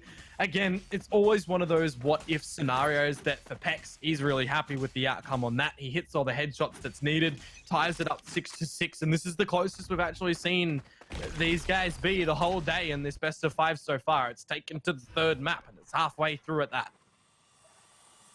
Shadows traveling. The life brought back into the series, though. That's the main thing, right? This is no longer a done event. This is no longer the grand final that's about to have the doors closed on it. This is a match, and a very exciting one at that. There is still the opportunity for Mind Freak to come back, but even if Order was to close this out after the half that we just witnessed, you'd still be happy, you know? If Mind Freak managed to get a fair few more rounds, that will be very good to see. And as they sit on the defending side, I'm not going to say it's easier, because it can be hard to retake those sites, and since there's 3 of them, it allows so much more option and opportunity for the attacking side to find. Uh-oh. Now all this utility does start to come out. Good use of the flashpoint. Disco does whiff Lakers and what? And Norson. They are finding it all. And now it is all left onto just Disco. Tux rather here. Used to see Disco on the raise, but there's 1. There's not quite 2. There is the light shield there. And that is a relatively clean round to come through from Mind Freak. And do you know what they have done, Dion? They have taken the lead. Out of charge. They have indeed. A 5 versus 5 retake scenario is always going to be difficult for both of the teams. For the retakees and the retakers. No, that doesn't really work out. The retake team and the defending team. Let's just go with that. For Order, they got the spike down. A little bit of extra money there.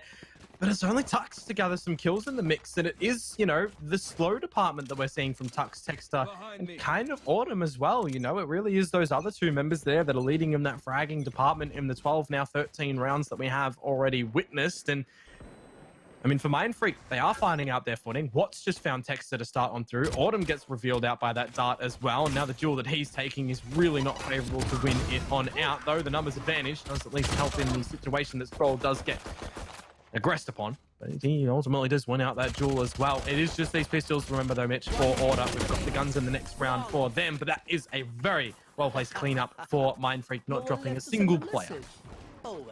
Flawless, which is exactly what you need in these scenarios.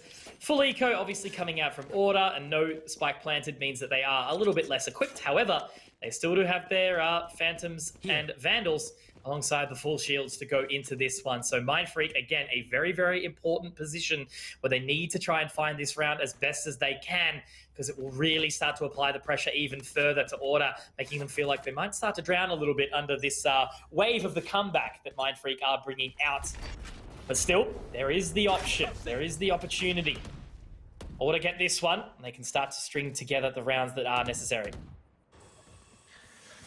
Yeah, well, the early stages, it is the sort of floating around the top of the mid areas for Order. Something that we see time and time again happen, just to put a sense of information gathering ability onto Mind Freak. Scroll to line up at the recon bolt in case they do explode out into the site. You got the camera there for Norson as well. But nothing really untoward happening so far. I've just noticed Dick Stacey only has 1 more flashpoint to utilize to get in towards this C site. That can actually be quite hard to enter in with. They do have those curveballs as well, and the paranoia, so the flash potential is quite massive. And now you got Pex here as well with the flashes. Lakers is able to find 2 on the Judge. There is retaliation phase coming back for Order, but this is still a very workable scenario for Mind Freak.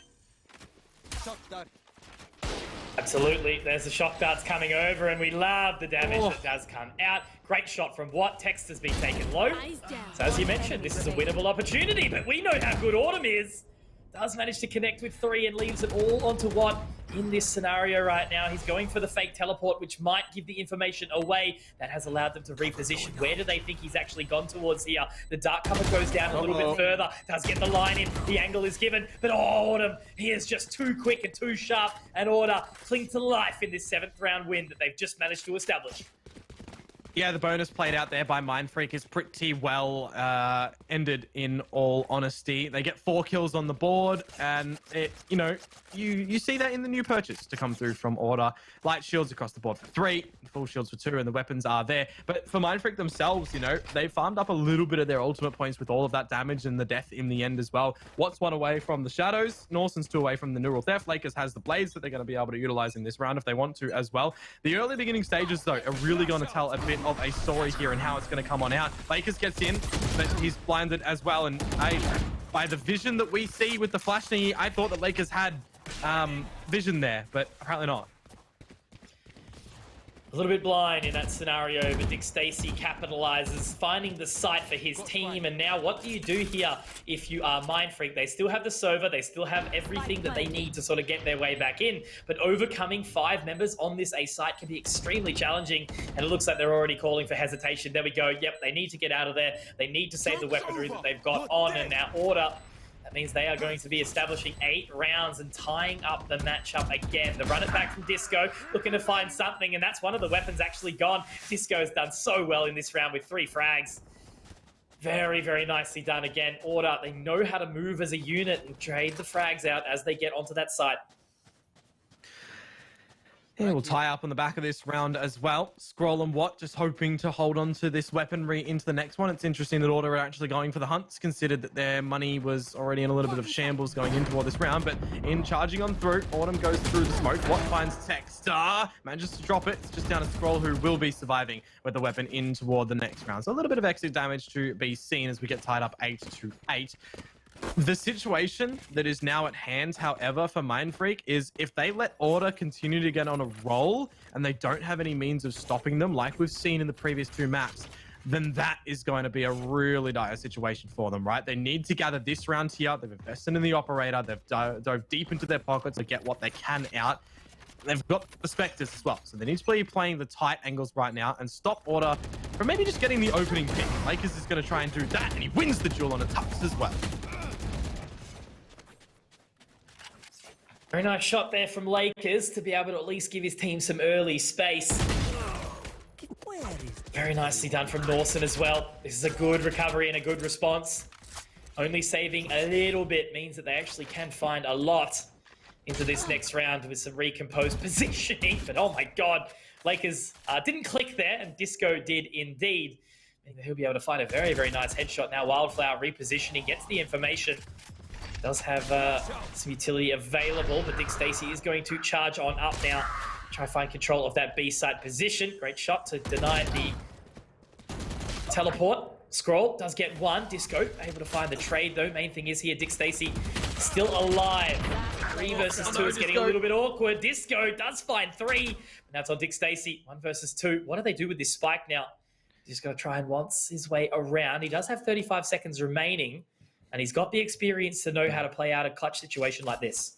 And he knows that both of them are in the links as well, so he's opting to take out the duel. The camera will reveal where he is, but Norsen gets off foot at the wrong time. At least the camera is still lurking about the side. If he plants, however, for it, there we go. Now he knows he's destroyed. He can get out the plant, and he's technically not going to be able to have his rolling thunder. Norsen doesn't peek in front of it. I like it. Wait for the teammate to go on through. Wildflower now has the fault line and a flashpoint available. There's the fault line. But no flash just yet. Dick Stacey, the angles, an opportune position. He knows where they're stamping out now from. He finds the first one in Norsen, but can he get the breach diff happening into it as well? No flashes for either of these guys. Do not pull out utility in a 1 versus 1. Take the fight, and the fight is being back for Pex here, but the angles it out, and Pex manages to win it through for Mindfreak to narrowly clutch on. Very well done. I think the timing definitely did start to favour Wildflower there. The second he managed to actually slip back into the garage position, or the laneway, whatever you want to call it. it meant for a good result. And it was sort of able to startle Dick Stacey, I guess you could say.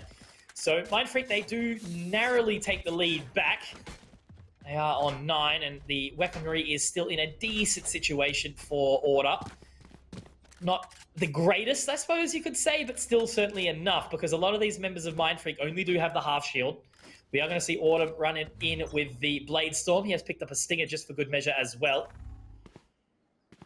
But now they start to relax a little bit. And it's actually a pause. Only just noticed. Yep. Yep, stuck on the 1 second mark. Well, it is what it is. Things happen, whether it's tactical, it's okay. I think one of the biggest things here, though, Mitch, is, you know, as we always come to see sometimes, the money management, right? Mindfreak, they win out the round, but they're almost more worse off than Order, who lost it just via all the damage that was delivered and stuff. Just got a little bit of confirmation that apparently we've lost Norson. Norson has disconnected, but now he's back. He's running around. We should be able to get back into the live game very, very soon. And this is, you know, this is the chance for Mindfreak to try and find a closer here. Yeah, so confirmation, I suppose, that Norson did have that struggle in the previous round as well. Didn't actually notice at the time. No more charges. But it's good to see that he is, I think, back. It sounds like he's potentially switching over to some other internet. Big amount of stress, I guess. It's actually like only sort of just remembering myself and kind of nervous to be going back into work on Monday in the insurance game of the New South Wales floods. I hope everyone does remain safe and stuff okay over there. Certainly a little bit spooky when the heavens open up, hey? Indeed. Indeed. Mindfreak, though, they're trying to open up something right now. Another round victory. Double digits is what they are trying to get through. The corner of this dark cover, it's going to fade on through. Pex is in the perfect position to try and get something happening. He can't quite get it done in the end. Dick Stacey gets taken down. Watt finds Autumn, and this is just absolutely crumble. It tucks to bring it back. Texas to find one as well. Advantage for Mindfreak. As Spike goes down, Scroll's drone hasn't seen Disco just yet. There's a massive flank actually happening as well from Pex over towards the C-long area. They're not looking after it, and that's exactly why. Now, Disco, 1 versus 3. The opportunity is going to be here, but it's going to be severely difficult. Curveball out, the destruction gets swung on the great Scroll. shot. And that is the 10th round found by Mindfreak. Very, very nicely done from Mindfreak now, Dion. This is where it starts to get scary. This is where the hype comes back into the series. You are loving to see it right now. 10 rounds for Mindfreak, and they have finally, after a while, started to work out what Order are throwing at them. They seem to be much more measured, much more understanding about their surroundings, and Tux and Texter, a little bit slow, a little bit quiet, definitely out of character for these players. But yeah, man, it means that we have an exciting game on our hands. Potentially we're going to Icebox, potentially we're going to Ascent. And if this was to turn on its head, I think Order would be very, very disappointed. But look, that is a long way away. There is the opportunity still for them to close this map. But with Mindfreak getting to the position that they are in right now, it is going to be a motley buy to come out from Order. Something that's not super convincing, but not being convincing is that shot from Lakers. A little bit out of character from him. This is a stressful time for Order.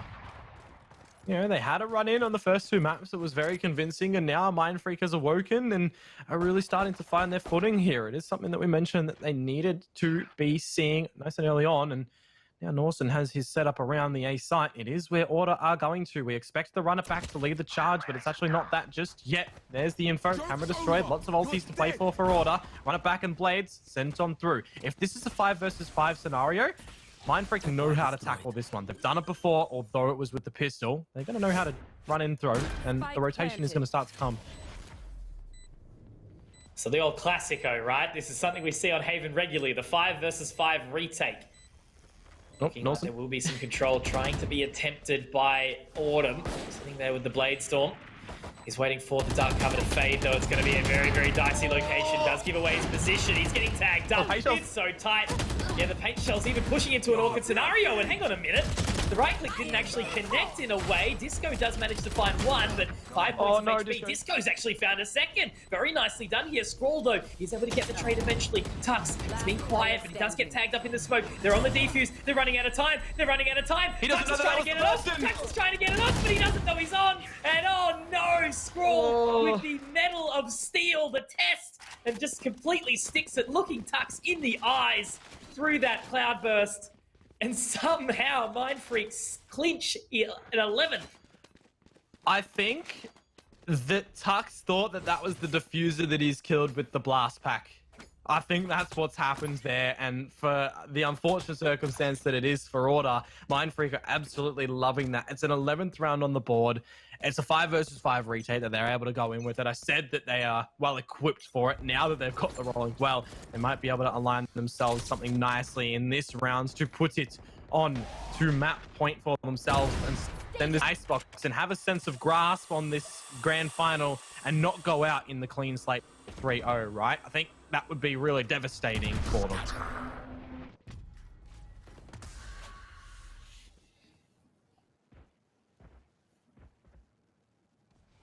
Creeping on in.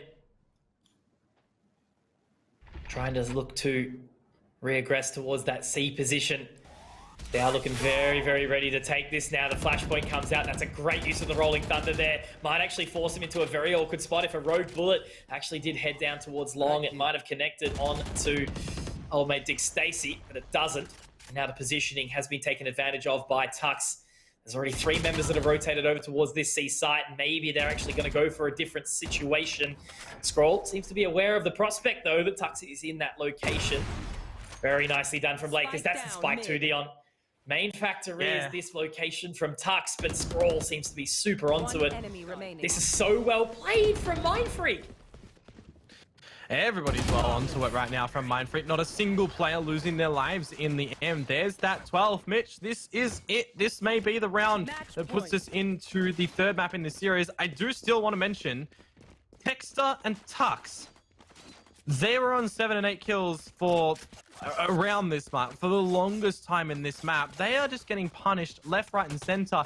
Mind Freak, all of them are relatively close in the kill department. It's just such a big gap between the Order members that it is that individual prowess that Disco is trying to carry the team on his shoulders. And he can only do so much right now. This is very, very well played from Mind Freak and kind of dropping a lot of crucial things.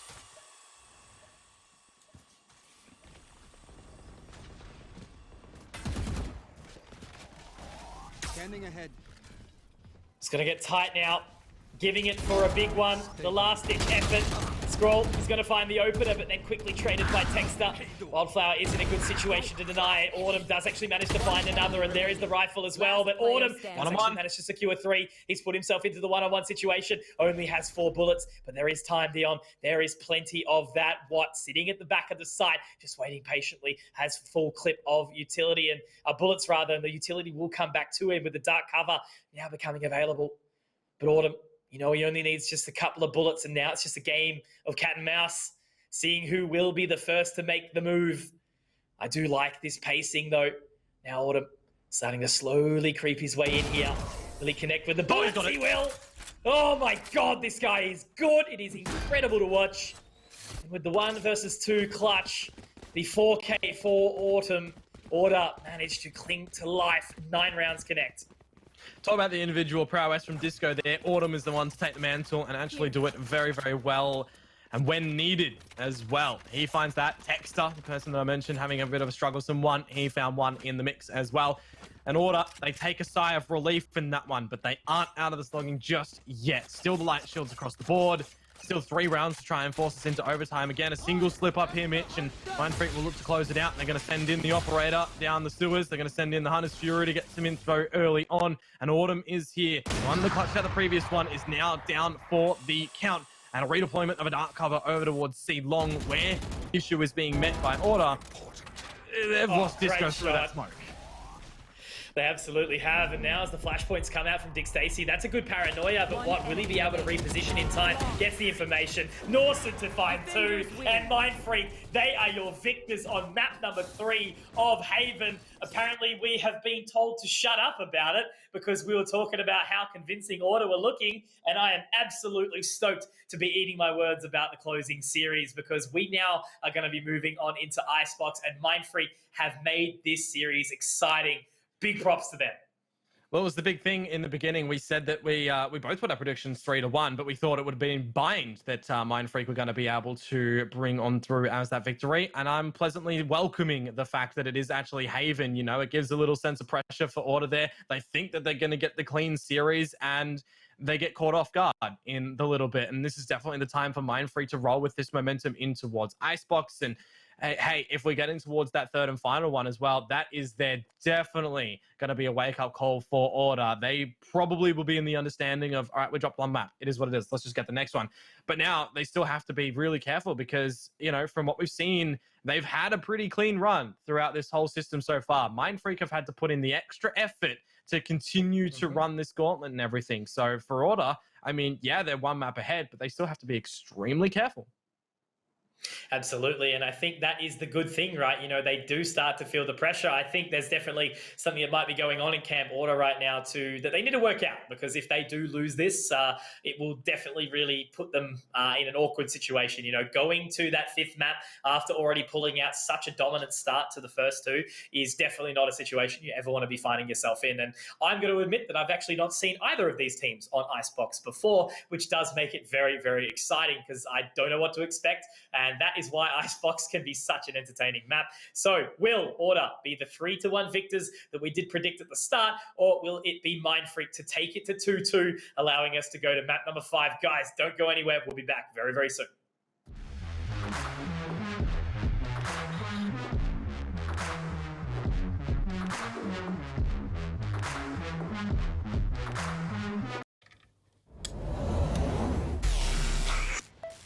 I just time traveled.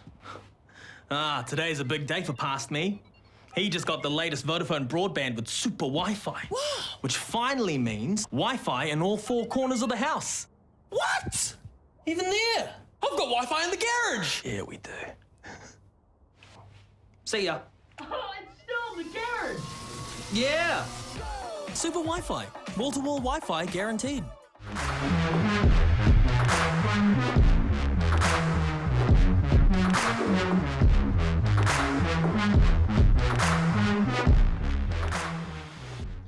A pleasant and welcome outcome for the closing of a Haven between Order, Army, and Mind Freak, getting us into this grand final. Mitch, it is now a 2-1 scoreline where a lot of people might have thought that it would be 3-2. We did at one point, but now that we are going back to our, I guess, original predictions, we're going over to Icebox. Exactly right, my friend. And I did sort of think that it was maybe going to be that 3-1, as we spoke about, you know, potentially picking up Bind. But no, Order were really good on Bind. And then apparently Mind Freak seemed to be very good on Haven, which is something we love to see. We do know Order are very well versed in Haven. So it is very nice to see that they did the thing that we've been asking them to do the entire series, is play into your confidence, because you are good players. Don't have any hesitancy or self-doubt going into a series like this. Order might be the big boys on the block, but that doesn't mean they are undestroyable and or godlike in any way. They have been taken down a peg in this map. So Icebox, as you said, is just around the corner. But we have got a series on our hands right now, Dion. It's been very entertaining to pick up the pace in that previous map. No, we certainly do now, of course, going back over into Ward Icebox and this 2-1 scoreline. We mentioned it a little bit previously, right? That Order, they have to be really careful now going in toward this one. They can't just take it a little bit more relaxing that they thought they might have been able to going in towards Haven, because if they were thinking that it could have been a sort of slacker approach, now that's a rude awakening for them, bringing it into what still could be, you know, the last map of this series. But if we go over towards Ascent, then they have to be really careful as well. So from here on out, they need to just be giving it their all, making sure they're getting everything put in toward the proper places. And I know when we come in towards Icebox, of course, that these guys are going to be bringing out the Sage. They're going to be bringing out the Viper as well. I think the only difference between them is the raise to the Killjoy, from my memory, between these guys. Yeah, potentially. Well, as we said, you know, there hasn't been really that heavy reliance from Order on a Sentinel during the entirety of these series coming up. Personally, for me, I've seen a different lineup each time to what I've actually been used to seeing come out from Order, which I think is excellent. You know, seeing a different agent disparity is always exciting to see, especially when we go into a map like this. I have zero expectations. I am very excited to just allow the game of Icebox to unfold in front of me, and that is what is going to make for a very entertaining fourth map to this series. Dion, Konkmodo, we're going to bring you in to Icebox for the Order, so the Oceanic Valorant Tour. I cannot wait. And thank you to LPL, obviously, for the love and the success, and all the sponsors and the beautiful people in the observing and production side too. Well, here we go into Icebox, back to the Freezy land. Norson on that Killjoy, and the Rays to be brought out by Disco. That is the start difference that I was mentioning before. The rest across the board is all the same in the agent pool. And this pistol round for Mindfreak is extremely uncharacteristic when it comes to the map of Icebox, especially in your ranked nature. Order have A, and Mindfreak in their spawn. Defeated. Well, a very, very quickly starting round, I guess you could say. You know, picked up the pace nice and early. Wildflower, a little bit worse for wear in this scenario, whereas the other members are nice and healthy. They were watching for it, but apparently Wildflower, despite only having the 7 HP, can still apparently get something done here, whereas they do look to proceed on. Looking to jump over now, gets into a good bit of positioning. Trying to hold on, the shock dart will be good. There's plenty of damage onto Autumn here. Norton's able to find 2. And now it is just into this one-person situation. Texter is such a while away, but he can't quite find it. What a round from Norton. And the defuse, the stick, they get off onto a stellar start here, Mindfreak, on this defending side of Icebox. Bit of a weird pistol round if you do think about it as well. Mindfreak throwing 4 players down through towards mid when they don't really see anything and they know it's around towards A. They send a player back to just attack the site at a little bit of points than if they were to all go through the defender's area, and I kind of rate in the end. They have gone into it with a plan. They've gone into it with some prowess. The stage wall to at least be thrown over onto the site from Order 2. You had all of those Viper walls as well to try and assist in the variety, but at the end of the day, you know, they just couldn't get those shots happening. The shock dart that did come out from Scroll as well got a bunch of damage shipped on away. And with the pistol rounds going over to the side of Mindfreak, it is going to be back over toward A for Order, with the reveal already on toward a couple of their locations. A little bit of damage done as well. And the first pick going to the side of Mindfreak, still really being held in towards a comfortable scenario. It's just going to be down to the last soldier in Dick Stacy now on the back of site. Gets swung on. Lakers will find the closing pick as well. Very nicely done there from Mindfreak to only lose the 2 members as they do kick on. Gonna go for that bonus. It's been such a linchpin, a key factor in many of these maps that we've seen so far in the competition. And it always is, I suppose, you know, it's typically that thing. How do you actually choose to play out your bonus? Do you get aggressive? Do you just sort of, you know, sit maybe stack towards the side, play off the back of a retake, something along those lines?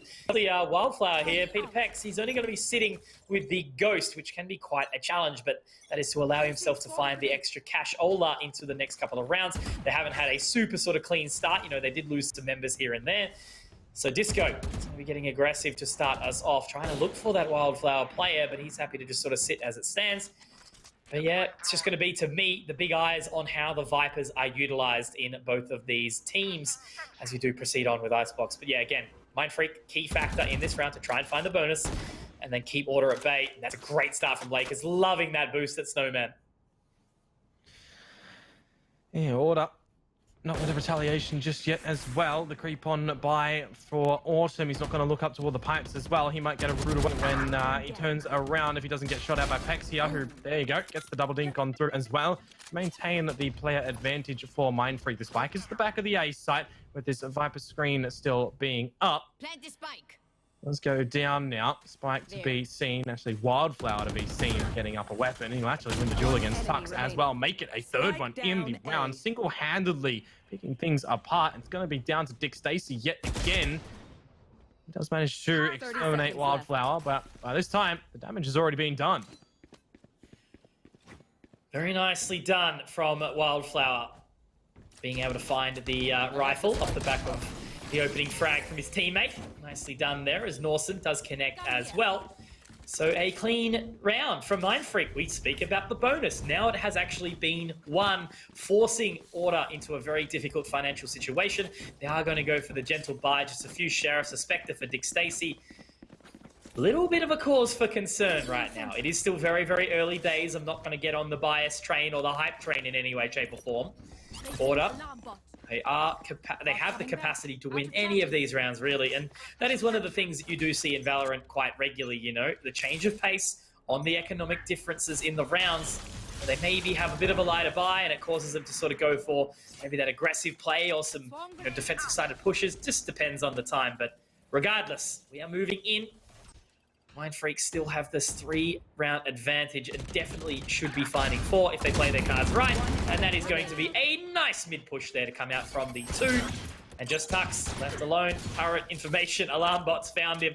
It's going to be scrambling in this 1 versus 4.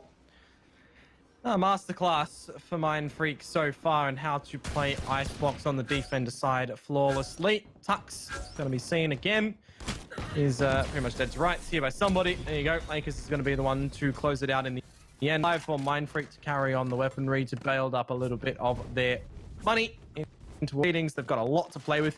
Finally, Mitch, we're going to have another purchase to come through from Order. But this is a series that can be flipped on its head, and it kind of already is at the start of this, right? We saw Order on the get-go with the 2-0. Then we saw one for Mindfreak. They're wanting to run this gauntlet in the reverse sweep, and they are by a track. I need to find Mindfreak to get 6 or 7 here. I won't be convinced otherwise if they don't. If they can get that early as well, that would be really, really nice. But again, it's just proof, right? They've really given themselves a go in the sense of keeping their composure, keeping their mental game nice and firm. You know, they haven't really started to bumble around. They definitely did a little bit maybe on Split, but again, hard map. Very, very good team on Split is Order. And if Mindfreak, again, find their way to Ascent, I mean, look, you know, Order's still good at that map as well. They're pretty well-rounded, but Ascent is a map that I can definitely see Mindfreak taking. So, not an opening pick found by Scroll. It actually will be Autumn to connect. So, that's the opening pick found by Order. So, a good start to this round. A heal from Texter, and now they can sit back into the post plan. Yeah, the resurrection available for both sides right now. You got the Fury for Dick Stacey as well to be able to throw on down, although rather it's going to have to get pulled on out to destroy the lockdown, which is going to be the case as well. Actually means that they can't utilize that to be able to negate the defuse on the spike right now. Fire jumps into the bolt as he does manage to catch the kill onto Autumn. There's that res to be toyed with by Texter, but on the defuse is Lakers. There's a wall there that helps this situation. The second snakebite doesn't actually land, and the defuse is completely stuck. Oh my yeah, word. there's 4 members for Order alive, but there's a sneaky ninja. Well done. Very, very well done. I was sure that snakebite was going to connect, but maybe it just sort of missed because he was so low. 16 HP is all that Lakers had to be able to keep that composure and find that round. But man, oh man, Mindfreak are looking very, very good. Order, as I said, I still want Mindfreak to find 7. This is gonna be You know, 6 or 7. That's what they need. Because Order, they've only got an opportunity now to find... Well, look, they could technically find 7 consecutively, but the way Mindfreak are going, definitely have a feeling that they are going to be comfortable into these next few ones, just maintaining that momentum that Mindfreak have. Good opening damage again onto Dick Stacey. And yeah, they're just playing with much more confidence, Dion. Need to come on out. He's still got Dick Stacey in the low HP mark now.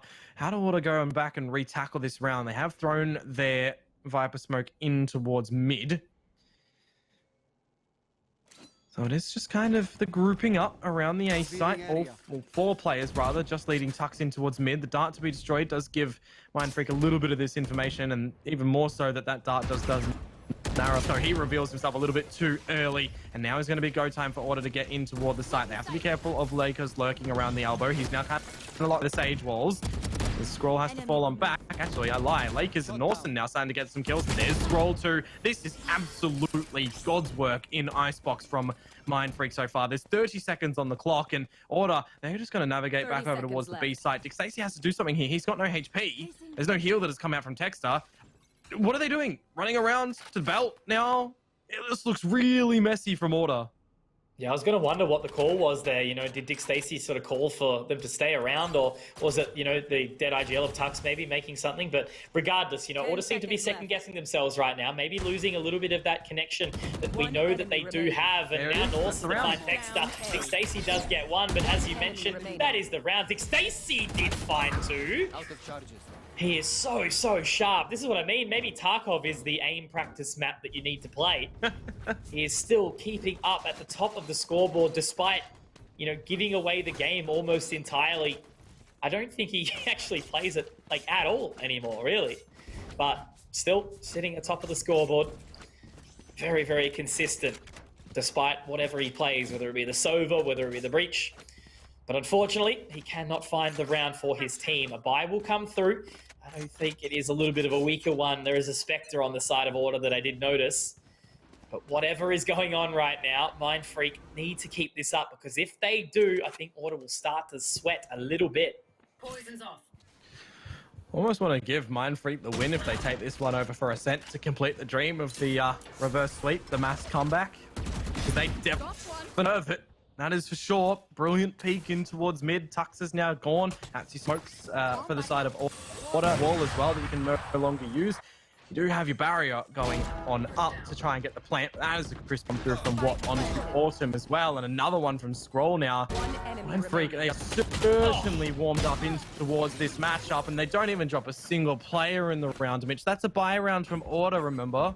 Mindfreak, there's that 7 that you were talking about, and that's that 7 that is unanswered on the side of Order. And to have a flawless buy round come through like that, where it was so clean and composed, they didn't do anything, you know, out of the ordinary or anything like that. There was just Lakers making sure that he had that flank covered off, and obviously the rest of the team sort of sitting back. And that's what I mean. Like, you know, Watt hasn't really even had much of a chance to do anything on this Viper, but it just doesn't matter. This kill frag is the kill spread, sorry, is actually relatively even. Now that you think about it, the disparity does come where Texter and Tux and obviously Disco are really struggling to get on the board, but man, oh man, it is just Mindfreak all the way, and they have had a couple of close rounds, but most of them have been very consistently the way of Mindfreak, and that is a great shock dart to come out as well. The paint shells will cause some extra space, but I think it's Autumn wanting to try and get aggressive here and make his way up towards that side. But even so, he's hesitant. Yeah, the blade's going to go in with the rocket as well. And Autumn sees the gun barrel. Doesn't at least get the right click, but the rocket didn't even go through Mitch. Scroll managed to find Disco. Now Autumn at least getting something happen. And Texter, he's had a very quiet series so far, but finally gets the kill onto the board right now. Norson manages to find it. There's the res to come as well. And Mindfreak, they are starting to feel a sense of urgency in toward this round. Norson does get out the Nano Swarm right onto where Tux is actually located. It'll make him dance around his own pin. You could see the lockdown go down for Norson, but I don't think they're going to do so in this situation. Tackle it in from the different angles. Norson finds Dexter. Blades for Autumn elevated. They all do miss in the end. Actually, they do drop the lockdown here, Mitch. Yeah, hang on. It's an opportunity now. That is going to be Norson going down, but Watt is still in a situation where he can go for something. Might actually find the second frag as well. That is going to be him moving into this Viper's pit. He should have the information, but the time is ticking. It will be Texter to make his way in. Oh my gosh. He actually does find it, but not enough time. The defuse won't be able to come through, but regardless, look how much damage Watt has done. He has found every single member of Order, and despite finding the round, despite Watt even having a quiet start to the game, apparently he can still pull on a, you know, almost a 1v3 clutch to find the damage. And they are going to be able to repurchase, but again, it's the light shield. It's just not what they are looking for. And Texter, lucky to clutch that one out. Sorry, it was Tux. Tux, rather. First one on the board here, Mitch, for Order. Still not a convincing one, though. Hey, losing all of their players. Mindfreak definitely do have the grasp on this one. The smoke back in towards mid, the push up as well toward the tube. We'll see if the peak is going to come through for them, but there is a player lurking at the top of it right now as well. Peak dart early on from Scroll. The challenge out for Order, again, this mid presence with a very relaxed approach of B. You probably see Tux peak it a little bit late. See if they can get in for the split. Actually opting to send in Texter with the spike first is quite concerning.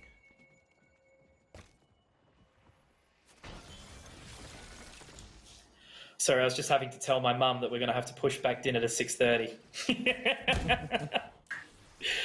Just to be safe, because this is going to be a banger series, well, continues to be. You know, we've been able to see both sides of both teams right now as it sort of stands. You know, we've seen Order looking really, really clean and crisp on the first couple of maps, and now we're seeing Mindfreak do the exact same thing. You know, the second they really put the foot down on the accelerator on Haven, it certainly turned on its head very, very quickly. Now Norson looking to rotate over. Tux is looking to try to find as much control as he can, holding towards mid. There has been no flanks though so far. Great utility usage on the ultimate from Scroll though. Finding two with that Hunter's Fury, and now the Viper's Pit actually does come out from one. Just going to force them back a little bit. Does find one onto Autumn as well. And now that Spike is in a very precarious situation, I suppose, but that was the flank I was talking about from Tux. Tux with 2.5, not quite able to find it, but it's the Viper diff this time round. What? Finds a back-to-back 3K, and this time it actually does connect onto a round. Mindfreak find 8. The economic reset comes through for Order. And man, oh man, this is potentially even a situation where Mindfreak could find 9, 10, even 11, Dion. Yeah, it's kind of wild to think about though, hey, because it's been the flip side for this series more often than not, and this is just really good plays coming through from Mindfreak on this defensive side. You know, anything that Auto is trying to throw against them, they just have we say the numbers advantage in all the locations. Mindfreak aren't actually finding themselves in these 1 versus X duels. It's the X versus 1 duels that they are taking for themselves. And off the get-go in this round, that's 2 cloud bursts that have been utilized over from Autumn. The head has been seen. Lakers does manage to catch a little bit of a tagging on through. He would love to be able to tailwind out of here if he plays the normal agent in Jet, but for these slows to go down, the self-heal afforded as well. Going to have to rely on Pex to be able to do something from on top of the screens, or rather maybe not. Let's manage to find Texter, Stacy and Disco to fall in quick pursuit, and now it is just really trivial for how Mindfreak are going to close out the remainder of this round.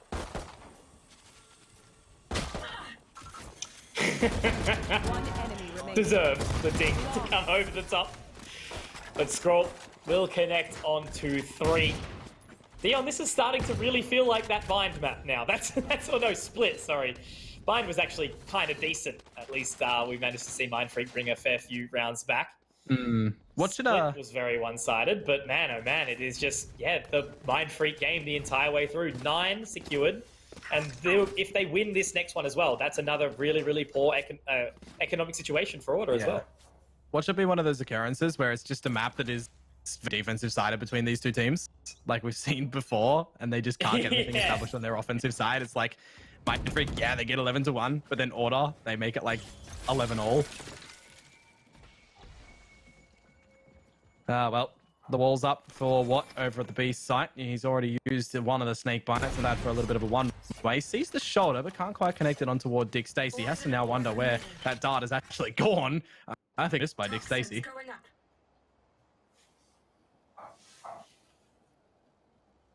Looking to jump on up. Just on the other side of the bubble from Viper. Norson, though, great opening shot there onto Tux. Once again, it was Tux sort of trying to find some extra control through mid to get spotted out nice and early. It'll be interesting to see how this operator of what actually does go on the Viper. Good Hunter's Fury towards the back of Snowman. And now off the back of that, I think Dick Stacy might believe that it's somewot clear. Might not be ready for that bit of information. So I think the linchpin in this round could actually be Watt. But as I say that, Disco has chosen to fire up. And oh no, there's the recon bolt now. Okay, this should certainly be a bit of a round by the way of Order.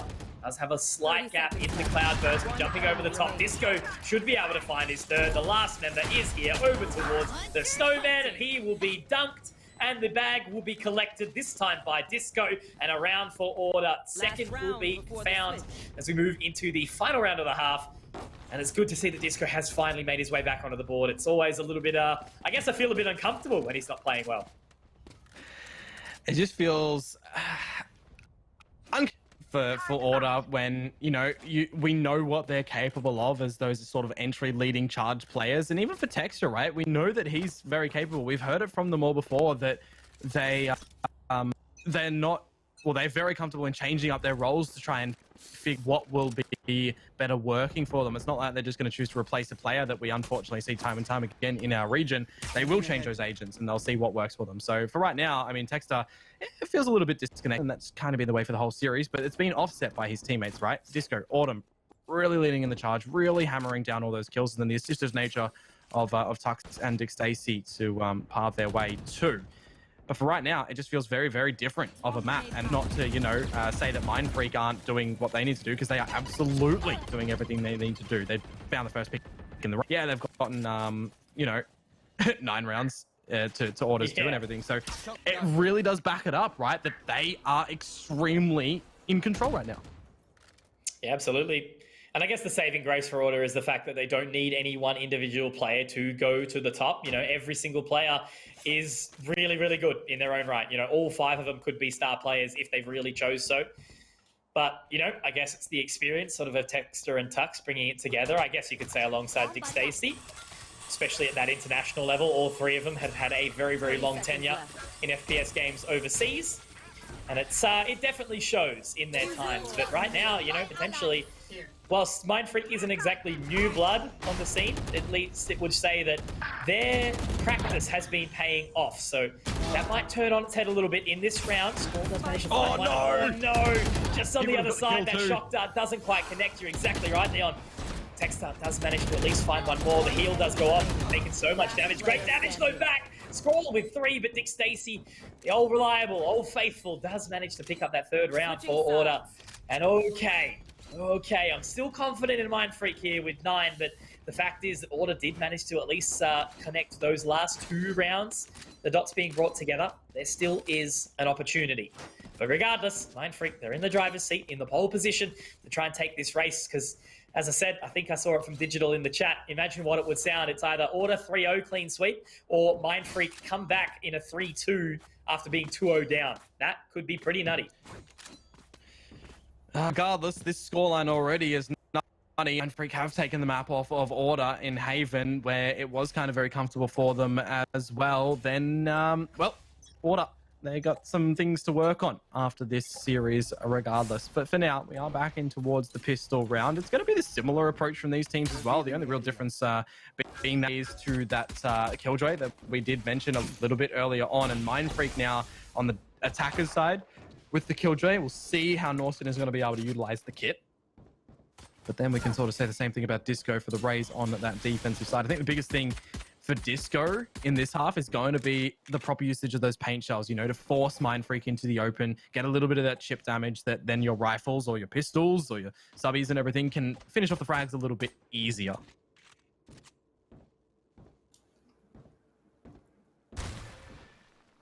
The wall does go down. They've waited patiently this entire time, and now Texer does receive the information. They will start to barge in towards that position. Great use of the paint shells from Disco there. He's actually managed to find a 2nd as well, not quite the 3rd, and that is again the trade frags coming out from Mindfreak, bringing it back to this 3 versus 3, but the spike is down, and it's down in a very, very precarious situation. Texter and Dick Stacey do well, but Scroll has to try and pick up here. He's 28 points of HP, does have 5 seconds on the recon bolt.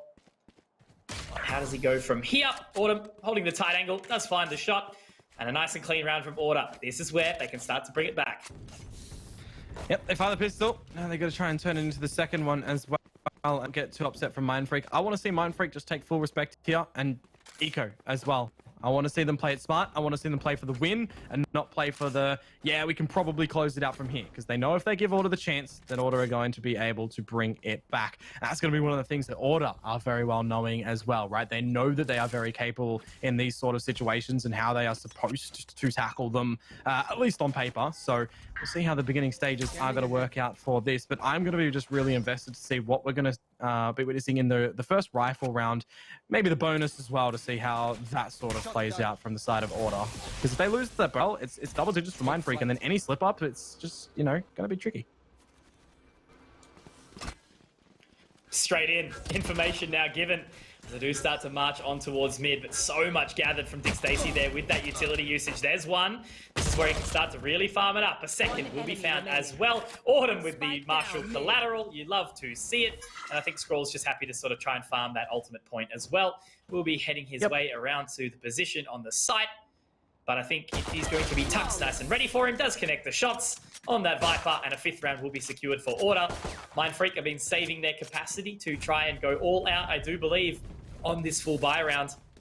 But 5 Vandals The bonus will be held on by Order, but of course, look at the money. Again, it is good.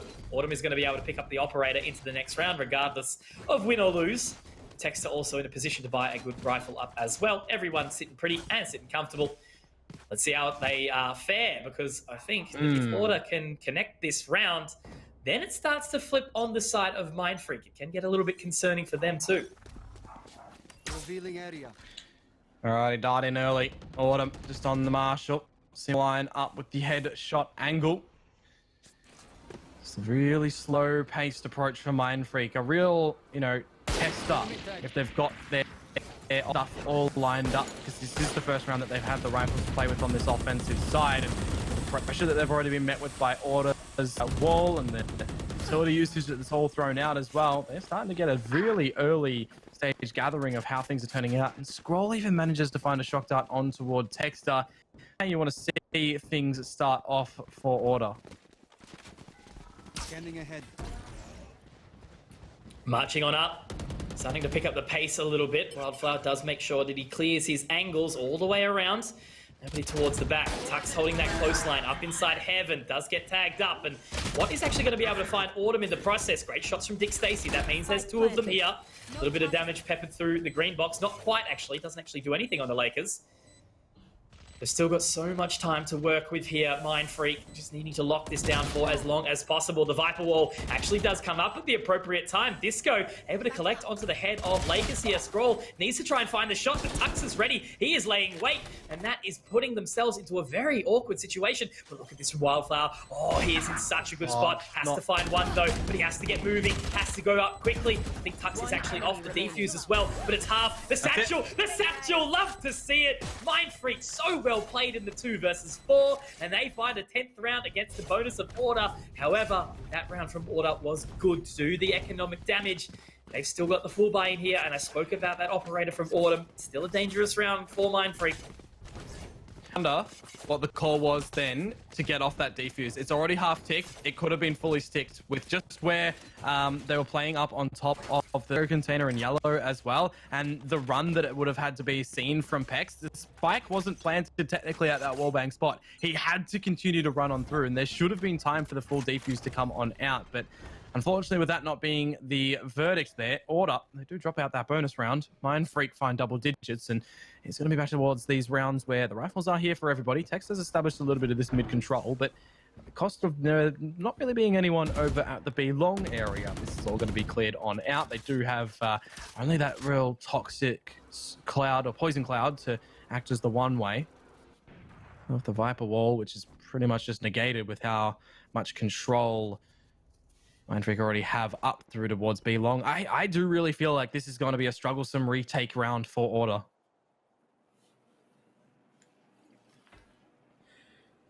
Still being pretty slow. Text up, great bit of positioning there. Actually looks to get the wall down as well at the exact same time. The wall will come down on the side of Mindfreak, however, allowing them to find that spike plant. Dick Stacey trying to find the position around as best as possible. Going to now do the damage onto the Sage wall.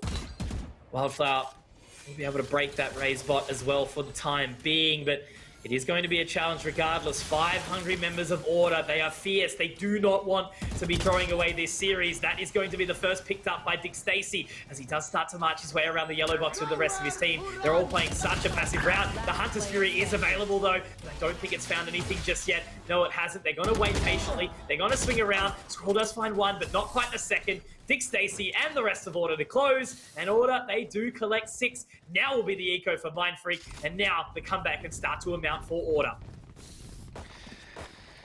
Yeah, they do manage to do everything that they need to do on toward that retake. I like that in the 5 versus 3 scenario as well, they really put the pressure and the emphasis on making sure they ran toward the B main area and not just tried to, play the sort of defensive posts on toward that retake and get down those walls and stuff to just get on the defuse, right? They were making sure that they were just looking after their defuser and making sure that Mindfreak didn't really have a way back into it, forcing out the Hunter's Fury as well. You can stick it through that last bolt. But in the end, Order, really well placed out to get on toward that retake and to start their events on this defensive side. We know that the purchase is not really Mindfreak, so you just want to see Order not lose too many of their lives, or really many of us, I do say that. There's already a dink that's been copped on over toward Autumn. Disco's missed out the rocket too, and now there's some friends starting to be found on the side of Mind Freak. This is getting a little bit, unlucky, and one under the collar for Order, especially now that they've lost Dexter. Spike planted. Welcome to my world. A little bit dangerous here now, but in this 3 versus 3 with the ultimate coming out of the Viper. How are they going to approach this here? Dick Stacy has done a lot of damage to Wildflower. 1 point of HP, does have the ultimate available. The Our Drone will come out. Oh no, this could be huge, but Autumn does manage to save Dick Stacy's life there. And now it's onto Watt and Norson inside the Viper's pit still. Getting onto that, and Watt has actually managed to find it as well with this utility. He is playing excellently. Dick Stacy down to just 1 point of HP. They only need to connect the one single shot. And it's going to be Norson to collect the bag here as Mind Freak do find their way up to 11. You absolutely love to see it. Mind Freak, Icebox, better well thought out right now than Order. A thrifty round team in a situation where they've gone into it on essentially a full eco, right? They've just cleared all those corners, used those advantages to swing, and it looked a little bit just choppy as well from Order. You see Dick Stacy, I think, was one of the biggest things in that, shooting out that recon bolt, and it just landed at the front of the rope. It didn't go to the back of sight, which could have cleared out a bit toward the Viper's pit as well. Unless that was the intended part and they used it to clear Elbow, we never really know. But regardless, for Order to drop out that round, that is mass for Mind Freak. It's one step closer to be able to close it on through and send us into that 5th and final map in this grand final that, yeah, at the start of the day, I guess a lot of people wouldn't have expected to be a possibility. Yeah, and it's simply the pacing, right? You know, we knew this had the capacity to do well, and I think it was just more sort of sitting around how well Bind was going to go. And clearly after losing Bind, the momentum was there for Order, managing to pick up that second. And I think that's where Order will have to sort of take their 5 minutes in the break between the next game, provided they lose. There is still obviously plenty of rounds left to go. They need to sort of, readjust and sit back and go, okay, how do we reapproach this? Because they are still one of the premier teams in our region. And I'm just thinking it's a big credit to Mind Freak right now, given how happy they have been to pull their way back through, especially coming from plays like that from Wildflower. That's will get the snake bite over the top, but the plant will go down, and it's a 4 versus 5 retake. And landed on top of that little sniper's ledge as well, so that's pretty much just nullified. Pex can hide in the back of the corner here. He won't get Cillian and Thordon out by anything, of course. It was Mind Freak's lockdown there. So we still do take it through Order. 2 players in the disadvantage. No, they don't lose Tux just yet, but they have to call the rounds, Mitch. They have to. There's no way they get back into it. Bruh. Oh, damn. That entry opening up from Wildflower, allowing him to get his way back onto the site for the team.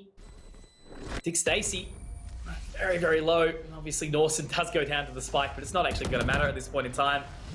12 rounds for Mind Freak, 1 away from not only taking map number 4, but tying up this series 2-2.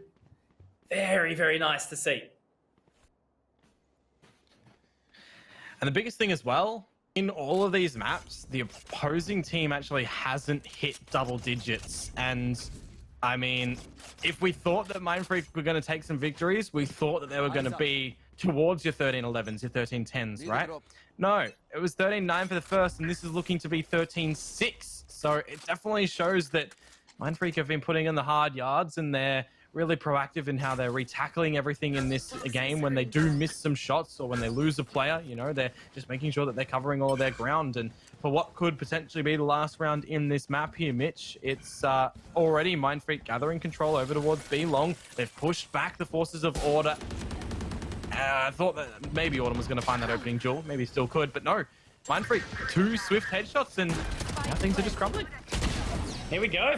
At least Texter is able to find one back. Same with Tux, but Scroll's going to make it a little bit difficult. Now it's all on the Tux inside the 1 versus 3 situation. Does have the Vandal, going to be spotted up mid-reload by that Recon Bolt, and Norson is going to make his way in to find the frag.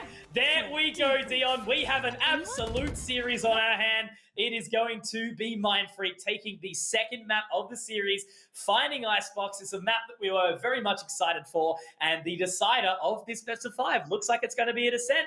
Do you think potentially, Dion, the long game is potentially making it, a little bit hard? I guess, the length this series has run so far.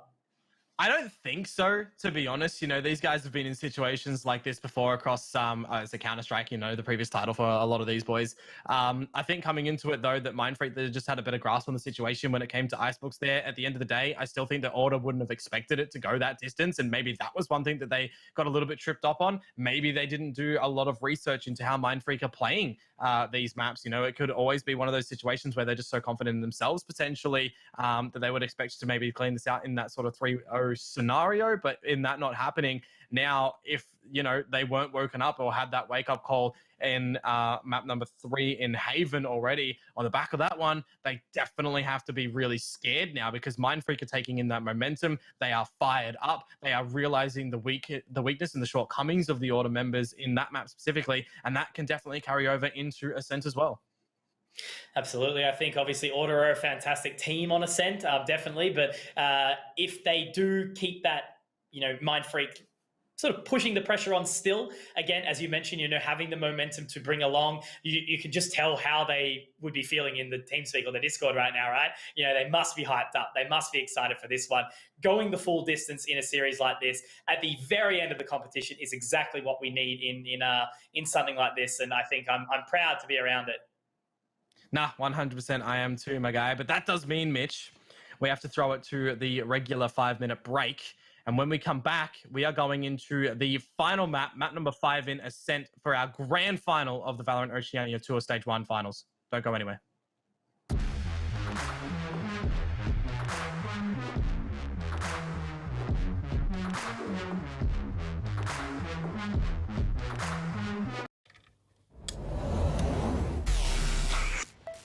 I just time traveled.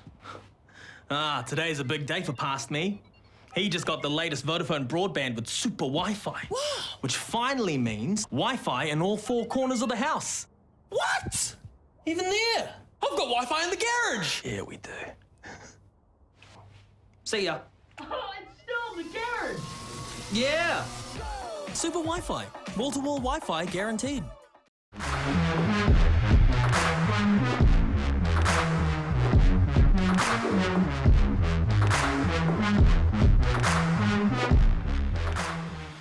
Who would have thought it went the distance, or would go the distance, in a best of 5 grand final for Valorant here in the Oceanic region? Guys, welcome back to the Valorant Oceania Tour for 2021. This is Stage 1 Grand Finals Day. My name is Dion Komodo-Prada. Joining me here is Mitch Conky Concannon. We have been live for nearly 7 hours so far, Mitch. It's gone the full distance in everything Fire today. out. Give me more.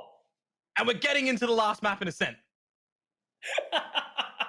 No, I was about to say, disclaimer, guys, on Mindfreak, just so you know, if you really had to make me go to this 5 maps just to punish me for being, not super hopeful after the first 2 maps, I'm sorry, all right? We'll leave it with that for the time being. But no, all jokes aside, guys, I do have to admit it is a pleasure of mine to be able to cast a big series like this, and it's just exactly what you want to see. We had a super tight bronze matchup, obviously, between Straight Out of the Zoo and Fun Crew. I know Fun Crew weren't super happy about their result, and they'll be just coming back way stronger and more hungry for a win. Straight Out of the Zoo, obviously collecting that 2 grand. And now in a series like we're in right now, instead of being, sort of kicked to the curb, Mindfreak and their mental sort of starting to dwindle into that second map, they come back harder and faster. And man, after pulling away Haven so strong, Icebox even more convincingly, man, we're super excited to see what it's going to go to. Map 5, Ascent, grand final, baby. Yep, and of course, bringing it into this one, if my memory serves me correctly, it's actually a mirror match between the agent selections of these guys as well. So it will literally come down to the dynamic of the teams getting it better done than their opponents and those individual peaks out and everything of that. And I've got to say, man, the momentum that Mindfreak will be carrying over from those last two maps as well, that's got to be at an all-time high for them. And for Order, it's probably down in the dumps, but they had to take those 5 minutes there to just reset themselves in how they are going to go and tackle over to Ascent now. Absolutely. And as we say it, right, all 5 members of Order are individually incredible players, but I feel like right now, maybe the team synergy of Mindfreak is what's getting them across the line. Again, crazy players on the roster, but it's not like, the household names that you always sort of start to think about. But regardless, that doesn't matter. In a game like this, in a series like this, it doesn't matter who is on the roster. It matters who shows up in the server at the exact time and period. So I think we're just waiting on Mindfreak to get back over here. Understandably enough, they probably need a little bit of a break. It has been a very, very taxing time for everyone here. So I did want to use this time to obviously give a massive shout out, of course, to our sponsor in Vodafone, but also to the Let's Play Live team, the boys over in New Zealand, and also the ladies getting the job done for us, supporting us into this period of where we can just basically put the voices into your ears in a very, very tight and entertaining series. So thank you to everyone who has watched during the course of the day, and obviously everyone who continues to support us and also the organization and the players, because it's been very nice to see all the support in the chat as well for the teams too. And not only all of that as well, but Crash on the observing, bringing it on forward for everything as well. Like I've been on 11 out of the... I've been out on 11 out of the 12 broadcasts, had yesterday off, and I think Crash has actually been on all of them. I'm just trying to remember. I'm pretty sure as well. So there you go, really putting in the hard yards for us all to make sure that we get the good viewing action here too.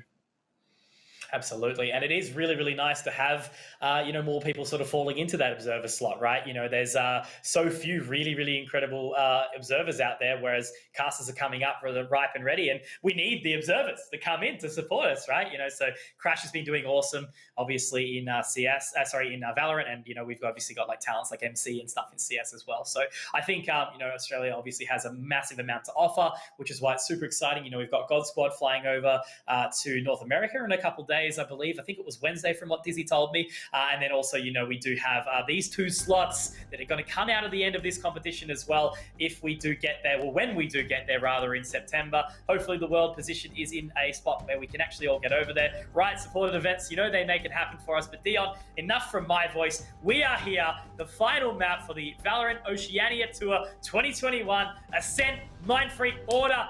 Run me in, baby. Let's go. Enough of your voice, mate. I've been hearing it for a few years now in my ears, and if I'm not sick of it just yet, I don't know if I'll ever be. But hey, we're bringing it into the final map, Conk Moto style, everybody. Would we have it any other way? Mitch, it's 2-2. Give me a prediction right now. Who's winning? The team that has the most fun. Ah, come on.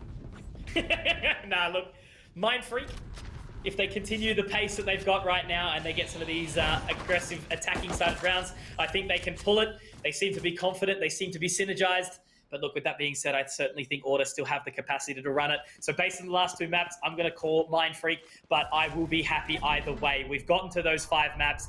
Now it is going to be a brawl. Can Tux hold on here at the back of the boat shed? Well, unfortunately, he has to reload likewise of what right now, but it's going to be Pex to swing on through onto Tux. I said we'd potentially have that into it, but it seems we have a different change up on the agents actually coming forward for these guys, which is really interesting. I know that they've got a couple of different agent pools that we could be seeing on the side of Mindfreak, and they're actually opting for one of their different lineups on this one, which I actually think is one of the ones that is more regular these days. But anywho, the 4 versus 4 situation on the side of B, where it's planted. Dick Stacy does manage to find a trade out from Scroll as well, just looking to hold down the fort. Is swinging in from the lane right now, but they're getting absolutely decapitated on through, and Norson will close it out to get Mindfreak the pistol. There you go. A nice round from Mindfreak. I feel a little bit bad for Tux there, getting baited into that right click of the classic. I think if he did just sort of shoot with the left, sometimes it does happen. But yeah, it does. Yeah, for sure. I don't know. I'm losing my words right now, Dion. It's been a long, long day. I do have Chinese that I've pushed back by half an hour coming shortly, though. So I'm looking forward to that one very, very much. Regardless, though, this is exactly what you want. When you are putting in all these extra hours as a caster and running the way that we do, and it's these games that make it all worth. So I was actually going to mention that to you earlier when you said about your dinner and everything. I was you're going to order, but I probably don't want to be asking that because then I'm going to be very, very hungry. So I haven't eaten either because we've only had like, you know, your little 5-minute breaks here and there in between the maps. It's not enough to go cook a meal, unfortunately. So I made Andrew go and get me a sandwich and a coffee, and that's all I've had. So good housemate. well, in towards the side of A, we go for Mindfreak. They've got a player advantage right now. The door is being shut. The shot darts do go through as well, but Lakers does manage to updraft. Stacey very close over towards the ledge. I like to see Lakers kind of jump over there potentially, but he is going to eventually do that. There we go. A little bit of info that will be secured in stone. His door gets destroyed. The bucket just on through as well. What up? Announcing out their approach from the door. Stacey finds Scroll the distance. Stacey finds Norton as well. Really starting to find the damage. It's all down to Wildflower and dearie me, the Buckies. Can we delete this gun, guys? Dude, how's the revenge play, though? This is what happened on Split. Remember that round where they just decided to go up with the 4 Buckies or whatever it was? And it paid off. Was it 5? Yeah, there you go. But now the Buckies have came out for order. They've succeeded in finding themselves a round. The money isn't exactly the most crash hot, but it's much better than what Mindfreak are going to be looking at here. They are going to just have to go for the full eco. Wildflower and also Scroll. They've gone for the Sheriff. I think Watt's going to join them as well. Lakers is wanting to save up enough money for the Operator in due course. So 3 Spectres for order. This is exactly what they need. And if they make this a bit, you know, just get the movement back, get the confidence back. I know that these guys have the capacity to do it regardless of what situation they're in. As you mentioned, they're very, very well versed in competitive play from all of their history combined. I think it would be a very, very prestigious resume. There's Lakers, though, to find Autumn after he does open up with 2, and I think the Vandal's not too far behind it. But it is just out of reach, of course. Good shock dart. You can see how low the players of Mindfreak are now in amongst B, well, A main rather. All 3 of them. No heals afforded, no sages. I personally like a sage composition when it comes to this map here as well, but for these guys, it's not going to be there. So we'll see what they're going to do in terms of damage output. Texter good shot. is able to find Norton. It's good for Texter to be able to get some frags nice and early on as well. Remember, we've had a bit of a silent one, but then got one from all of Order on the previous map there. In the end, Order went out this round. It's good for them. Yeah. No, exactly. Yeah, as I said, though, you know, Tux and Texter usually very, very, very consistent players, so it was surprising to see them not exactly firing up as hard as they could, but it's not like both of them to, you know, go quiet on the emotion. You know, they're very hypey players. They are super supportive of each other, I guess you could say. So I definitely think that a team like this still has the capacity to recompose even after Mindfreak have sort of put them to the test. And I think Dick Stacey, he'll want to go out on a high here, you know, likely to be one of his final series that he's playing in a little while. And I think that was actually, was that the bot that tagged up Autumn there as he jumped up? I missed it. I think it was the turret from the complete opposite side of the map finding Autumn as he goes for that A side peek. But it's going to be Texter to do his best Crunchy impression, swinging short on the Omen, finding Lakers. Good opening here for Order. The Blade Storm has been brought out as well for Order, so they're going to be able to run around a bit of the maneuverability, the movement for Autumn. Just the spotting's out from Dick Stacey in towards spawn, a couple of seconds, and he will have his dart. The spike with right now as well. He cannot lose his life and drop the spike in B main because you know Order are going to capitalize upon that. However, we are going over towards B for Mindfreak, and they need to be able to get in towards the site because the longer they wait here, more time for the rotation gets bought. Dick Stacey finds Wildflower Pex. Norton is bested as well by the counter Tux, and Tux is just tapping heads right now. It's just going to be down to Watt playing in the market, and we will print out the receipt because Order find the round. Here we go. A good opening start from Order. 3 rounds found, and of course that is going to be the reset for Mindfreak. They are only just sitting here with the okay. All right, that's good little response, I suppose. You know, picking up the Spectre as well. Couple of sets of half shield too, so there is the opportunity there. Lakers is going to put a bit of a dent in the economy a little bit, likely not looking for that Operator anytime soon. I think actually if he swaps his weapon over, he should be able to head his way. Oh, no, he's got the blades already. Exactly that. So now he's going to get up very, very quickly. And oh, does he find the damage early? They're already going to start marching their way through. Good use of utility. But Texter, Dick Stacey, here we go. They are ready and available. One enemy remaining.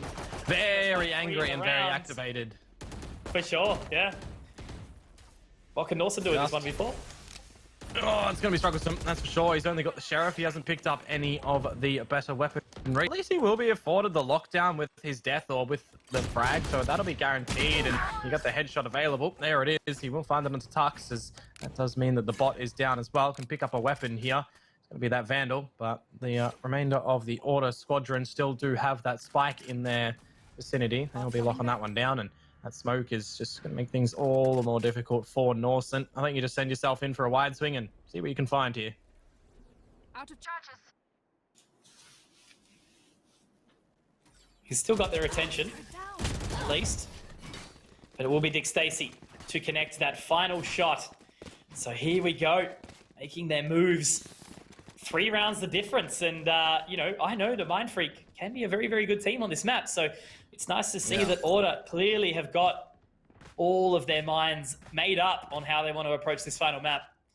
Everyone has stepped up to the plate so far, still very, very early on. Same could be said for Mind Freak though. Still got extra time to work with. But with those 5 Vandals and the Operator obviously in the hands of Autumn on the opposing side, it's going to be watching towards top mid to see if anything does jump up, but it doesn't look like that will be that engagement early. Seems like they're setting up to at least sort of poke some pressure towards the B side at this point in time. Any Order knows what happens in this round as well. Mindfreak are going to set up that lockdown towards B main, or what I would usually assume would be the case is the lockdown over towards B main, and to go in with that, no Hunter's Fury available for Dick Stacey. You just capitalize on that weakness from them. But for Mindfreak, I mean, I wonder what the call has been here to really just try and put the pressure in through towards mid, because utilize your ultimate, use them now, and refresh them a little bit later on down the track with all the kills and your ultimate farming. Eventually the lockdown comes out. I still feel like it's a little bit too late for my taste. The paint shells are going to go through to attempt to destroy it. They're going to miss as well. So now the boys stuck in the site. Norson really just needs to capitalize on this situation on the cross. He missed those frags, which is really unfortunate. Now Pex is going to get out the Lear as well. But this round is just crumbling for Mindfreak. Finally, they start to get a couple of kills in and a player advantage. Stacey can try to lead the charge in and bring it back into a workable scenario. Unfortunately not. Norson, very nicely done to catch that frag being on low HP. Now we know we've already seen a little bit of the struggles from Tux in this round, or in this map. There you go. He gets taken out as well. So a situation where Mindfreak looked a little bit shaky. They bring it back. Well, as we know, Ascent can be a challenging map to find those offensive-sided rounds. You know, we did see Mindfreak, of course, against a little bit more of a complacent God Squad, I suppose you could say, as they did take them down on this very map only a few weeks ago. And that was mainly sort of some success on the A site. You know, I do feel like God Squad was sort of throwing the aggression out towards A early, and I'm wondering if maybe Order were there to witness that and see if they can, you know, try and adjust off the back of it. So they are leaving A relatively open for real estate, but it seems like they're happy to continue to prod over towards B early, Mindfreak, and then sort of readjust their aggression accordingly, depending on what the reaction is from Order. But well-placed round from Mindfreak in the previous. That is a very, very early Hunter's Fury to come out, and that baits out the information. Love to see it there. Dawson does pick up Tux and Disco. He's going to be taken down by Lakers. This is where the pace can start to pick up. That's a free site, but it is actually the teleport in from Disco. How do they approach it from here? We love free real estate, and it looks like Mindfreak love a free B site, if they can gather it, however, because that is a really good use of the paranoia. Actually manages to find the frag onto the player who blinded on out, or rather near-sighted. The trade eventually does come on through. Norson afforded the reload. Dick Stacey can't get something happening. The flank of Wildflower dispatches of Autumn. Now it is just going to be down to Dick Stacey to look for a couple of clothesline kills. Needs the headshots, but it's not going to be the play there for Wildflower finding the frag. Mindfreak gather another round on the board, and it also does start that Order are getting very much closer to an eco.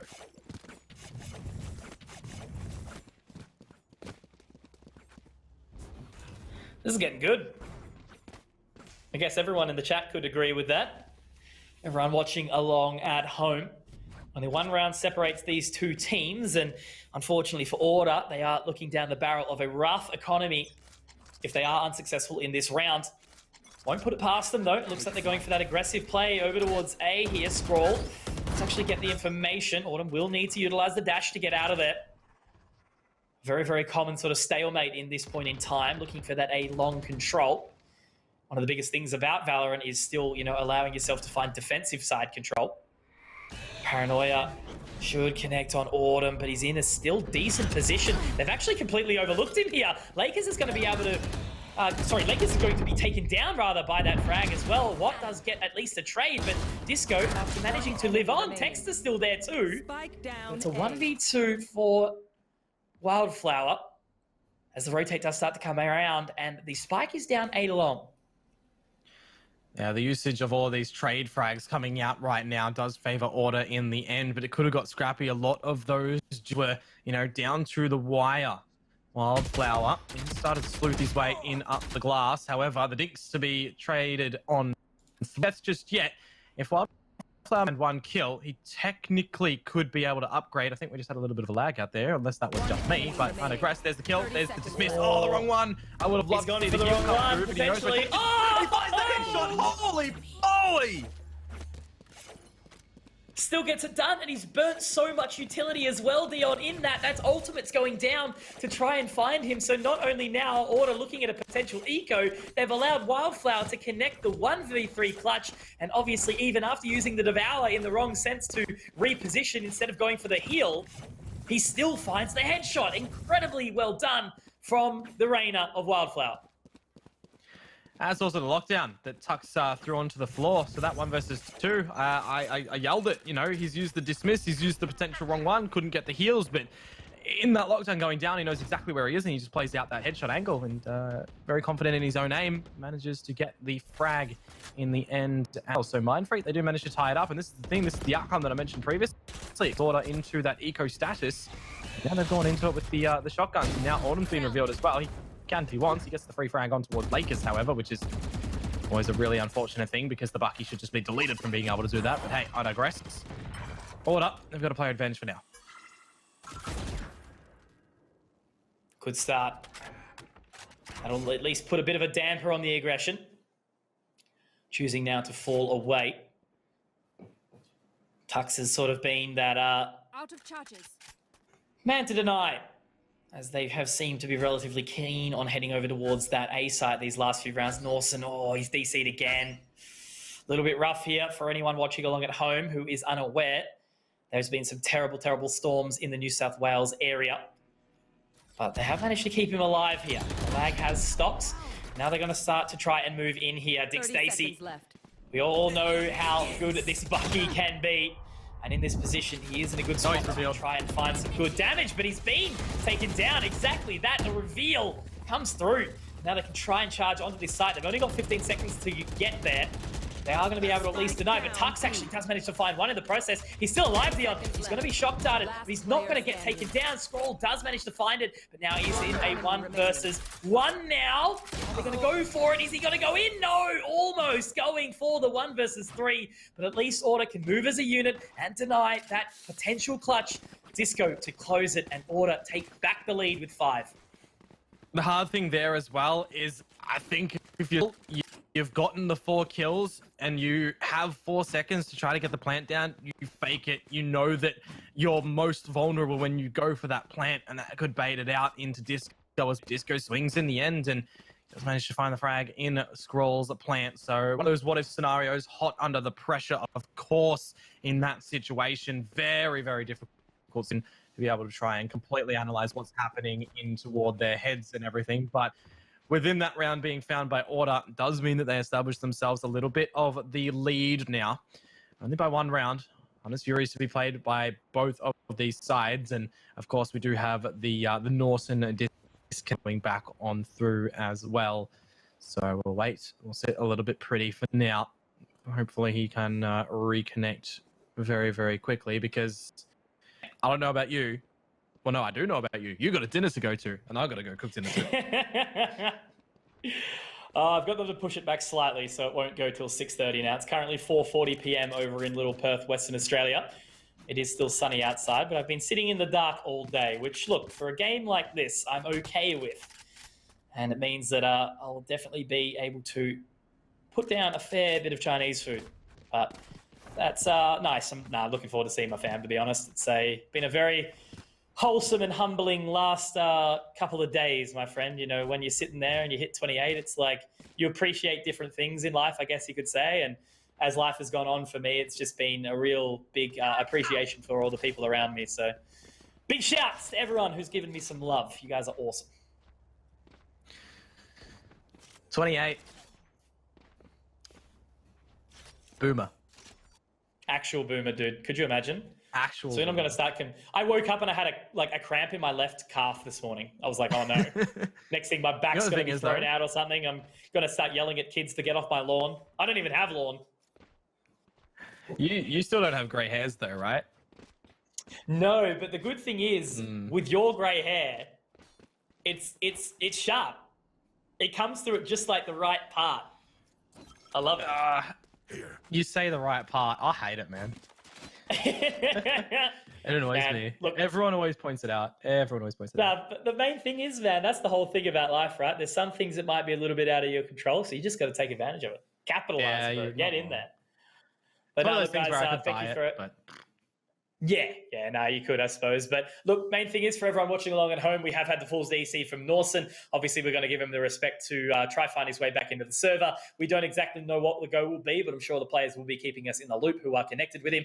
But yeah, again, for a summary, there is some pretty hectic storms over in New South Wales right now. If anyone has been active on social media, there has been some pretty crazy floods. I don't know if Norton is directly affected by that, but the weather is quite wild. So to everyone in the chat who is based in New South Wales, please stay safe and make sure for everyone around Australia as well to reach out to your family and friends that are over there too. So hopefully all remains well. We will be okay, but back into the game shortly. So Dion, break it down for me. We've seen it go to 5 maps. The whole day has gone to the full suite. And even the last 2 maps of the first series went 13 to 11, 13 to 11. So it has been a long, long day, but very explosive Valorant coming out. Been a big journey today, that's for sure. And I think that's like the sum of the whole top 8 area. You know, it's been a big journey. All of these teams, they slattered themselves throughout the whole gauntlet to be able to try and get those points, to be able to try and get the money situation happening as well for them. So when it comes down to today's matches, yeah, extremely close, but will we have it any other way? You know, it's always one of those things that I guess you could say if the grand final is quicker than your semi-final or your bronze match, then you might have something wrong in it. But this one going the full distance and everything is very, very welcome. And it's not like it's a repeat of the previous few maps, or rather one of the previous few maps as well, where we've had just the complete landslide affairs for, you know, map 1 and map 2 from Order, map 2 and map 3 and map 4 from Mindfreak. Now it's starting to be, you know, relatively kept honest from both of the sides, and it is this back and forth nature approach that maybe we see one team start to scoot ahead, but maybe we don't. It just keeps going that until toward our overtime state.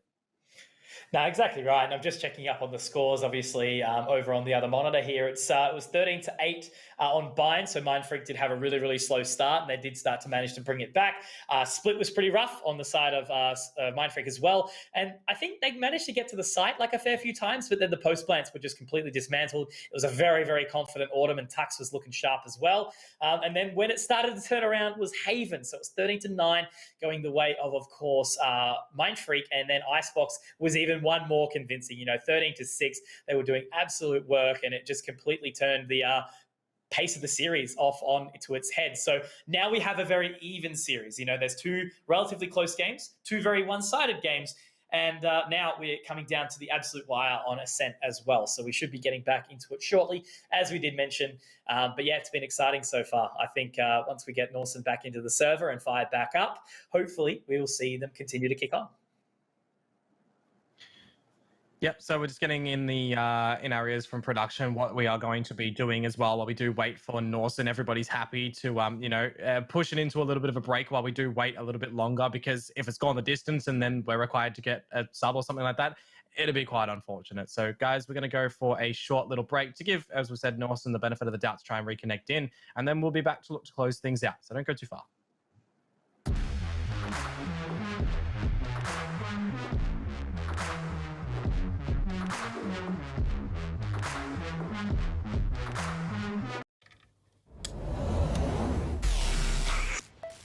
I just time traveled. Today's a big day for past me. He just got the latest Vodafone broadband with super Wi-Fi. Wow. Which finally means Wi-Fi in all 4 corners of the house. What? Even there? I've got Wi-Fi in the garage. Yeah, we do. See ya. Oh, it's still in the garage. Yeah. Super Wi-Fi. Wall-to-wall Wi-Fi guaranteed. Hi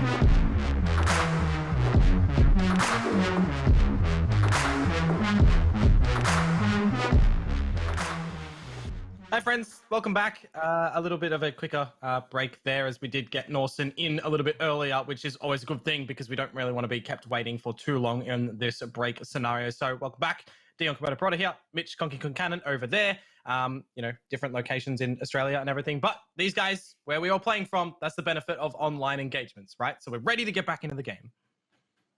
Let us rock and roll. We are back with Ascent, obviously, for anyone who was missing out on what we have been witnessing so far. We are dealing with a final map, a 2-2 scoreline in this best of 5 for the grand final. Teams are playing for not only 3 and 4 grand, but also those points to compete towards the NA last chance qualifiers that will be coming in a little bit. So here we go. We're moving into it now. Order still maintain the lead 5-4. But now Norson back in the server. Surely they're fired up to keep on going. And Dick Stacey's going to bring in the Hunter's Fury very, very rapidly in toward the round with shots to be connected in on towards what? A little bit of tagging action to be seen. The Texter pushing him through towards the A lobby. Will lick up Scroll and send him into the grave, whilst What also gets sent to the Shadow Realm by the Shock Dart. Now Autumn finding Pex. It seems at the back of this break here, Conky, that we all want to go for some more gelato. One enemy remaining. Couple of missed shots there from Autumn, but it's not going to matter too much. It is just Norson, but Dick Stacey actually does get taken down. I will never say just Norson. We've already seen a few crazy clutches coming out today. Again, if anyone does remember the old Duddy Boy frag that we saw come out earlier on, my word. Cheeky little 1v3 Sheriff Boy. But now it is Order taking 6, which means that if they win the next round, they will be able to lead out the half. So Texter, he has actually fired the hell up after having a couple of quieter games. He is certainly here to boogie. Currently Omen diff and also Jet diff. It's a bit surprising to see both Watt and Lakers not actually as fired up as you'd expect. But anyway, Lakers is going to have the Blade Storm. He's going to be fully ready to rock into this round. You see Watt still certainly in it to win it. And the rest of the teams, everyone actually, doing their part. And I feel like that's the whole thing. During the entirety of the course of this series, I can't say that any one individual player has let the ball down. Everyone has done their part. Nah, most definitely. You would just kind of hate to see a complete rapid run in here for Order on the back of Norson's disconnection if that somehow toys with their mindset as well. I really do hope not. Because we've seen that these teams are very, very capable of giving it their all. And otherwise, we wouldn't be in this 2 versus 2 map tied scoreline scenario. Hey, so if we're in the mid control of Courtyard, Mindfreak do roam. Pushed up towards the mid-market area, however, the Lear to be sent in. Will give a sense of assurance for Order that they have to be holding their toes back over towards this B side. Waits for the Nano Swarm to come in. We'll be able to deny it. Now the utility does start to actually fly over as well. But the main factor is there's actually 3 members of Order a little while away. Unfortunately, Dick Stacey can't find that second Nano Swarm before it does go off. The information is given. That should allow Wildflower a good bit of positioning, but as he started to swing around and give away his position, will he check the right side? He quite won't. Texter is good for 1, but then quickly traded. At least that is what Mindfreak have been able to do once more. They move in as a unit. The operator will be recovered. And do they actually go to save this one? That might be an option. It's a very good lockdown and setup for Mindfreak. It's one of those things where it's the last round and a half after this one, and the money situation for Order isn't that stellar, so they have to get something happening extremely quickly. Otherwise, they won't have that operator into the next round, of course. So starting to charge on in through lane. You're going to have the TP come out from Watt. Probably just to gather information over their main, which it is the case. Scroll finds Autumn, and they already knew where Disco was because he destroyed the From the Shadows. So a very well placed out round by Mindfreak after dropping a little bit of the early stage bag. But hey, they bring it in, and it looks like we may tend towards a tied scoreline, just depending here, because you look at the money scenario, and they're able to get everything that they do need. So it's all right in the end. Autumn, he does have the Blade Storm to offset the Bucky. So I think that would have been the call in the previous one as well. Use the Blade Storm or go for the retake and see what you can do. Exactly right. See if they can make it happen. Unfortunately, they did not. But that doesn't mean that this is still a done thing. Of course, Mindfreak have the opportunity here to find a total of 6. But Order can do the same with 7. Tell you what, though, got to admit, if Mindfreak do find 6, that is a pretty decent pretty decent attacking sided rounds. Autumn still playing up close. Yet to find anything with the blades though. He's already dropped a couple of shots, but oh my god, Texter. Good bit of positioning, but does only find one in the process. And that should now know that the defense is a little bit weaker over towards that B site. Disco, prime position to get something situated here. However, it's going to be the 1-1 trade out from Dick Stacey. And what? Finding Norson and Tux, the Killjoys, to meet their demise. 3 versus 3, 50 seconds on the clock. Grouping up over towards the short location for Order, however, does mean that there's an open B site for Dick Stacey to have to try and solo hold for the current time. I don't know if he's got any utility readily available right now as Scroll does start to clear over towards lane. Lakers is on 30 HP. Oh, there you go. Dick Stacey has the utility, but it's the gun to catch Lakers. And that's the second time I've seen a dart from Dick Stacey meet the wall right in front of him. But at least Disco finds Blot. Now it's all on a Scroll. Scroll in it with a good chance here, but it's going to be Dick Stacey to find 3. Again, man, he is just so consistent. You know, I understand when people do choose to, you know, walk away from a game if it's anything like that. You know, obviously real life situations do change at any point in time. As we get older, you know, you can't always be sticking to the one thing. Depends on what you want to try out, but he is, yeah, if he does step away from the game, man, we're going to lose such a big asset. He's just been consistent every match that I've watched. Well, Mitch, you know what it means now that we're in? It's a pistol round. And this could go any which way. We've seen pistols, and then the second round found, second round drop. We've seen bonuses won, bonuses lost. Any outcome is what we could be seeing right now. There's been many a thing that has occurred in this series. But does look like it will be Order slowly making their way. Yeah, no, none of that. What was the one that we saw on Friday? Almost work out. Oh, the accidental one running. Yeah. Yeah. I can't remember who it was though. Yeah. But anyway, we're already into the A site, Mitch. We are indeed. Lakers trying to play from the close line will be sent away by the closing of the door. Disco is going to get up and aggressive up on the top of Heaven. Smoke will fade. He actually does manage to potentially find one. It's Dick Stacey that does it.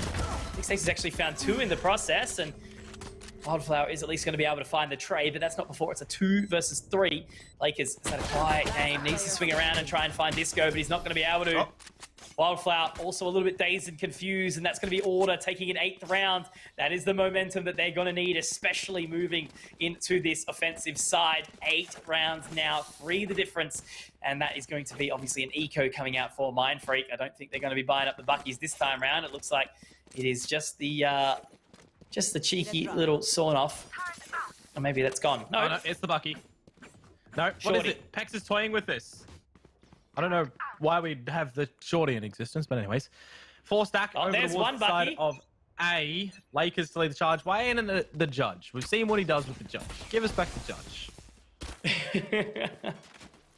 I think he just wants to try to save his money as much as possible. Hold on to it for as long as he can.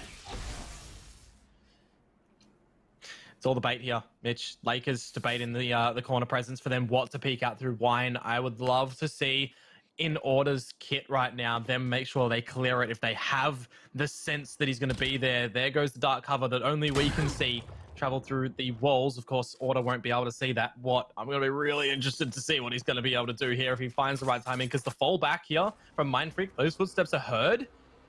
This drone should be going into the site instead of Wine. Yeah, I don't think Order have any idea that what's there. I don't think so. But it's an awkward one. He's got only the shorty. And unfortunately, he can only do a certain amount of damage at that distance. Lakers is going to be forced into an awkward situation, but he does find 1, not quite 2. Dick Stacey will take him down on the trade. That means it is a 4 versus 3 in favor of Order, and they've hightailed it straight out of there. They don't want any business hanging around those shotguns. They are instead going to charge it straight up mid. The Cloudburst to isolate the information up towards short. A little bit of a cheeky dark cover as well to allow them into market. I think we are going to see Dick Stacey sit inside Pizza just to make sure that if anyone does cross around, and that will be Wildflower trying to get his way back in through mid. Will Dick Stacey check the right side? That'll be the question. Well, they both rough. look the wrong way, but somehow the right click does work out for Pex to tie us up into this 3 versus 3 situation. Remember, this is the second round, so by all means, Order should be winning it They've in got guns, toward Leon. this half. Pex is just seeing the nano swarm on the floor from that distance. So, well, if he didn't, he's destroyed it anyway, so there's no nano over lane right now. The killjoy is to be able to catch a couple of frags from both sides, and it's the 1 versus 1 duel. Texter versus what? No, Texter versus Norson. Flip side of teams, and Texter does win it in the end. So it goes down to the wire in that one for Order. Only one player surviving. Now is the technical round that you see the bonus be played out. And I say technical because of how much damage was done to Order. You know, one thing that I wanted to bring it back toward in that previous round there, Mitch, what buying his time in wine for the whole beginning stages of that, it's just one of those things where you run the to be continued meme as soon as he peeks out because he has a shorty and there's 4 people there. Do do do do do do do. You know, I didn't know that was the final scene of JoJo's until I finally watched it. Very strange show, but good. I feel like it really rounds you up for what you're supposed to be prepared at for anime.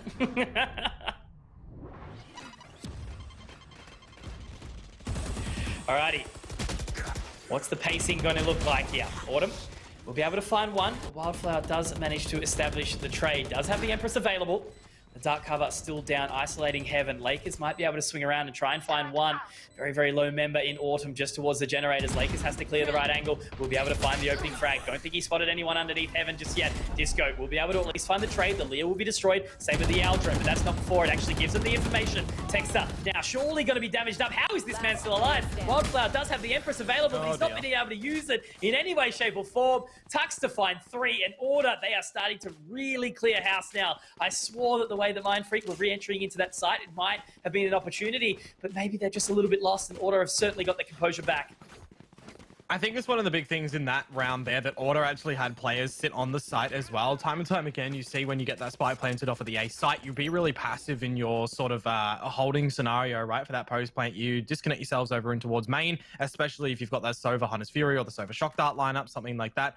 I like that Order didn't do that. They still had the emphasis of keeping their players on the site, which is something that you really need to do just to disconnect your opponents, right? Make sure that they're engaged in the fights on the site itself. It makes things so much easier for someone actually playing that little lurker passive role in through towards main, like your Tux in that round, who manages to come up with all of the remaining frags and just mop it through. So now that we see that new round has been gathered by Order and we're in a fresh one, center 5 scoreline, and it is Mind Freak trying to do something sneaky beaky to bring it back. Mind Freak have just been getting so close, you know. It's not like they've been falling away. They've definitely been making an effort good, and oh, that's Lakers getting a little bit too antsy. Now with that opening pick being found, that might have actually thrown away the control that they need. Now what? We'll be able to at least find one, but still with that lockdown going down, he needs to get out of there. Should be able to get away, potentially. No, he's going to be detained indeed. Now Norson making his way up, does manage to not find one in the end. It will be Autumn to find that frag. Has to jump down to try and find the recon bolt. He will end up being able to destroy it, but Scrawl's actually picked up 2 in the process here. Very, very nicely done with that Sheriff, with the wall being just going down, the door. It's going to be a tough one for what? Still does have a low HP member in Autumn, yeah. Scroll definitely did the due diligence there on the back of that recon bolt as well. Got the reveal out because they missed destroying it, and through that reveal, a couple of shots out the Sheriff through the paper-thin walls. He's done all the damage he needed to necessarily in this round. Remember, it is one of those little half ecos to come out from Mind Freak, so for 3 picks, they'll be happy with it. All what needs to do now is kind of keep these guys in amongst the site, and if they fall to the spike, then Mind Freak are kind of okay, but then again, they're not really, because they'll be trailing by 6 rounds now there. No, actually doesn't go Autumn on the first shot. The second gets done. What needs to just die with the spike here? He knows it. Disco's just going to run away. Round is Orders, and we're going to go into the next one with a buy for Mind Freak, Mitch, but if they make any mistake, that will pretty much be the game done. Pressure's on. Final opportunities now for Mind Freak. And we'll be able to buy in here. Lakers, once again, with the Blade Storm. Certainly feel like he is emotionally switched out of this game, however. 6 and 16 is definitely out of character for him. Especially such an impactful player who does like to get into the site very, very early on. And that might be the opportunity for him to do so here. Right. A little bit reminiscent of when he isn't getting stuff done with the rifles, that you just need to get an operator into his hand, and maybe he's feeling it a little bit more on that. The punishment that we've seen time and time again in this map, he hasn't been able to get that sniper, and Order kind of just, you know, abusing that. There's Lakers. Finding one, not quite the second. Moving on around though, will be denied by Dick Stacy. Wildflower good for one. Autumn is going to get that trade though. So this is a 3 versus 2, not exactly favoring Order this time round. Mindfreak will find their way back into it. They do have to run away from the recon bolt. So no real information gathered too much just yet. It's just going to depend on who overextends and who doesn't. We'll be able to get the cloudburst down to at least, oh no, not quite good enough, but still the swing shot from Dick Stacy. He's able to do some further damage. You're exactly right. Recon bolt does come up. On the reveal. Broken in time though. Yep, there it is. And both the wall bangs come through. Scroll gets the job done, and Mindfreak, they're still alive. Yep, they'll cling on in this round there. The peppering of a little damage there as well. Lake is able to give something in toward the round with those blades, but one of those kills being stolen away from him certainly didn't really help out there. I think it was Pex to steal away that frag, and then he didn't really get the reimbursement of the Blade Storm as well. Forced him to dash on through towards main, but regardless, Mindfreak do manage to pick up the round there. And the economy, it is kind of just all over the shop for Order. You can see that there's some players that can get a little bit more of an investment than the others. They'll keep themselves grouped up a little bit. We know that the Blade Storm's ready for autumn. So I think that's going to be one of the things that they might just look to book it in and send it straight in towards the B site. That's going to be at the cost, though, of the shock darts available and those nano swarms over towards lane if they choose to really just run in. And I think that that's what they're going to be doing here, Mitch. They're out and about. Let's see if any further control, of course, Autumn leaping and bounding into that location, but Mindfreak actually do take the lead back. Dawson, again, he has been doing so much work, and now he's stuck into a very, very awkward situation. Had no bullets left, had to go for the classic, and now with that site being established, Tux and Texter, the dynamic duo that has been around in this region for so long, performing at a very high level. Lakers holding that line. They need to find their way into the site. Of course, no, sorry. They need to find the spike. Only just realizing that he's now straight in the face of Lakers. He will be isolated by that dark cover, which actually might flood him out into an awkward situation. But he's going to go for the peek. Maybe saw something that he didn't quite expect. Watt is going to be continuing to hold this line for longer as well. So 2-on-2, but Tux! Oh, what a swing, baby! I was going to say, one thing that I mentioned for Lakers is he wants to get that operator in his hands. He's now got it back after the hot potato, but it's not the weapon that he needed. Tux feeling it in the round, putting 4 members of Mindfreak to the floor. That there does mean that that force up for Order, that they've gone into it with the assortment of weaponry and those Blades of Autumn to lead in that charge. That puts them on to 6 grand final victory points now. Exactly. Mindfreak not exactly with the best money. Lakers again going for that Bucky. Half shield for Wildflower only with the Spectre as well. It is Order in the prime and pole position to close out this series. They give Mindfreak hope. They give Mindfreak opportunity. But unfortunately, they cannot quite capitalize. They are up and aggressive, nice and early. Great shot to come out here from Watt. But there it is. Oh my God, the damage being dealt. Scroll, Watt, Lakers, all closing out the round very, very quickly. And yeah, there we have it. Mindfreak, they do pick up another. So again, you continue on, right? Those 5 left match series, qualifier, grand final, everything points.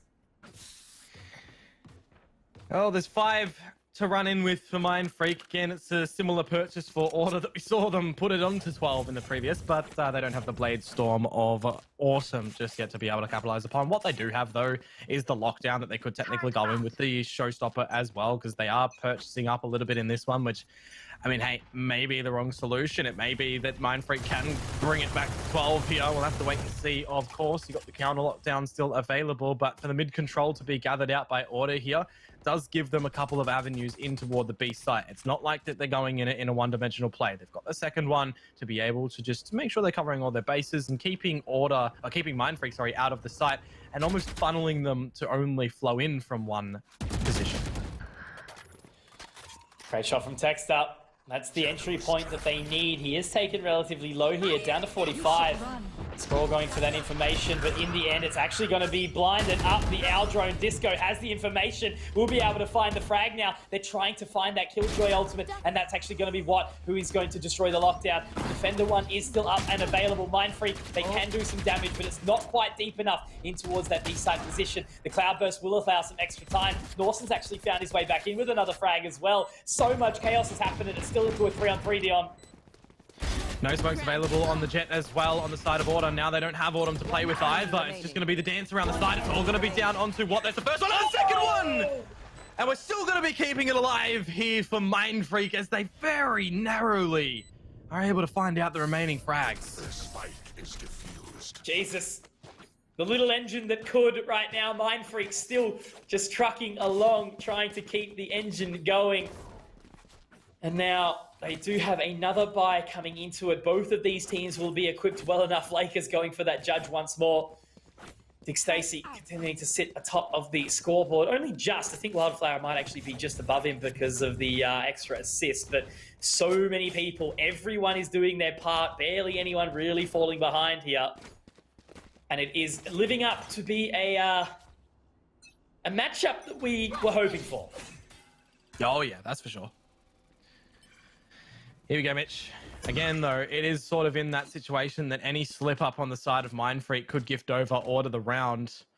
They as well have to balance out their economy in these situations. If they're winning these rounds, they have to make sure that they're keeping players alive. They only had one in the previous one. They had a little bit of extra spare cash to throw in towards the mix this time, but it's no locked briefcase.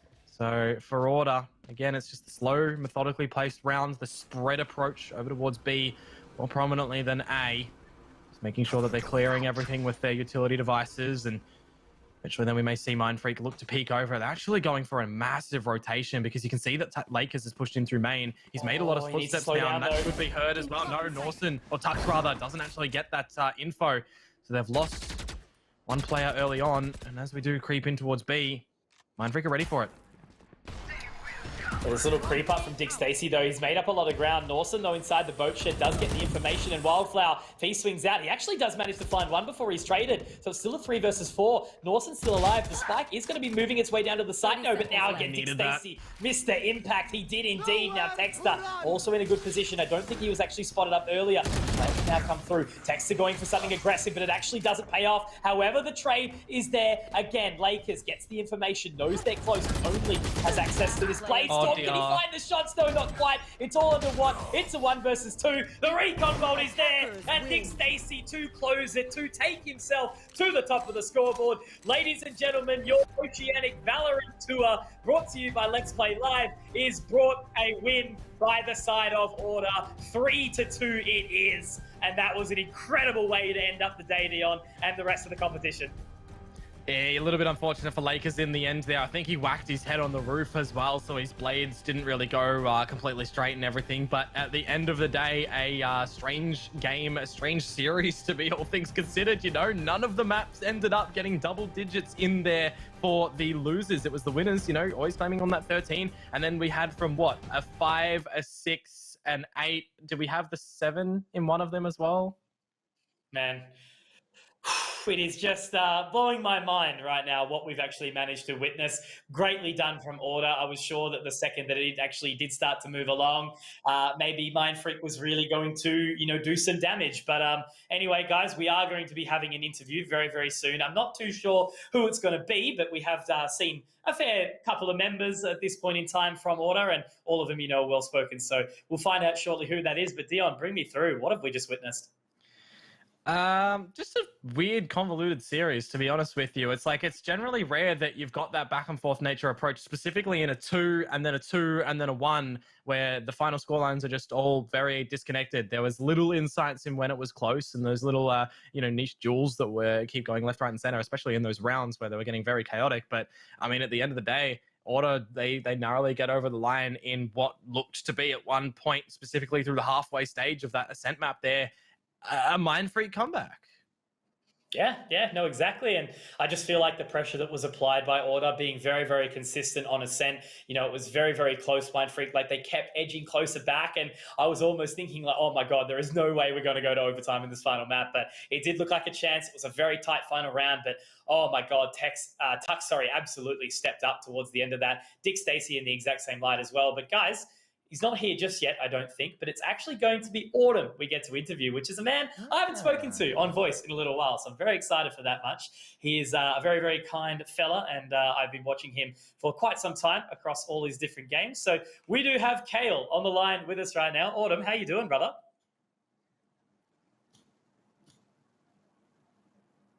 Oh, is he here? Oh.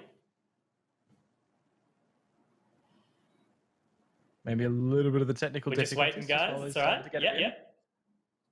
That's okay. It happens. We'll wait for him to jump back on the line. But yeah, man, I'm actually... Look, he played super well. I guess it's the whole thing when you've got a line like Order and everything did sort of shake up on the roster and everything like that. But I think he's actually talking, guys. So just give us a sec. We are just trying to work out why the audio might not be picking up, because that'd be funny if he actually did answer our question initially.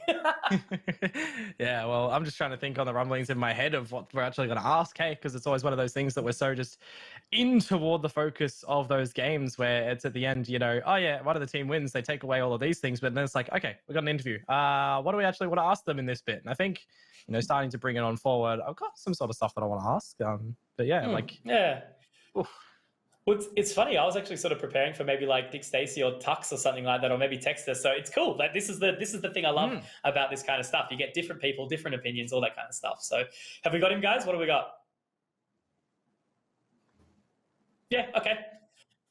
Whilst we don't have him on the line, guys, the technical difficulties on the side, I think it was just the audio not being picked up in the Discord or something. So let's roll around and actually check through what we've had as the results for the rest of the competition whilst we do try to get Autumn back on the line. Yeah, we had an amazing run of it there. It looks like, obviously, we did get it all the way to the point that it did. Very, very tight final day. Obviously, we had 3 wins, the full 5 best in the full ins. Oh my God, I'm losing my mind. The full run in the best of 5. Order 3, Mind Freak 2, and it was the exact same in the best of 3 at the bronze match as well. Straight out of the zoo had 2 maps, and Fun Crew with just the 1, and 2 of them were very, very tight in that as well. And a big congratulations to everyone who did compete in the stage 1 of our regional finals, because this is what the point standing is going to be looking like as well.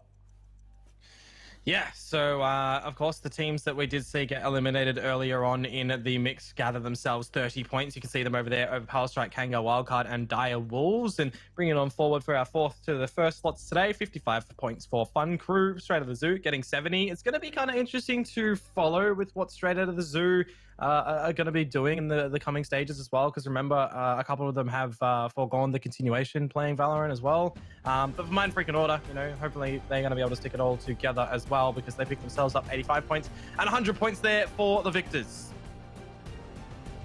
Exactly right. So very, very well done to Order for being the successes here. Mind Freak also gave it a red hot crack. Straight Out of the Zoo is also looking very, very good here with 70. They, very much have impressed a whole bunch of people. Fun Crew sitting at 55, and obviously with, the remaining 4 members, they're not out.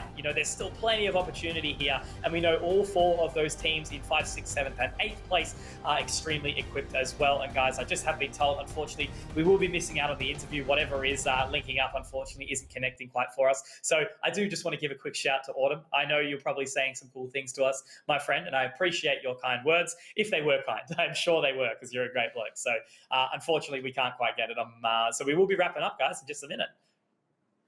Yeah, looking to bring out the closure of what has been a really massive stage for, one of the premier Valorant esport events that we've been able to kind of have in our region, right? It's the first thing with sort of an actual roundabout pathway to be able to send some teams overseas, of course, with the sort of land scenario circuit that we've been seeing due to COVID and all that. We haven't really been able to see all of those opportunities. So I think that's going to be one of the driving forces for these teams coming through these stages as well. Because remember, there's 2 more stages to be able to build up those points.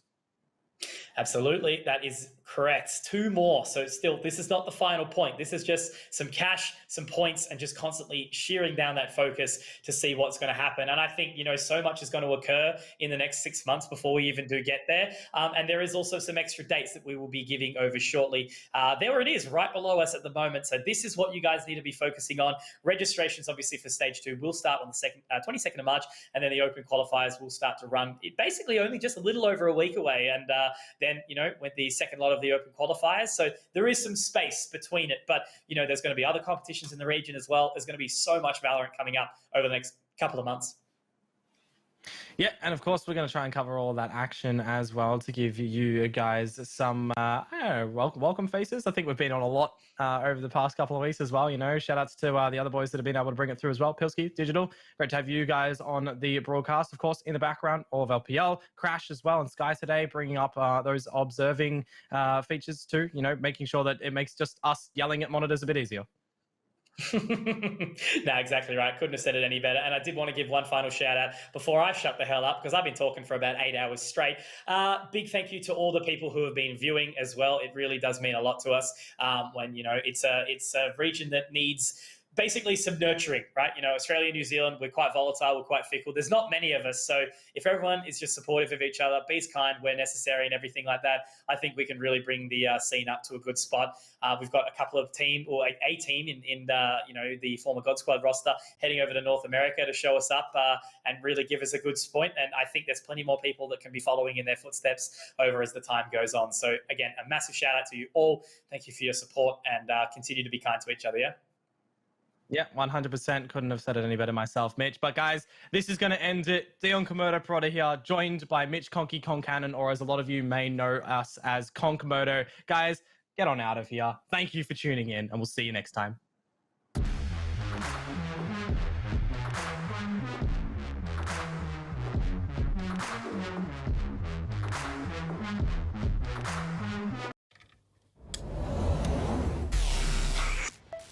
I just time traveled. Today's a big day for past me. He just got the latest Vodafone broadband with super Wi-Fi. Wow.